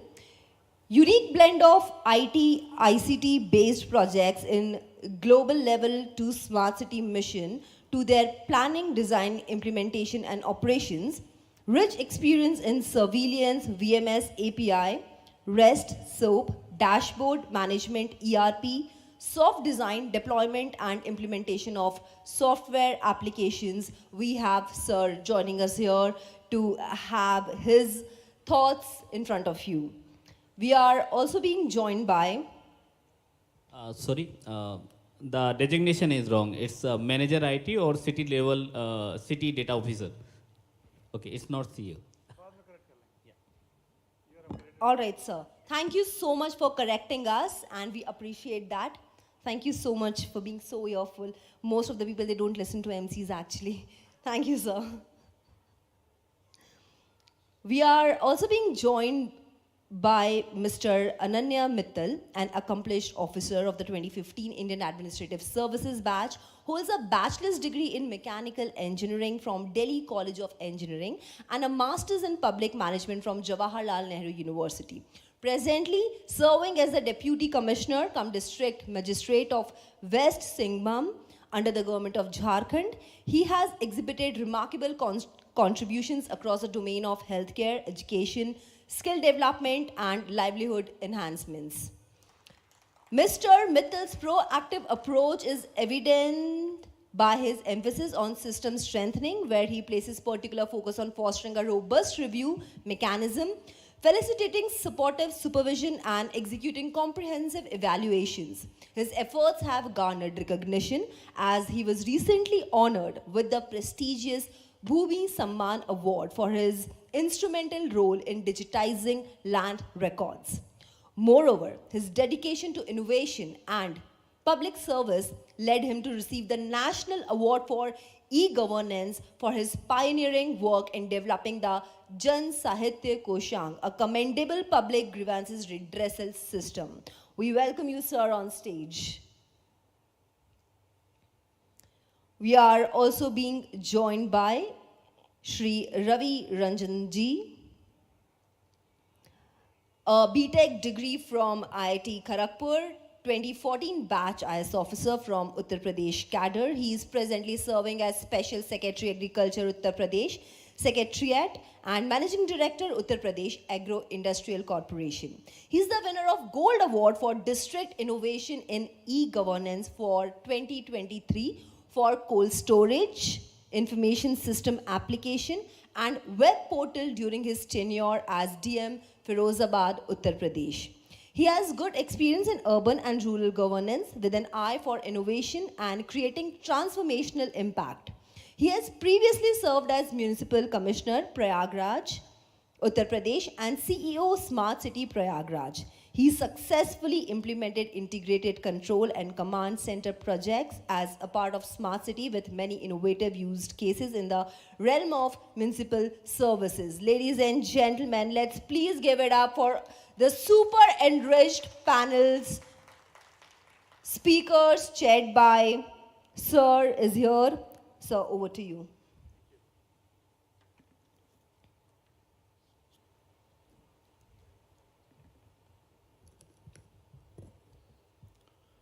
Good afternoon, friends. Good afternoon. Hope some of you are surviving. Huh? Let me thank the organizer for giving us a chance to talk about such a vital aspect, innovation and governance at district level. Friends, we all know that making public policy is a centralized subject. Nobody cried when Planning Commission was abolished. It was so dear that nobody cried because centralized planning did not work. We replaced it with Niti Aayog and now we are getting a lot of public policy input. Fact remains that in our system that we have designed for managing 1.5 billion people, 1.4 billion people, the Indian system believes in PM, CM and DM. Couple of them are present on the dais. I'm happy that DRPG has made all-out effort to see that best of the pieces done by this young mind at the district level, state level and central level are not only recognized but also appreciated publicly. ARPG's this conference, National Conference on E-Governance, has become a place to be. If you are doing anything good, you should be here because you are being rewarded. And if you wish to do anything better, you should be here because a lot of good things are discussed here. Even today's session have been outstanding. We saw presentation on DPI, presentation on many other things. We saw Shankar's presentation, which was outstanding because very few words, he tried to explain everything. Friends, I will start with one quote which Ronald Reagan said. I hope all of you know who was Ronald Reagan. He was President of the United States. He said, never trust a person if he says, I am here to help you, and he is from government. Had Reagan been surviving today, he could have revised after listening to the speaker who are present on the dais. Yes, we are from the government, we are trustworthy, and we are delivering development to the choosing of the public. Friends, there is one more saying somebody said, there is no problem in this world which is bad enough, which you can't make it worse. I am repeating it. There is no problem in this world which is bad enough that you can't make it worse. I think there are colleagues who are present on the dais, they are present who are listening to us from remote. They also know it by their act of omission and commission, by not using proper technology, by making bad decisions. Most of us many times have made certain problem worse than what we inherited. And the way out is perhaps what we call it, somebody told in the morning that people, process and technology matter. People means what type of leadership that you offer, what type of team you build, how you think differently, how you communicate differently, how you collaborate differently, how you have a solution mindset than a problem mindset. You join as a collector, you join as a DM, you join as secretary, you will find bunch of people who will come and advise you. Sir, ये तो नहीं हो पाएगा, ये against rule है, इसके लिए funding नहीं है, this does not approve, previous fellow has tried, he has failed. They will give you as if they have learned pessimism from somewhere in training institution, that nothing is doable. But in the same situation, there are some bright minds, so few of them are sitting on the dais, who ignored these pessimistic advice, who believed that glass is half full and I shall make it full glass of water, or who believe that even glass is not half full or half empty, half is full with water, rest half is full with air. It depends upon how you think about the problem. Friends, these 2, 3, 4 gentlemen who are present with us, they have thought through differently. They are saying that if winners don't do different things, they do things differently. These are the winners. I think they deserve a clap from you. With a huge round of applause, please welcome them. One more thing I would like to say, not Reagan or the problem statement, but one more thing, that in today's India of today, we can't achieve the same result by doing more efficiently what we were doing till yesterday. The 17th century's instructions, today we are going to change IPC, which is 150-year-old, Indian Evidence Act, which is another equally 100-year-old, CRPC is about 75, 80 years old, and this is a government which believes that if we have to have Viksit Bharat, which is the tagline of this conference, and we want to have empowered citizens, what should be the role of civil services in 2047? Friends, ladies and gentlemen, those who are present here and those who are listening to us, they should be reminded that this is not only conference for celebrating the award winners of this year, but also set in motion how India is going to be managed, what shall be the role of bureaucracy, both at public policy level, mid-management level, as well as street level bureaucracy, what role bureaucracy envisages for itself. Our Honorable Minister always says, and I think he will repeat it tomorrow again, that when we were not trusting citizens, even their own birth certificate has to be trusted by a gazetted officer. When we removed that attestation, there has been no earth-shaking change that citizens have started speaking truth or they were earlier speaking lies. When you trust citizens, role of government changes. Many governments are seeking the number that I am giving 1,000 services online, somebody will give 800 services online. I think the time has come to think what are the services government should do and what are services government should not do. Government has become default option for many services. The time has come to think that government should not be default option. In transportation, we have ceded space for the private sector. In railway, airways, we have ceded, except railway, I think airways now there is no government airlines. Same thing is true for many other services. Passport Seva can now managed by outsourced officers, outsourced services. Many more historic decision has been taken even to shake the bureaucracy from within by going for lateral entry or going for mission Karmayogi so that their mindset, tool set and skill set are changed to make them future ready. Friends, all these constraints and all these initiatives of government are geared to only one area, how we can make government closer to the citizen, how we can empower citizen to become part of the government. You must have heard minimum government and maximum government. Minimum government means that सरकार का अभाव भी हो, सरकार का प्रभाव भी हो, सरकार का दबाव भी हो. But should not be such that it should stifle innovation. Same thing is true for reform, perform and transform. When government is willing to reform, which is political decision, bureaucracy should be willing to perform so that we can match the aspiration of this government. And if we associate citizen, only then we can transform governance at the grassroots level. Friends, these three delegates who are present on the dais, they have done all the three. They believe that reform is possible. They believe that performance does not require more resources. It only requires new mindset. And transformation requires citizens' participation in governance. We have just seen that only 3 attempts we are on the moon. Somebody was saying, जहाँ आप पहुँचे छलांगे लगाकर, वहीं हम भी पहुँचे, मगर धीरे धीरे. Friend, rest 24 years, we cannot adopt the policy of magar dheere dheere.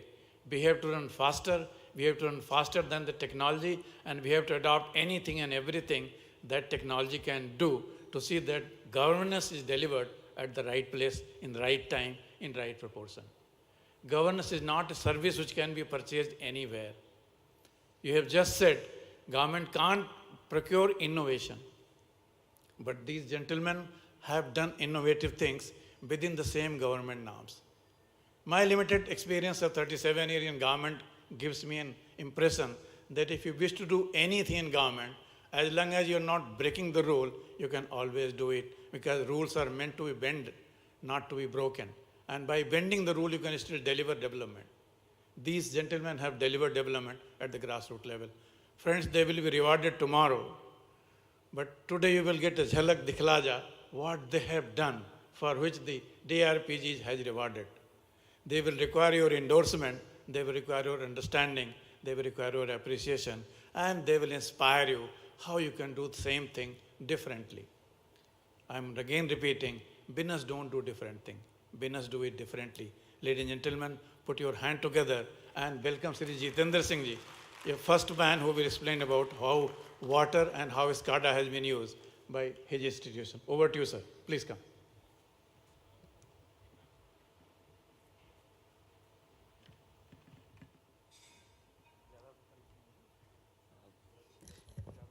Good evening, all. And I want to thank you to e-governance DPRG for such a great opportunity. And also want to thank such a wonderful knowledge transfer within this hall from morning and maybe continue for tomorrow. So we have learned a lot of things, and Bhopal has did one things to be transformed from traditional to a new innovation. We called it SMART. So may I have the PPT?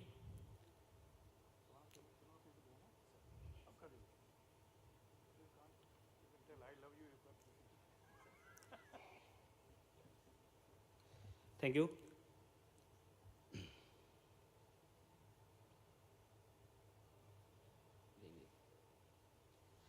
So earlier, when we adopted this solution, it has been adopted in 2018, and when Smart City has just started in MP, and we think something as a lighthouse solution to be implemented in city. So we have observed so many problems in the city. There is a water, there is a transmission system, but where we are lacking, because we are getting so many complaints daily. In my house, water is not coming today. I have been waterless since last 1 week. This is happened even though ULB, the Nagar Nigam, has already give the charge to so many manpower from ground root to a sub-engineer, supervisor, everyone. But still we are lacking to deliver the water to every citizen of the city. So then we have decided there must be a monitoring system, real-time monitoring system, who can overcome the problem of overhead of the manpower and manual operation of the water opening and closing, because we also need to save the water. So keeping in this mind, we have start thinking about such a project like SCADA. So we have opted the water SCADA technology and start implementing it. You can see these are the static data of my city. There are 12 WPT plants. There are 6 pump house and 161 ESR. Those actually has to transmit the data, water to every citizen of 25 lakh of Bhopal city's populations. So then what we have did, we have do nothing. It's not a very complicated technology. We just put the sensor everywhere where actually the water has been storing and where the water has been transmitted to the further point like colonies. We did not dig any complex technology. We just ensure whatever the sensor has been deployed in the city, they will work 24/7. They will give the actual report. They will give the pressure. What is the pressure? Using the flow meter. They will decide actuators. What is the level of the water tanks, WTPs and ESRs. This is the diagram, and these are all about the data. I don't want to bore the audience because you have been already seeing a lot of PPT since morning. I just want to say we have deployed all the sensor, and this sensor is 24/7 working. And my supervisor, my water in charge know what is the level of my water tank, ESR, right now, how many has been transferred, how many has been storage through ESR, water pumps condition, everything. This makes a lot of saving. My sir, madam, and my colleagues. Why? Because we know everything from one place. In a smart city, there is a very common word, control command center.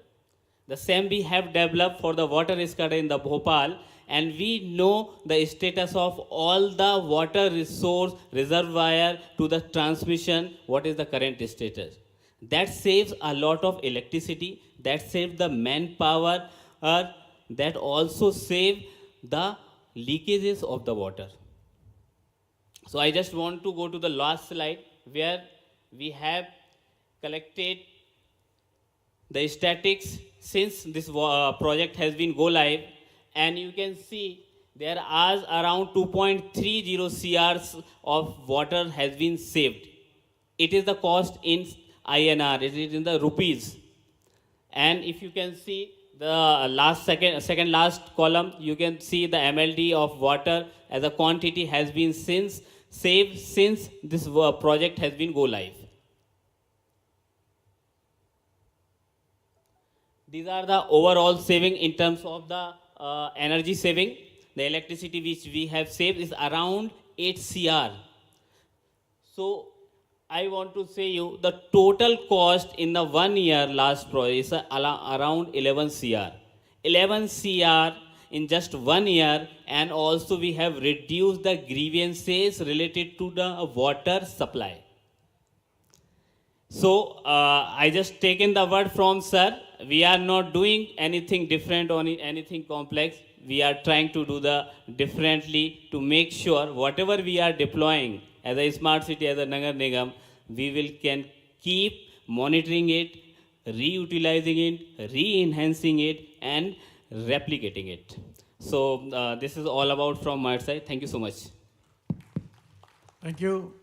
You really did differently also. Did not read all the slides as well. Thank you. Ananya, over to him.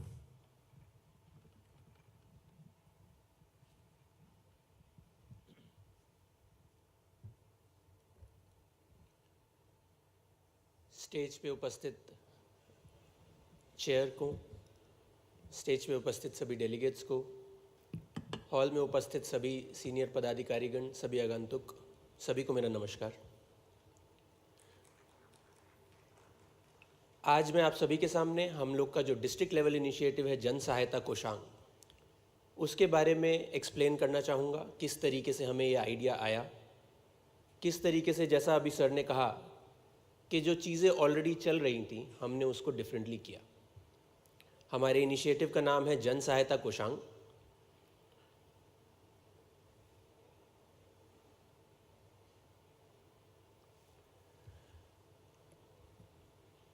पश्चिमी सिंहभूम ज़िला, जिसका मैं district collector हूँ, ये एक average size से एक बड़ा डिस्ट्रिक्ट है जो कि लगभग 5,291 स्क्वायर किलोमीटर्स का है। ये नक्सल प्रभावित ज़िला है। यहाँ पर फॉरेस्ट कवर लगभग 50% है और इसकी जनसंख्या जो है उसमें 67% ट्राइबल पॉपुलेशन रहती है। आप सभी इसको देख के कह सकते हैं कि यहाँ पे गवर्नेंस जो है वो एक डिफ़िकल्टी से की जाने वाली प्रक्रिया बन जाती है, जहाँ पर चीज़ें सामान्य नहीं हैं। किसी भी नक्सल प्रभावित क्षेत्र में लोगों का बाहर निकलना, उनको गवर्नमेंट पे ट्रस्ट होना, ये एक बहुत बड़ा पहलू होता है। साथ ही साथ फॉरेस्टेड एरियाज़ में आप सभी लोग जानते हैं कि एडमिनिस्ट्रेशन के पहलू थोड़े घट से जाते हैं, क्योंकि उसमें तरह तरीके की क्लियरेंसेस चाहिए होती हैं, या फिर चीज़ें उस तरीके से इम्प्लीमेंट नहीं होती हैं जिस तरीके से रेवेन्यू विलेज एरियाज़ में इम्प्लीमेंट हो सकती हैं।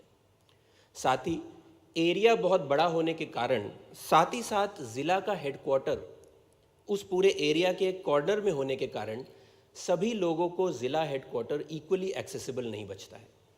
इसके अलावा हमारा जो ट्राइबल ज़िला है वहाँ पर सभी ट्राइब्स की नेचर को समझते हुए, जो कि इतने आउटगोइंग नहीं होते हैं, अपनी बातें कहने में इतने सक्षम नहीं होते हैं, उनके लिए हम लोग किस तरीके से चीज़ें डिफरेंटली करें, यही हमारा ध्येय था।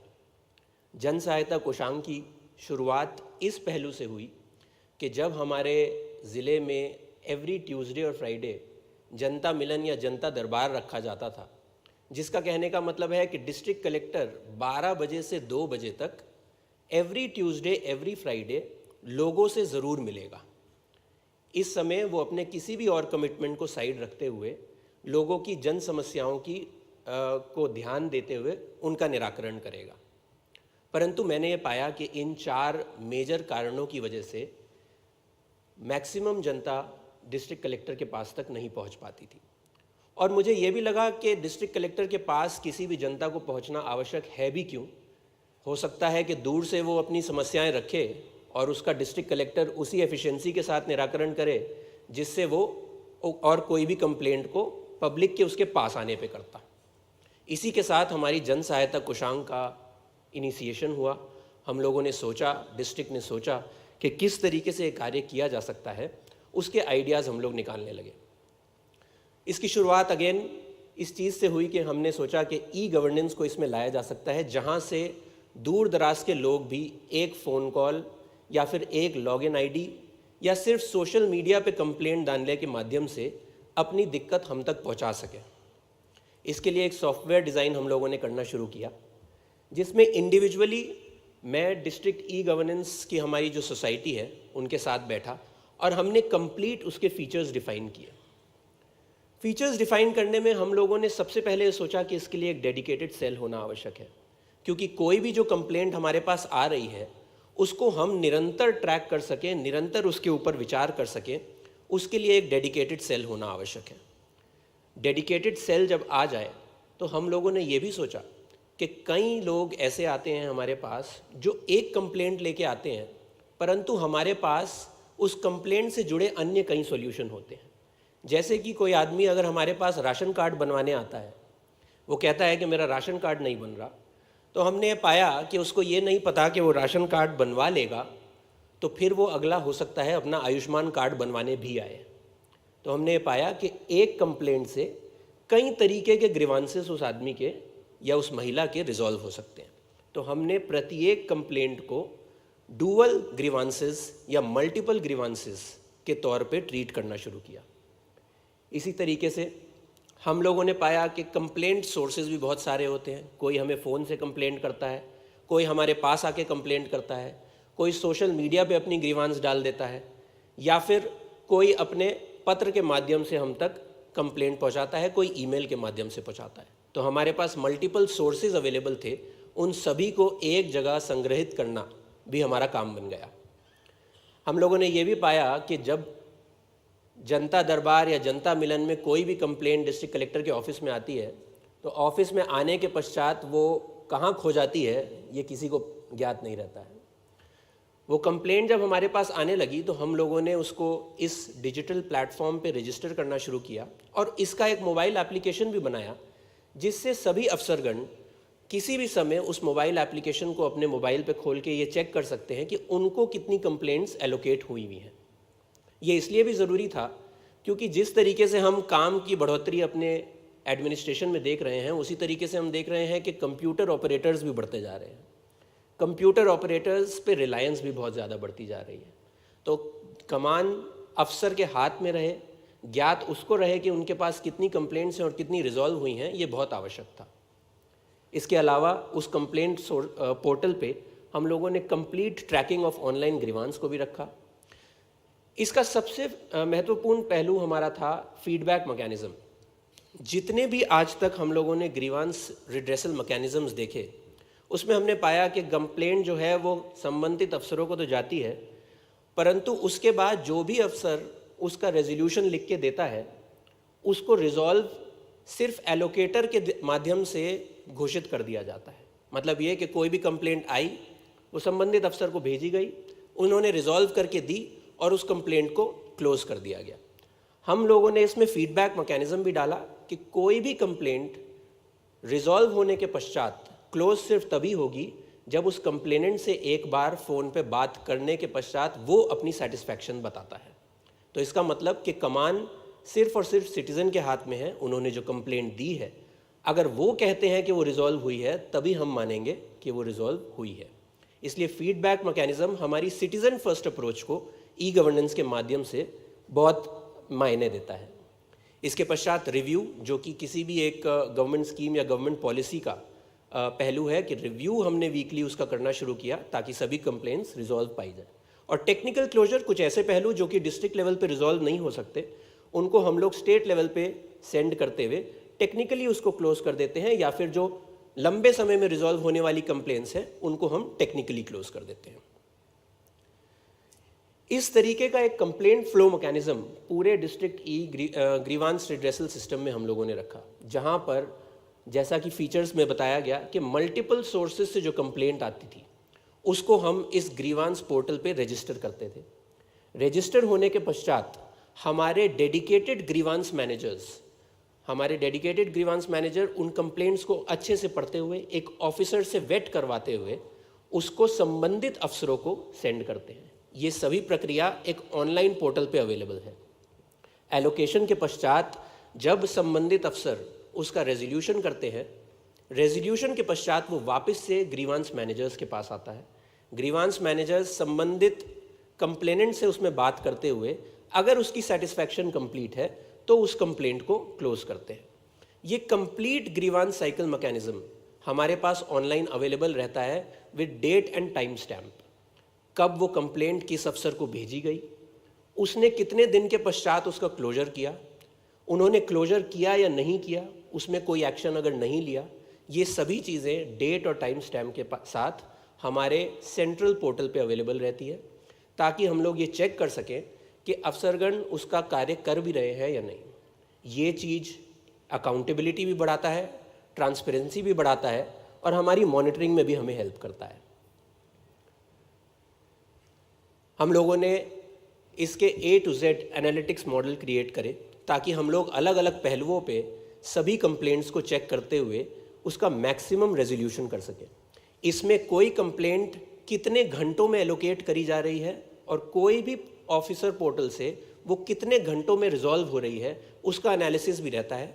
साथ ही साथ कंप्लेनेंट जब अपनी सेटिस्फैक्शन बताता है तो वो उसमें 5 स्टार रेटिंग भी देता है, 5, 3, 4, ताकि हम उस संबंधित डिपार्टमेंट को रेट भी कर सकते हैं कि despite the complaints are being resolved, how many stars are being given to the officer. ये बताता है कि हम लोग को उस डिपार्टमेंट को और भी बेहतर करने की आवश्यकता है।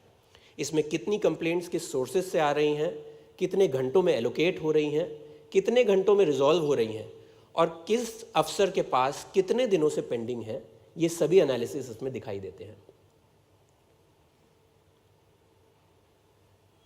जो हमें बेनिफिट्स हुए इस कंप्लेंट ग्रीवांस रिड्रेसल सिस्टम से, वो सभी आपके सामने हैं। हमारी कंप्लेंट्स फास्टर रेजोल्यूशन उनका होने लगा। ईज़ ऑफ एक्सेसिबिलिटी, लोग जो दूर दराज के एरियाज़ में नहीं आ पाते थे, जंगल के क्षेत्र से हमारे पास नहीं आ पाते थे, वो सिर्फ एक बेसिक मोबाइल फ़ोन के ज़रिए हमें कंप्लेंट सेल पे कॉल करने लगे। उसके बाद ये सूटेड फॉर डिजिटल इलिटरेसी भी था।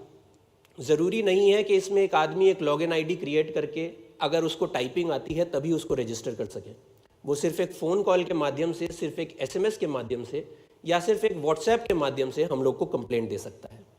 इसमें लैंग्वेज बैरियर्स भी हटाए गए, क्योंकि हमारे जितने भी ग्रीवांस मैनेजर्स थे, जो डेडिकेटेड ग्रीवांस मैनेजर थे, वो हमारी लोकल हो मुंडारी संथाली लैंग्वेज में ट्रेंड है। क्योंकि हमारे क्षेत्र में मूल भाषा झारखंड की हिंदी बोली जाती है, परंतु वहाँ पर कई ट्राइबल लैंग्वेजेस हैं। वहाँ पर हो, मुंडारी, संथाली, इस तरीके की लैंग्वेजेस बोली जाती हैं। तो हमारे सभी ग्रीवांस मैनेजर्स इस भाषाओं में ट्रेंड है ताकि वो maximum complaints up to the maximum satisfaction of the complainant register कर सकें। क्वालिटी मॉनिटरिंग हो सकी, क्योंकि हमारे पास कई पहलू थे, कितने घंटों में कंप्लेंट डेडिकेटेड पोर्टल में भेजी जा रही है, कितने घंटों में रिजॉल्व हो रही है, इन सभी चीज़ों से हमारी क्वालिटी मॉनिटरिंग होने लगी और इन्हीं सब ने हमारी अकाउंटेबिलिटी भी बढ़ा दी। साथ ही साथ कोई भी कंप्लेनेंट अपने सिर्फ टेलीफोन नंबर के ज़रिए अपनी कंप्लेंट ट्रैक कर सकता है कि वो किस ऑफिसर के पास कब से पड़ी है, क्या उसमें रेजोल्यूशन हुआ है और उसका resolution up to the satisfaction हुआ है या नहीं, जिसकी वजह से हमारी ट्रांसपेरेंसी भी बढ़ी, जो कि मुझे लगता है कि ई गवर्नेंस के सभी पहलुओं को पूर्ण करता था, जिसमें सिटीजन फर्स्ट अप्रोच भी आई, एफिशिएंसी भी इंक्रीज हुई, अकाउंटेबिलिटी, ट्रांसपेरेंसी, क्वालिटी मॉनिटरिंग इत्यादि सभी हम लोग रिजॉल्व कर पाए। हम लोगों का पब्लिक हेल्प सेल लोगों के लिए एक वरदान की तरह साबित होने लगा। लगभग 5000 कंप्लेंट्स हमारे पास विद इन 3 मंथ्स आ गई और उसमें से हमारी 4800 कंप्लेंट्स टाइमली रिजॉल्व हुई। रेस्ट ऑफ द कंप्लेंट्स हमारी कुछ ऐसी निकल के आई जो कि हमारे स्टेट लेवल पे अपग्रेड करी गई और वहाँ से हम लोगों ने उनका सोल्यूशन सीख किया। आज की तारीख में पब्लिक हेल्प सेल की टीम हमारी पिरामल स्वास्थ्य फाउंडेशन के द्वारा चलाई जा रही है। हम लोगों ने इसमें NGOs को भी इन्वॉल्व किया ताकि हम लोग सिर्फ और सिर्फ ज़िला के ऑफिसर्स के माध्यम से इसको डिपेंडेंट ना बनाएं। एक थर्ड पार्टी का होना इसमें ज़रूरी था, क्योंकि हमने पाया था कि कोई भी सिस्टम धीरे धीरे चलते चलते वो एक लेथार्जी की तरफ बढ़ने लगता है, तो थर्ड पार्टी होने से हमें लगा कि उसकी एफिशिएंसी एनहांस्ड रहेगी।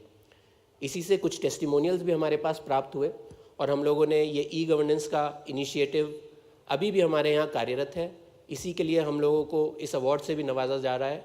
मैं आप सभी को बहुत बहुत धन्यवाद करना चाहूँगा कि आप लोगों ने इतनी पेशेंटली इसको सुना।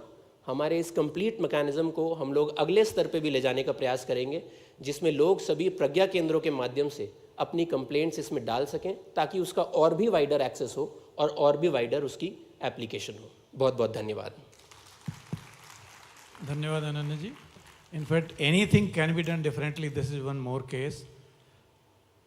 In fact, friends, bureaucracy was designed to manage shortage. You will get 50 tube wells, you distribute it, 10 you give to MLA, 10 you give to MP, 2, 3 you give to yourself, 1 or 2 you give to local touts, and you manage peace in your district. That used to be the tradition when I was collector, at least in 91, 92. Today's situation is different. We are not managing shortage. We are supposed to manage saturation. Saturation have different problem. You have to listen to Janta, you have to listen. In fact, you have to be trained in active listening, how to listen to the problem. Citizen has become customer, but customer is the king without kingdom. And what we have converted by not listening actively, customer वो है जो कष्ट से मरे. There are some like Ananya and there are some like many who are sitting here who have treated customer as the king and try to restore their kingdom by listening to them actively. A big round of applause is needed for him. When you want to listen to the people, there will be a lot of problems. All the problems cannot be resolved by a collector. But collector is the nodal officer so that he can link other officers to solve the problem. Desilizing our whole of government approach, whole of society approach, so that Sarkar, Samaj or Bazaar, तीनों के problem you can look into a different way, is the art of managing government today. And that is what is the skill which is needed today. In fact, Sapnagudi rightly said, तकाजा समय का है तूफान से जूझो, कहाँ तक चलोगे किनारे किनारे. You can't get consultant and IT to solve all the problem. You have to dip, you have to test the depth of water first with the one leg. Of course, don't try with both the legs, you might sink. But don't wait. A fisherman cannot wait for fishes to commit suicide by drowning so that he will do his business. मछली के को पानी में डूबकर मरने तक इंतजार करेगा तब एक मछुआरे का व्यवसाय चलेगा, ऐसा नहीं होता है.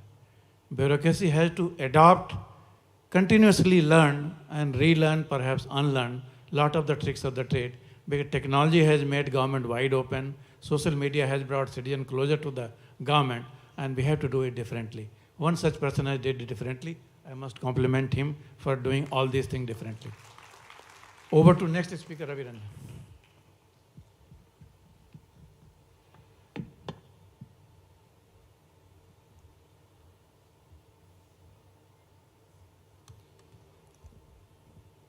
Thank you, Honorable Chair. A very good afternoon to everybody. I would like to take you to the journey of cold storage information system. As Honorable Chair said, the leaders do things differently.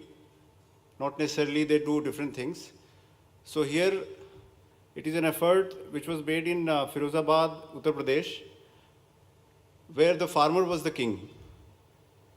Farmer is the king, and we developed a solution keeping in mind and keeping in focus the farmers, and also keeping in mind the overall objective of the government to transform the country into a $5 trillion economy. And Uttar Pradesh, on its own hand, is also trying to achieve the goal of $1 trillion economy, where farmers and agriculture sector is going to play a critical role. In this context, Firozabad is generally known for its glass industry, but it is also a very major potato growing belt. In fact, the whole Western UP region of Agra division, Aligarh, Meerut, these divisions are the potato bowl of UP. Here, farmers used to face an annual and seasonal problem where their produce used to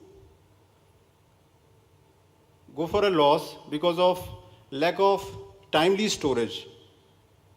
Cold storage facilities are numerous in number in all these districts naturally. If we talk about Firozabad, in Firozabad itself, roughly 168 cold storages were there. Some of them were inactive. That is a huge number for a district. So in that context, the problem was how to solve this storage issue of the farmers, which they encounter every year in every season, which leads to post-harvest losses. It also has impact on their income, as a delay in storage of potato crop leads to lower market value when they take it out to the market. Additionally, there was a problem where they could not figure out the prices, and the cold storage unions, they had a better deal or the last laugh when they used to go to the market. So there was an uneven playground for farmer, and for the cold storages, there was a different set of problems which I'll talk later. Then the third stakeholder is also there, which is district administration in the whole initiative. District administration had its own set of problems in this whole scenario. In every season, since a lot of potato was harvested in a very short period of time, so the administration of cold storages, sometimes it also translated into law and order problems for the district. Long queues were observed. There were a lot of grievances and hassles for the farmers. Obviously, there were economic losses associated. A lot of grievances came up during the interaction of farmer and the cold storages. There was no centralized system where the seasonal upsurge of these grievances and the shifting of focus of the whole district administration to this sector could be managed efficiently. The district administration used to react in every season. There was an absence of predictive and proactive administration in this sector. Also, there was a problem of intransparency in licensing of cold storages, which led to lack of ease of doing business for the cold storages owners. So we can see here there is an intersection of various interests of three stakeholders: farmers, cold storages, and the district administration. On one hand, we have farmers which have a lot of who have a lot of problems. In other hand, we have cold storages who have their own set of lack of ease of doing businesses. And then we have district administration, which in every season reacts to this problem of cold storages and farmers' grievances management. So in this context, this whole solution was devised And at the upfront, I want to share that this initiative led to, in this season, an increase of 51,000 metric ton of potato being stored in the previous year number of cold storages only. There was no actual increase in capacity, but only due to the better management and timely management, some more farmers were benefited and they can hope of better income when they go to the market. So as I talked about the challenges, the challenges were of the three major stakeholders which I discussed: the farmers, the cold storages owners, and the administration. So the whole initiative was designed so that we move from a reactive phase to a proactive and predictive phase. When I say predictive phase, it is the data which we collected in the process through the app and the web portal that was designed in the whole journey that helps us to predict our behavior in the coming seasons. So our strategy was to devise a solution which is very simple, because on the front end we have farmers who might not be able to use apps, very technical in nature. So we had to build a solution which was very simple for them. At the same time, we need to capture the data which is being generated every year in the district, which was otherwise available but might not be updated. It was recorded manually, so it was not real time. So the benefits of digitalization was there in mind when we tried to develop this solution. We also focused on interactivity of the solution so that the farmers and the cold storages and the district administration interact with each other seamlessly. It also kinds of empower farmers, because we also allowed them to rate cold storages on farmer friendliness. There were various features that were identified so that cold storages could compete with each other for better ratings in order to give better services to farmers. So basically, there was an app which was used by the farmers, and there was a web portal which was available to the cold storages and the administration. And these both were interlinked. The data was seamlessly transferred to each other, and a whole sort of analytics were presented through the collection. So as I talked about the benefits, all three stakeholders had their own share of benefits. In the e-governance initiatives, we have a problem of adaptability and adaptability also. E-governance sheds a lot of light, dispels opaque procedures, enhances transparency, so it is also very unpleasant to many stakeholders. So it is very important to take care of the benefits and create a win-win solution for all the stakeholders so that these initiatives can be adopted actually on the field. It also impacts on their sustainability.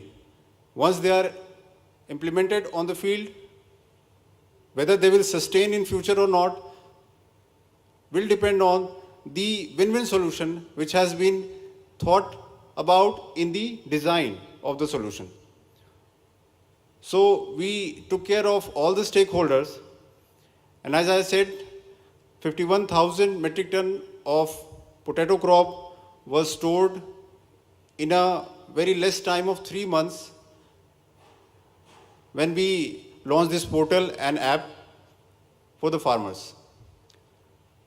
The market value of this crop ranges somewhere, if we go by the mandi prices, from 25 crores to 50 crores. And it was the outcome which was achieved in just 3-4 months. E-governance has its own benefits by creating a lot of data, and the data analytics can help us move from being reactive to being proactive and predictive. So the MIS data which was available to us and the various charts gave insights to district administration as to in which part of the district or in which region of the district there is a lot of pressure on cold storage infrastructure. Where do we need to deploy more personnel? Such kind of insightful data and analytics was unavailable till the time we designed this solution. This solution is 24/7. Any farmer sitting in any nook and corner of the district can see what is happening to his potato crop, how much he has stored, and whether it is in safe hands. The token which is generated for the farmer and for the cold storage, that is available for everybody to see, so there are lesser disputes. The administration is also sure about how much quantity of potato crop has been stored by an XYZ cold storage, whether the response was quick or not, how many cold storages are better rated in the district. So these kind of insights now is available to the district administration. An important benefit for the farmer has been the price discovery, which was earlier through the middlemen and touts. So now the farmer can decide when to sell or take the potato crop out of the cold storage. We also had a feature in this whole solution to categorize the variety of potato which was being stored in the cold storages. So now the district administration can know how much amount of seed potato, for example, we have stored in the district. How much amount of, for example, Chipsona variety is available in the district. So this kind of information is now available due to this solution on a simple click. This is also having an implication on the farmer's income. For example, any farmer who has stored seed potato, earlier he could not have a way to find that where he can get better prices in the state. So now he can say, or the district administration can also enable that, okay, seed potatoes are available in this much quantity and we have better prices there, so we can do some kind of intervention to ensure better income for the farmer. So these kind of analytics is now available through this intervention for the district administration and for the farmers for a win-win solution. We also thought about the scale up of the solution when we were designing the problem and the solution. It is all based on open source platform. So a very simple exercise of mapping all the cold storage facilities and a simple training to the manpower involved for the cold storages and the district administration can help to scale this solution in any other district. It can also solve a similar kind of problems for other crops like sugarcane, fruits and spices. In this context, the government is focusing on creation of infrastructure for post-harvest management.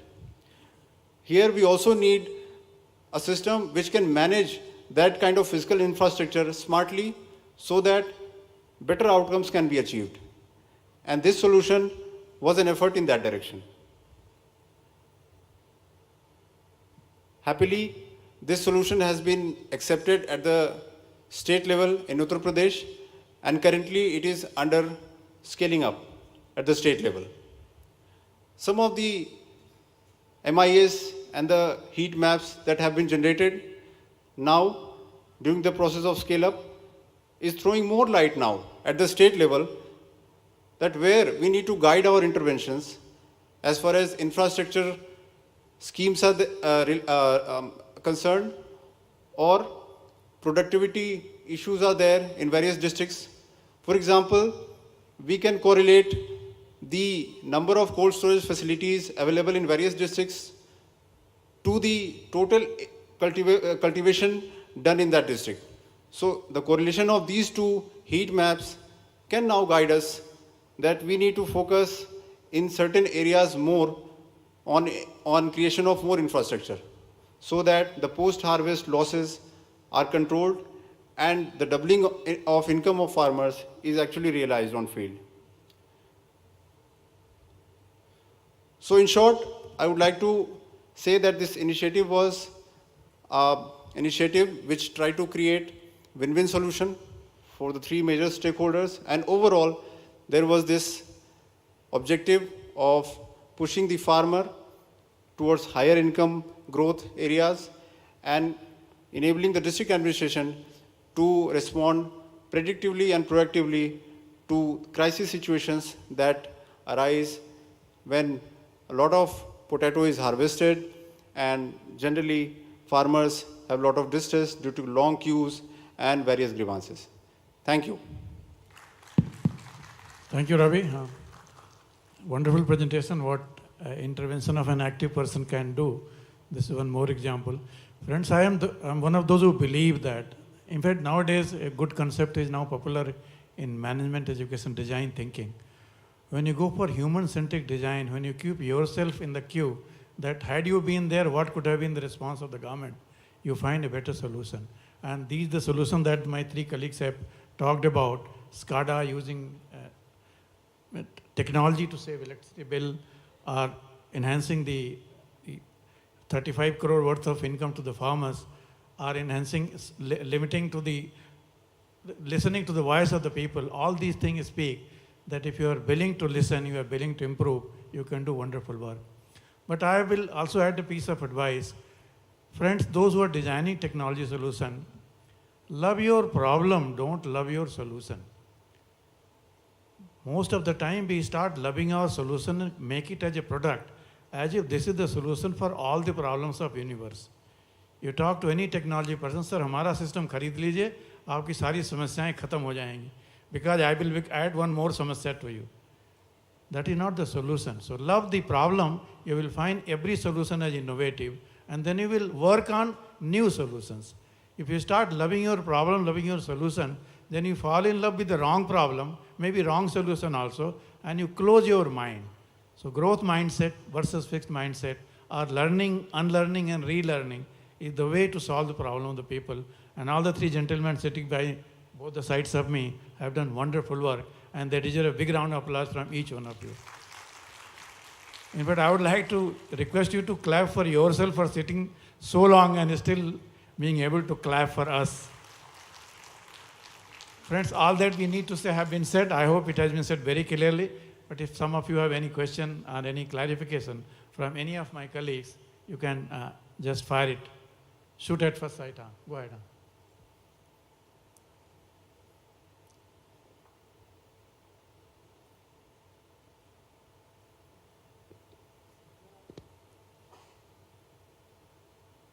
Can you switch on the dais? Sorry, the podium. Hello. Yeah, go ahead. Anyone? My question is to Ananya. Because I am handling CM helpline in MP, I don't think there is some platform in Jharkhand. That's why you have to make one probably for your district. Yes, there is no single window grievance cell available in Jharkhand. So what I was trying to just think around and ask from you, like you said that you are able to aggregate complaints which are there on the social media platforms. Yes. For which a primary key is a major issue, because people just write कि मेरे गांव में सड़क नहीं. Who is that person?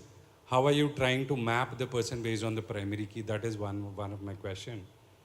Because that is a problem statement for us, because we handle for the whole state, and my problem statement volume is slightly large because we handle almost 25,000 complaints a day. Absolutely. And second is, what is your way of, segregating the problem statement, which is a demand and which is a complaint? Because मुझे प्रधानमंत्री आवास नहीं मिला. Now, अगर उसका सूची में नाम नहीं है, that's a different problem. और उसका सूची में नाम है नहीं, the person, intended beneficiary is not getting any installment is a secondary problem. So how are you able to segregate this at source? This is also one of the problems. Yes, these are genuine issues. First of all, the complaints we take from the social media, it's a manual process in district. Like when the complaint is received, we have made a different hashtag for it. If any complaint is received with that hashtag, we actually send a message across on the social media only to the concerned person, collect the name and the number, and then we register. So that is a manual process. Maybe because at the state level and the district level, the amount of complaints is different. The number of complaints is different. So we are able to do that for now at district level. And also the type of complaint, how to segregate that. For that, we put initially all the complaints into the registration portal. And through the solution, if it is a technical solution, like I have put a technical closure system, because we actually get stuck at the district level when the solution is to be provided from the state level also. So we have that issue also. So we provide the technical closure. If it is to be approved in policy and or it is to be approved from state, so we put it in the technical closure category till that time. And when we get the solution, we then provide the solution to the person. So that is still, that I understand that is still a problem at our end.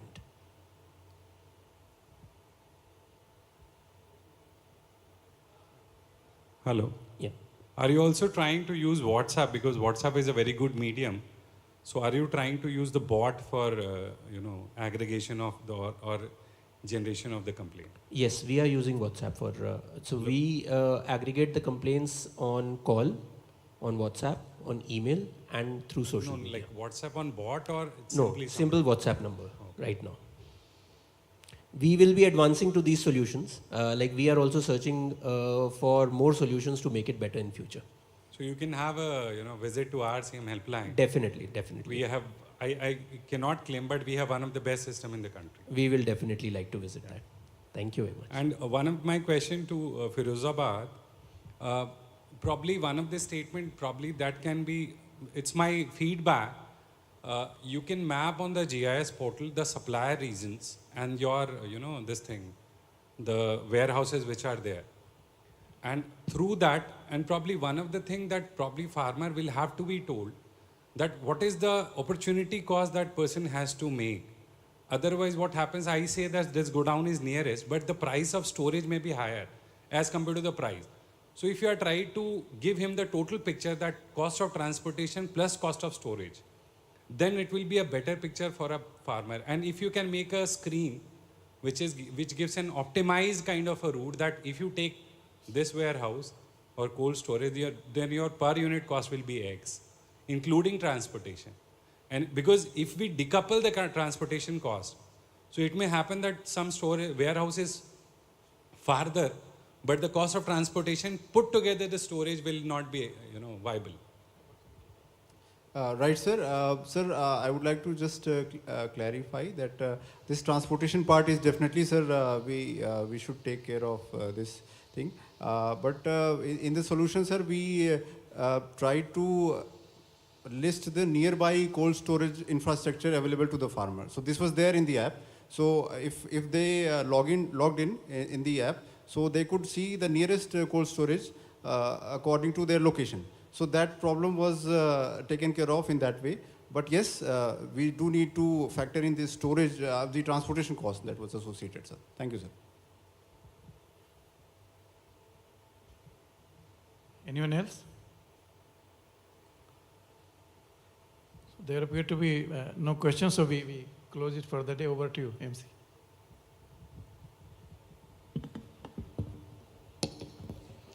Thank you so much, Sri Tripathi ji. And with this, we come to the conclusion of our third panel, which was also the final panel of the day, which is district level initiative and e-governance. And I'm sure we all have had takeaways.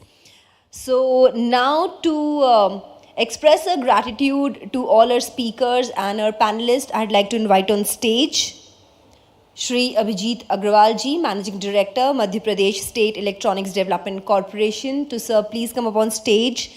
And I'd request audience to please join me in thanking Shri S.N. Tripathi ji, Director General IIPA. And I'd also request Shri K.L. Meena ji, Project Director, SWAN, Madhya Pradesh State Electronics Development Corporation, to also join us along in thanking our person in the chair, Shri S.N. Tripathi ji, Director General IIPA. Thank you so much, sir, for your support and for invaluable time for all the knowledge sharing that has happened through the stage. We also thank Shri Ravi Ranjan ji, DM Firozabad, Government of Uttar Pradesh, Shri Ananya Mittal ji, DC West Singhbam, Government of Jharkhand. Thank you so much, sir. And we'd like to thank Shri Jitendra Singh Rathore ji, Manager Information and Technology, Bhopal Smart City Development Corporation Limited. Thank you so much. Can we please give it up for all the speakers, the panelists on stage?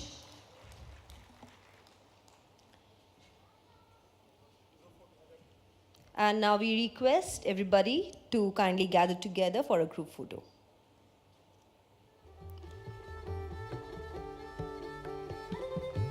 Thank you so much. And with this, I thank all the audience members as well for giving us your ears, because in India we do have right to speech, we have right to equality, but we do not have right to listen to any person. We don't have right to listen, but you have lended your ears to us. Thank you so much. And at 7:30 sharp, we start with our cultural evening, which is going to be a dance drama. So we expect you all here in the Grand Hall at 7:30. Thank you so much, ladies and gentlemen. I, Megha Athotra, sign off. Thank you.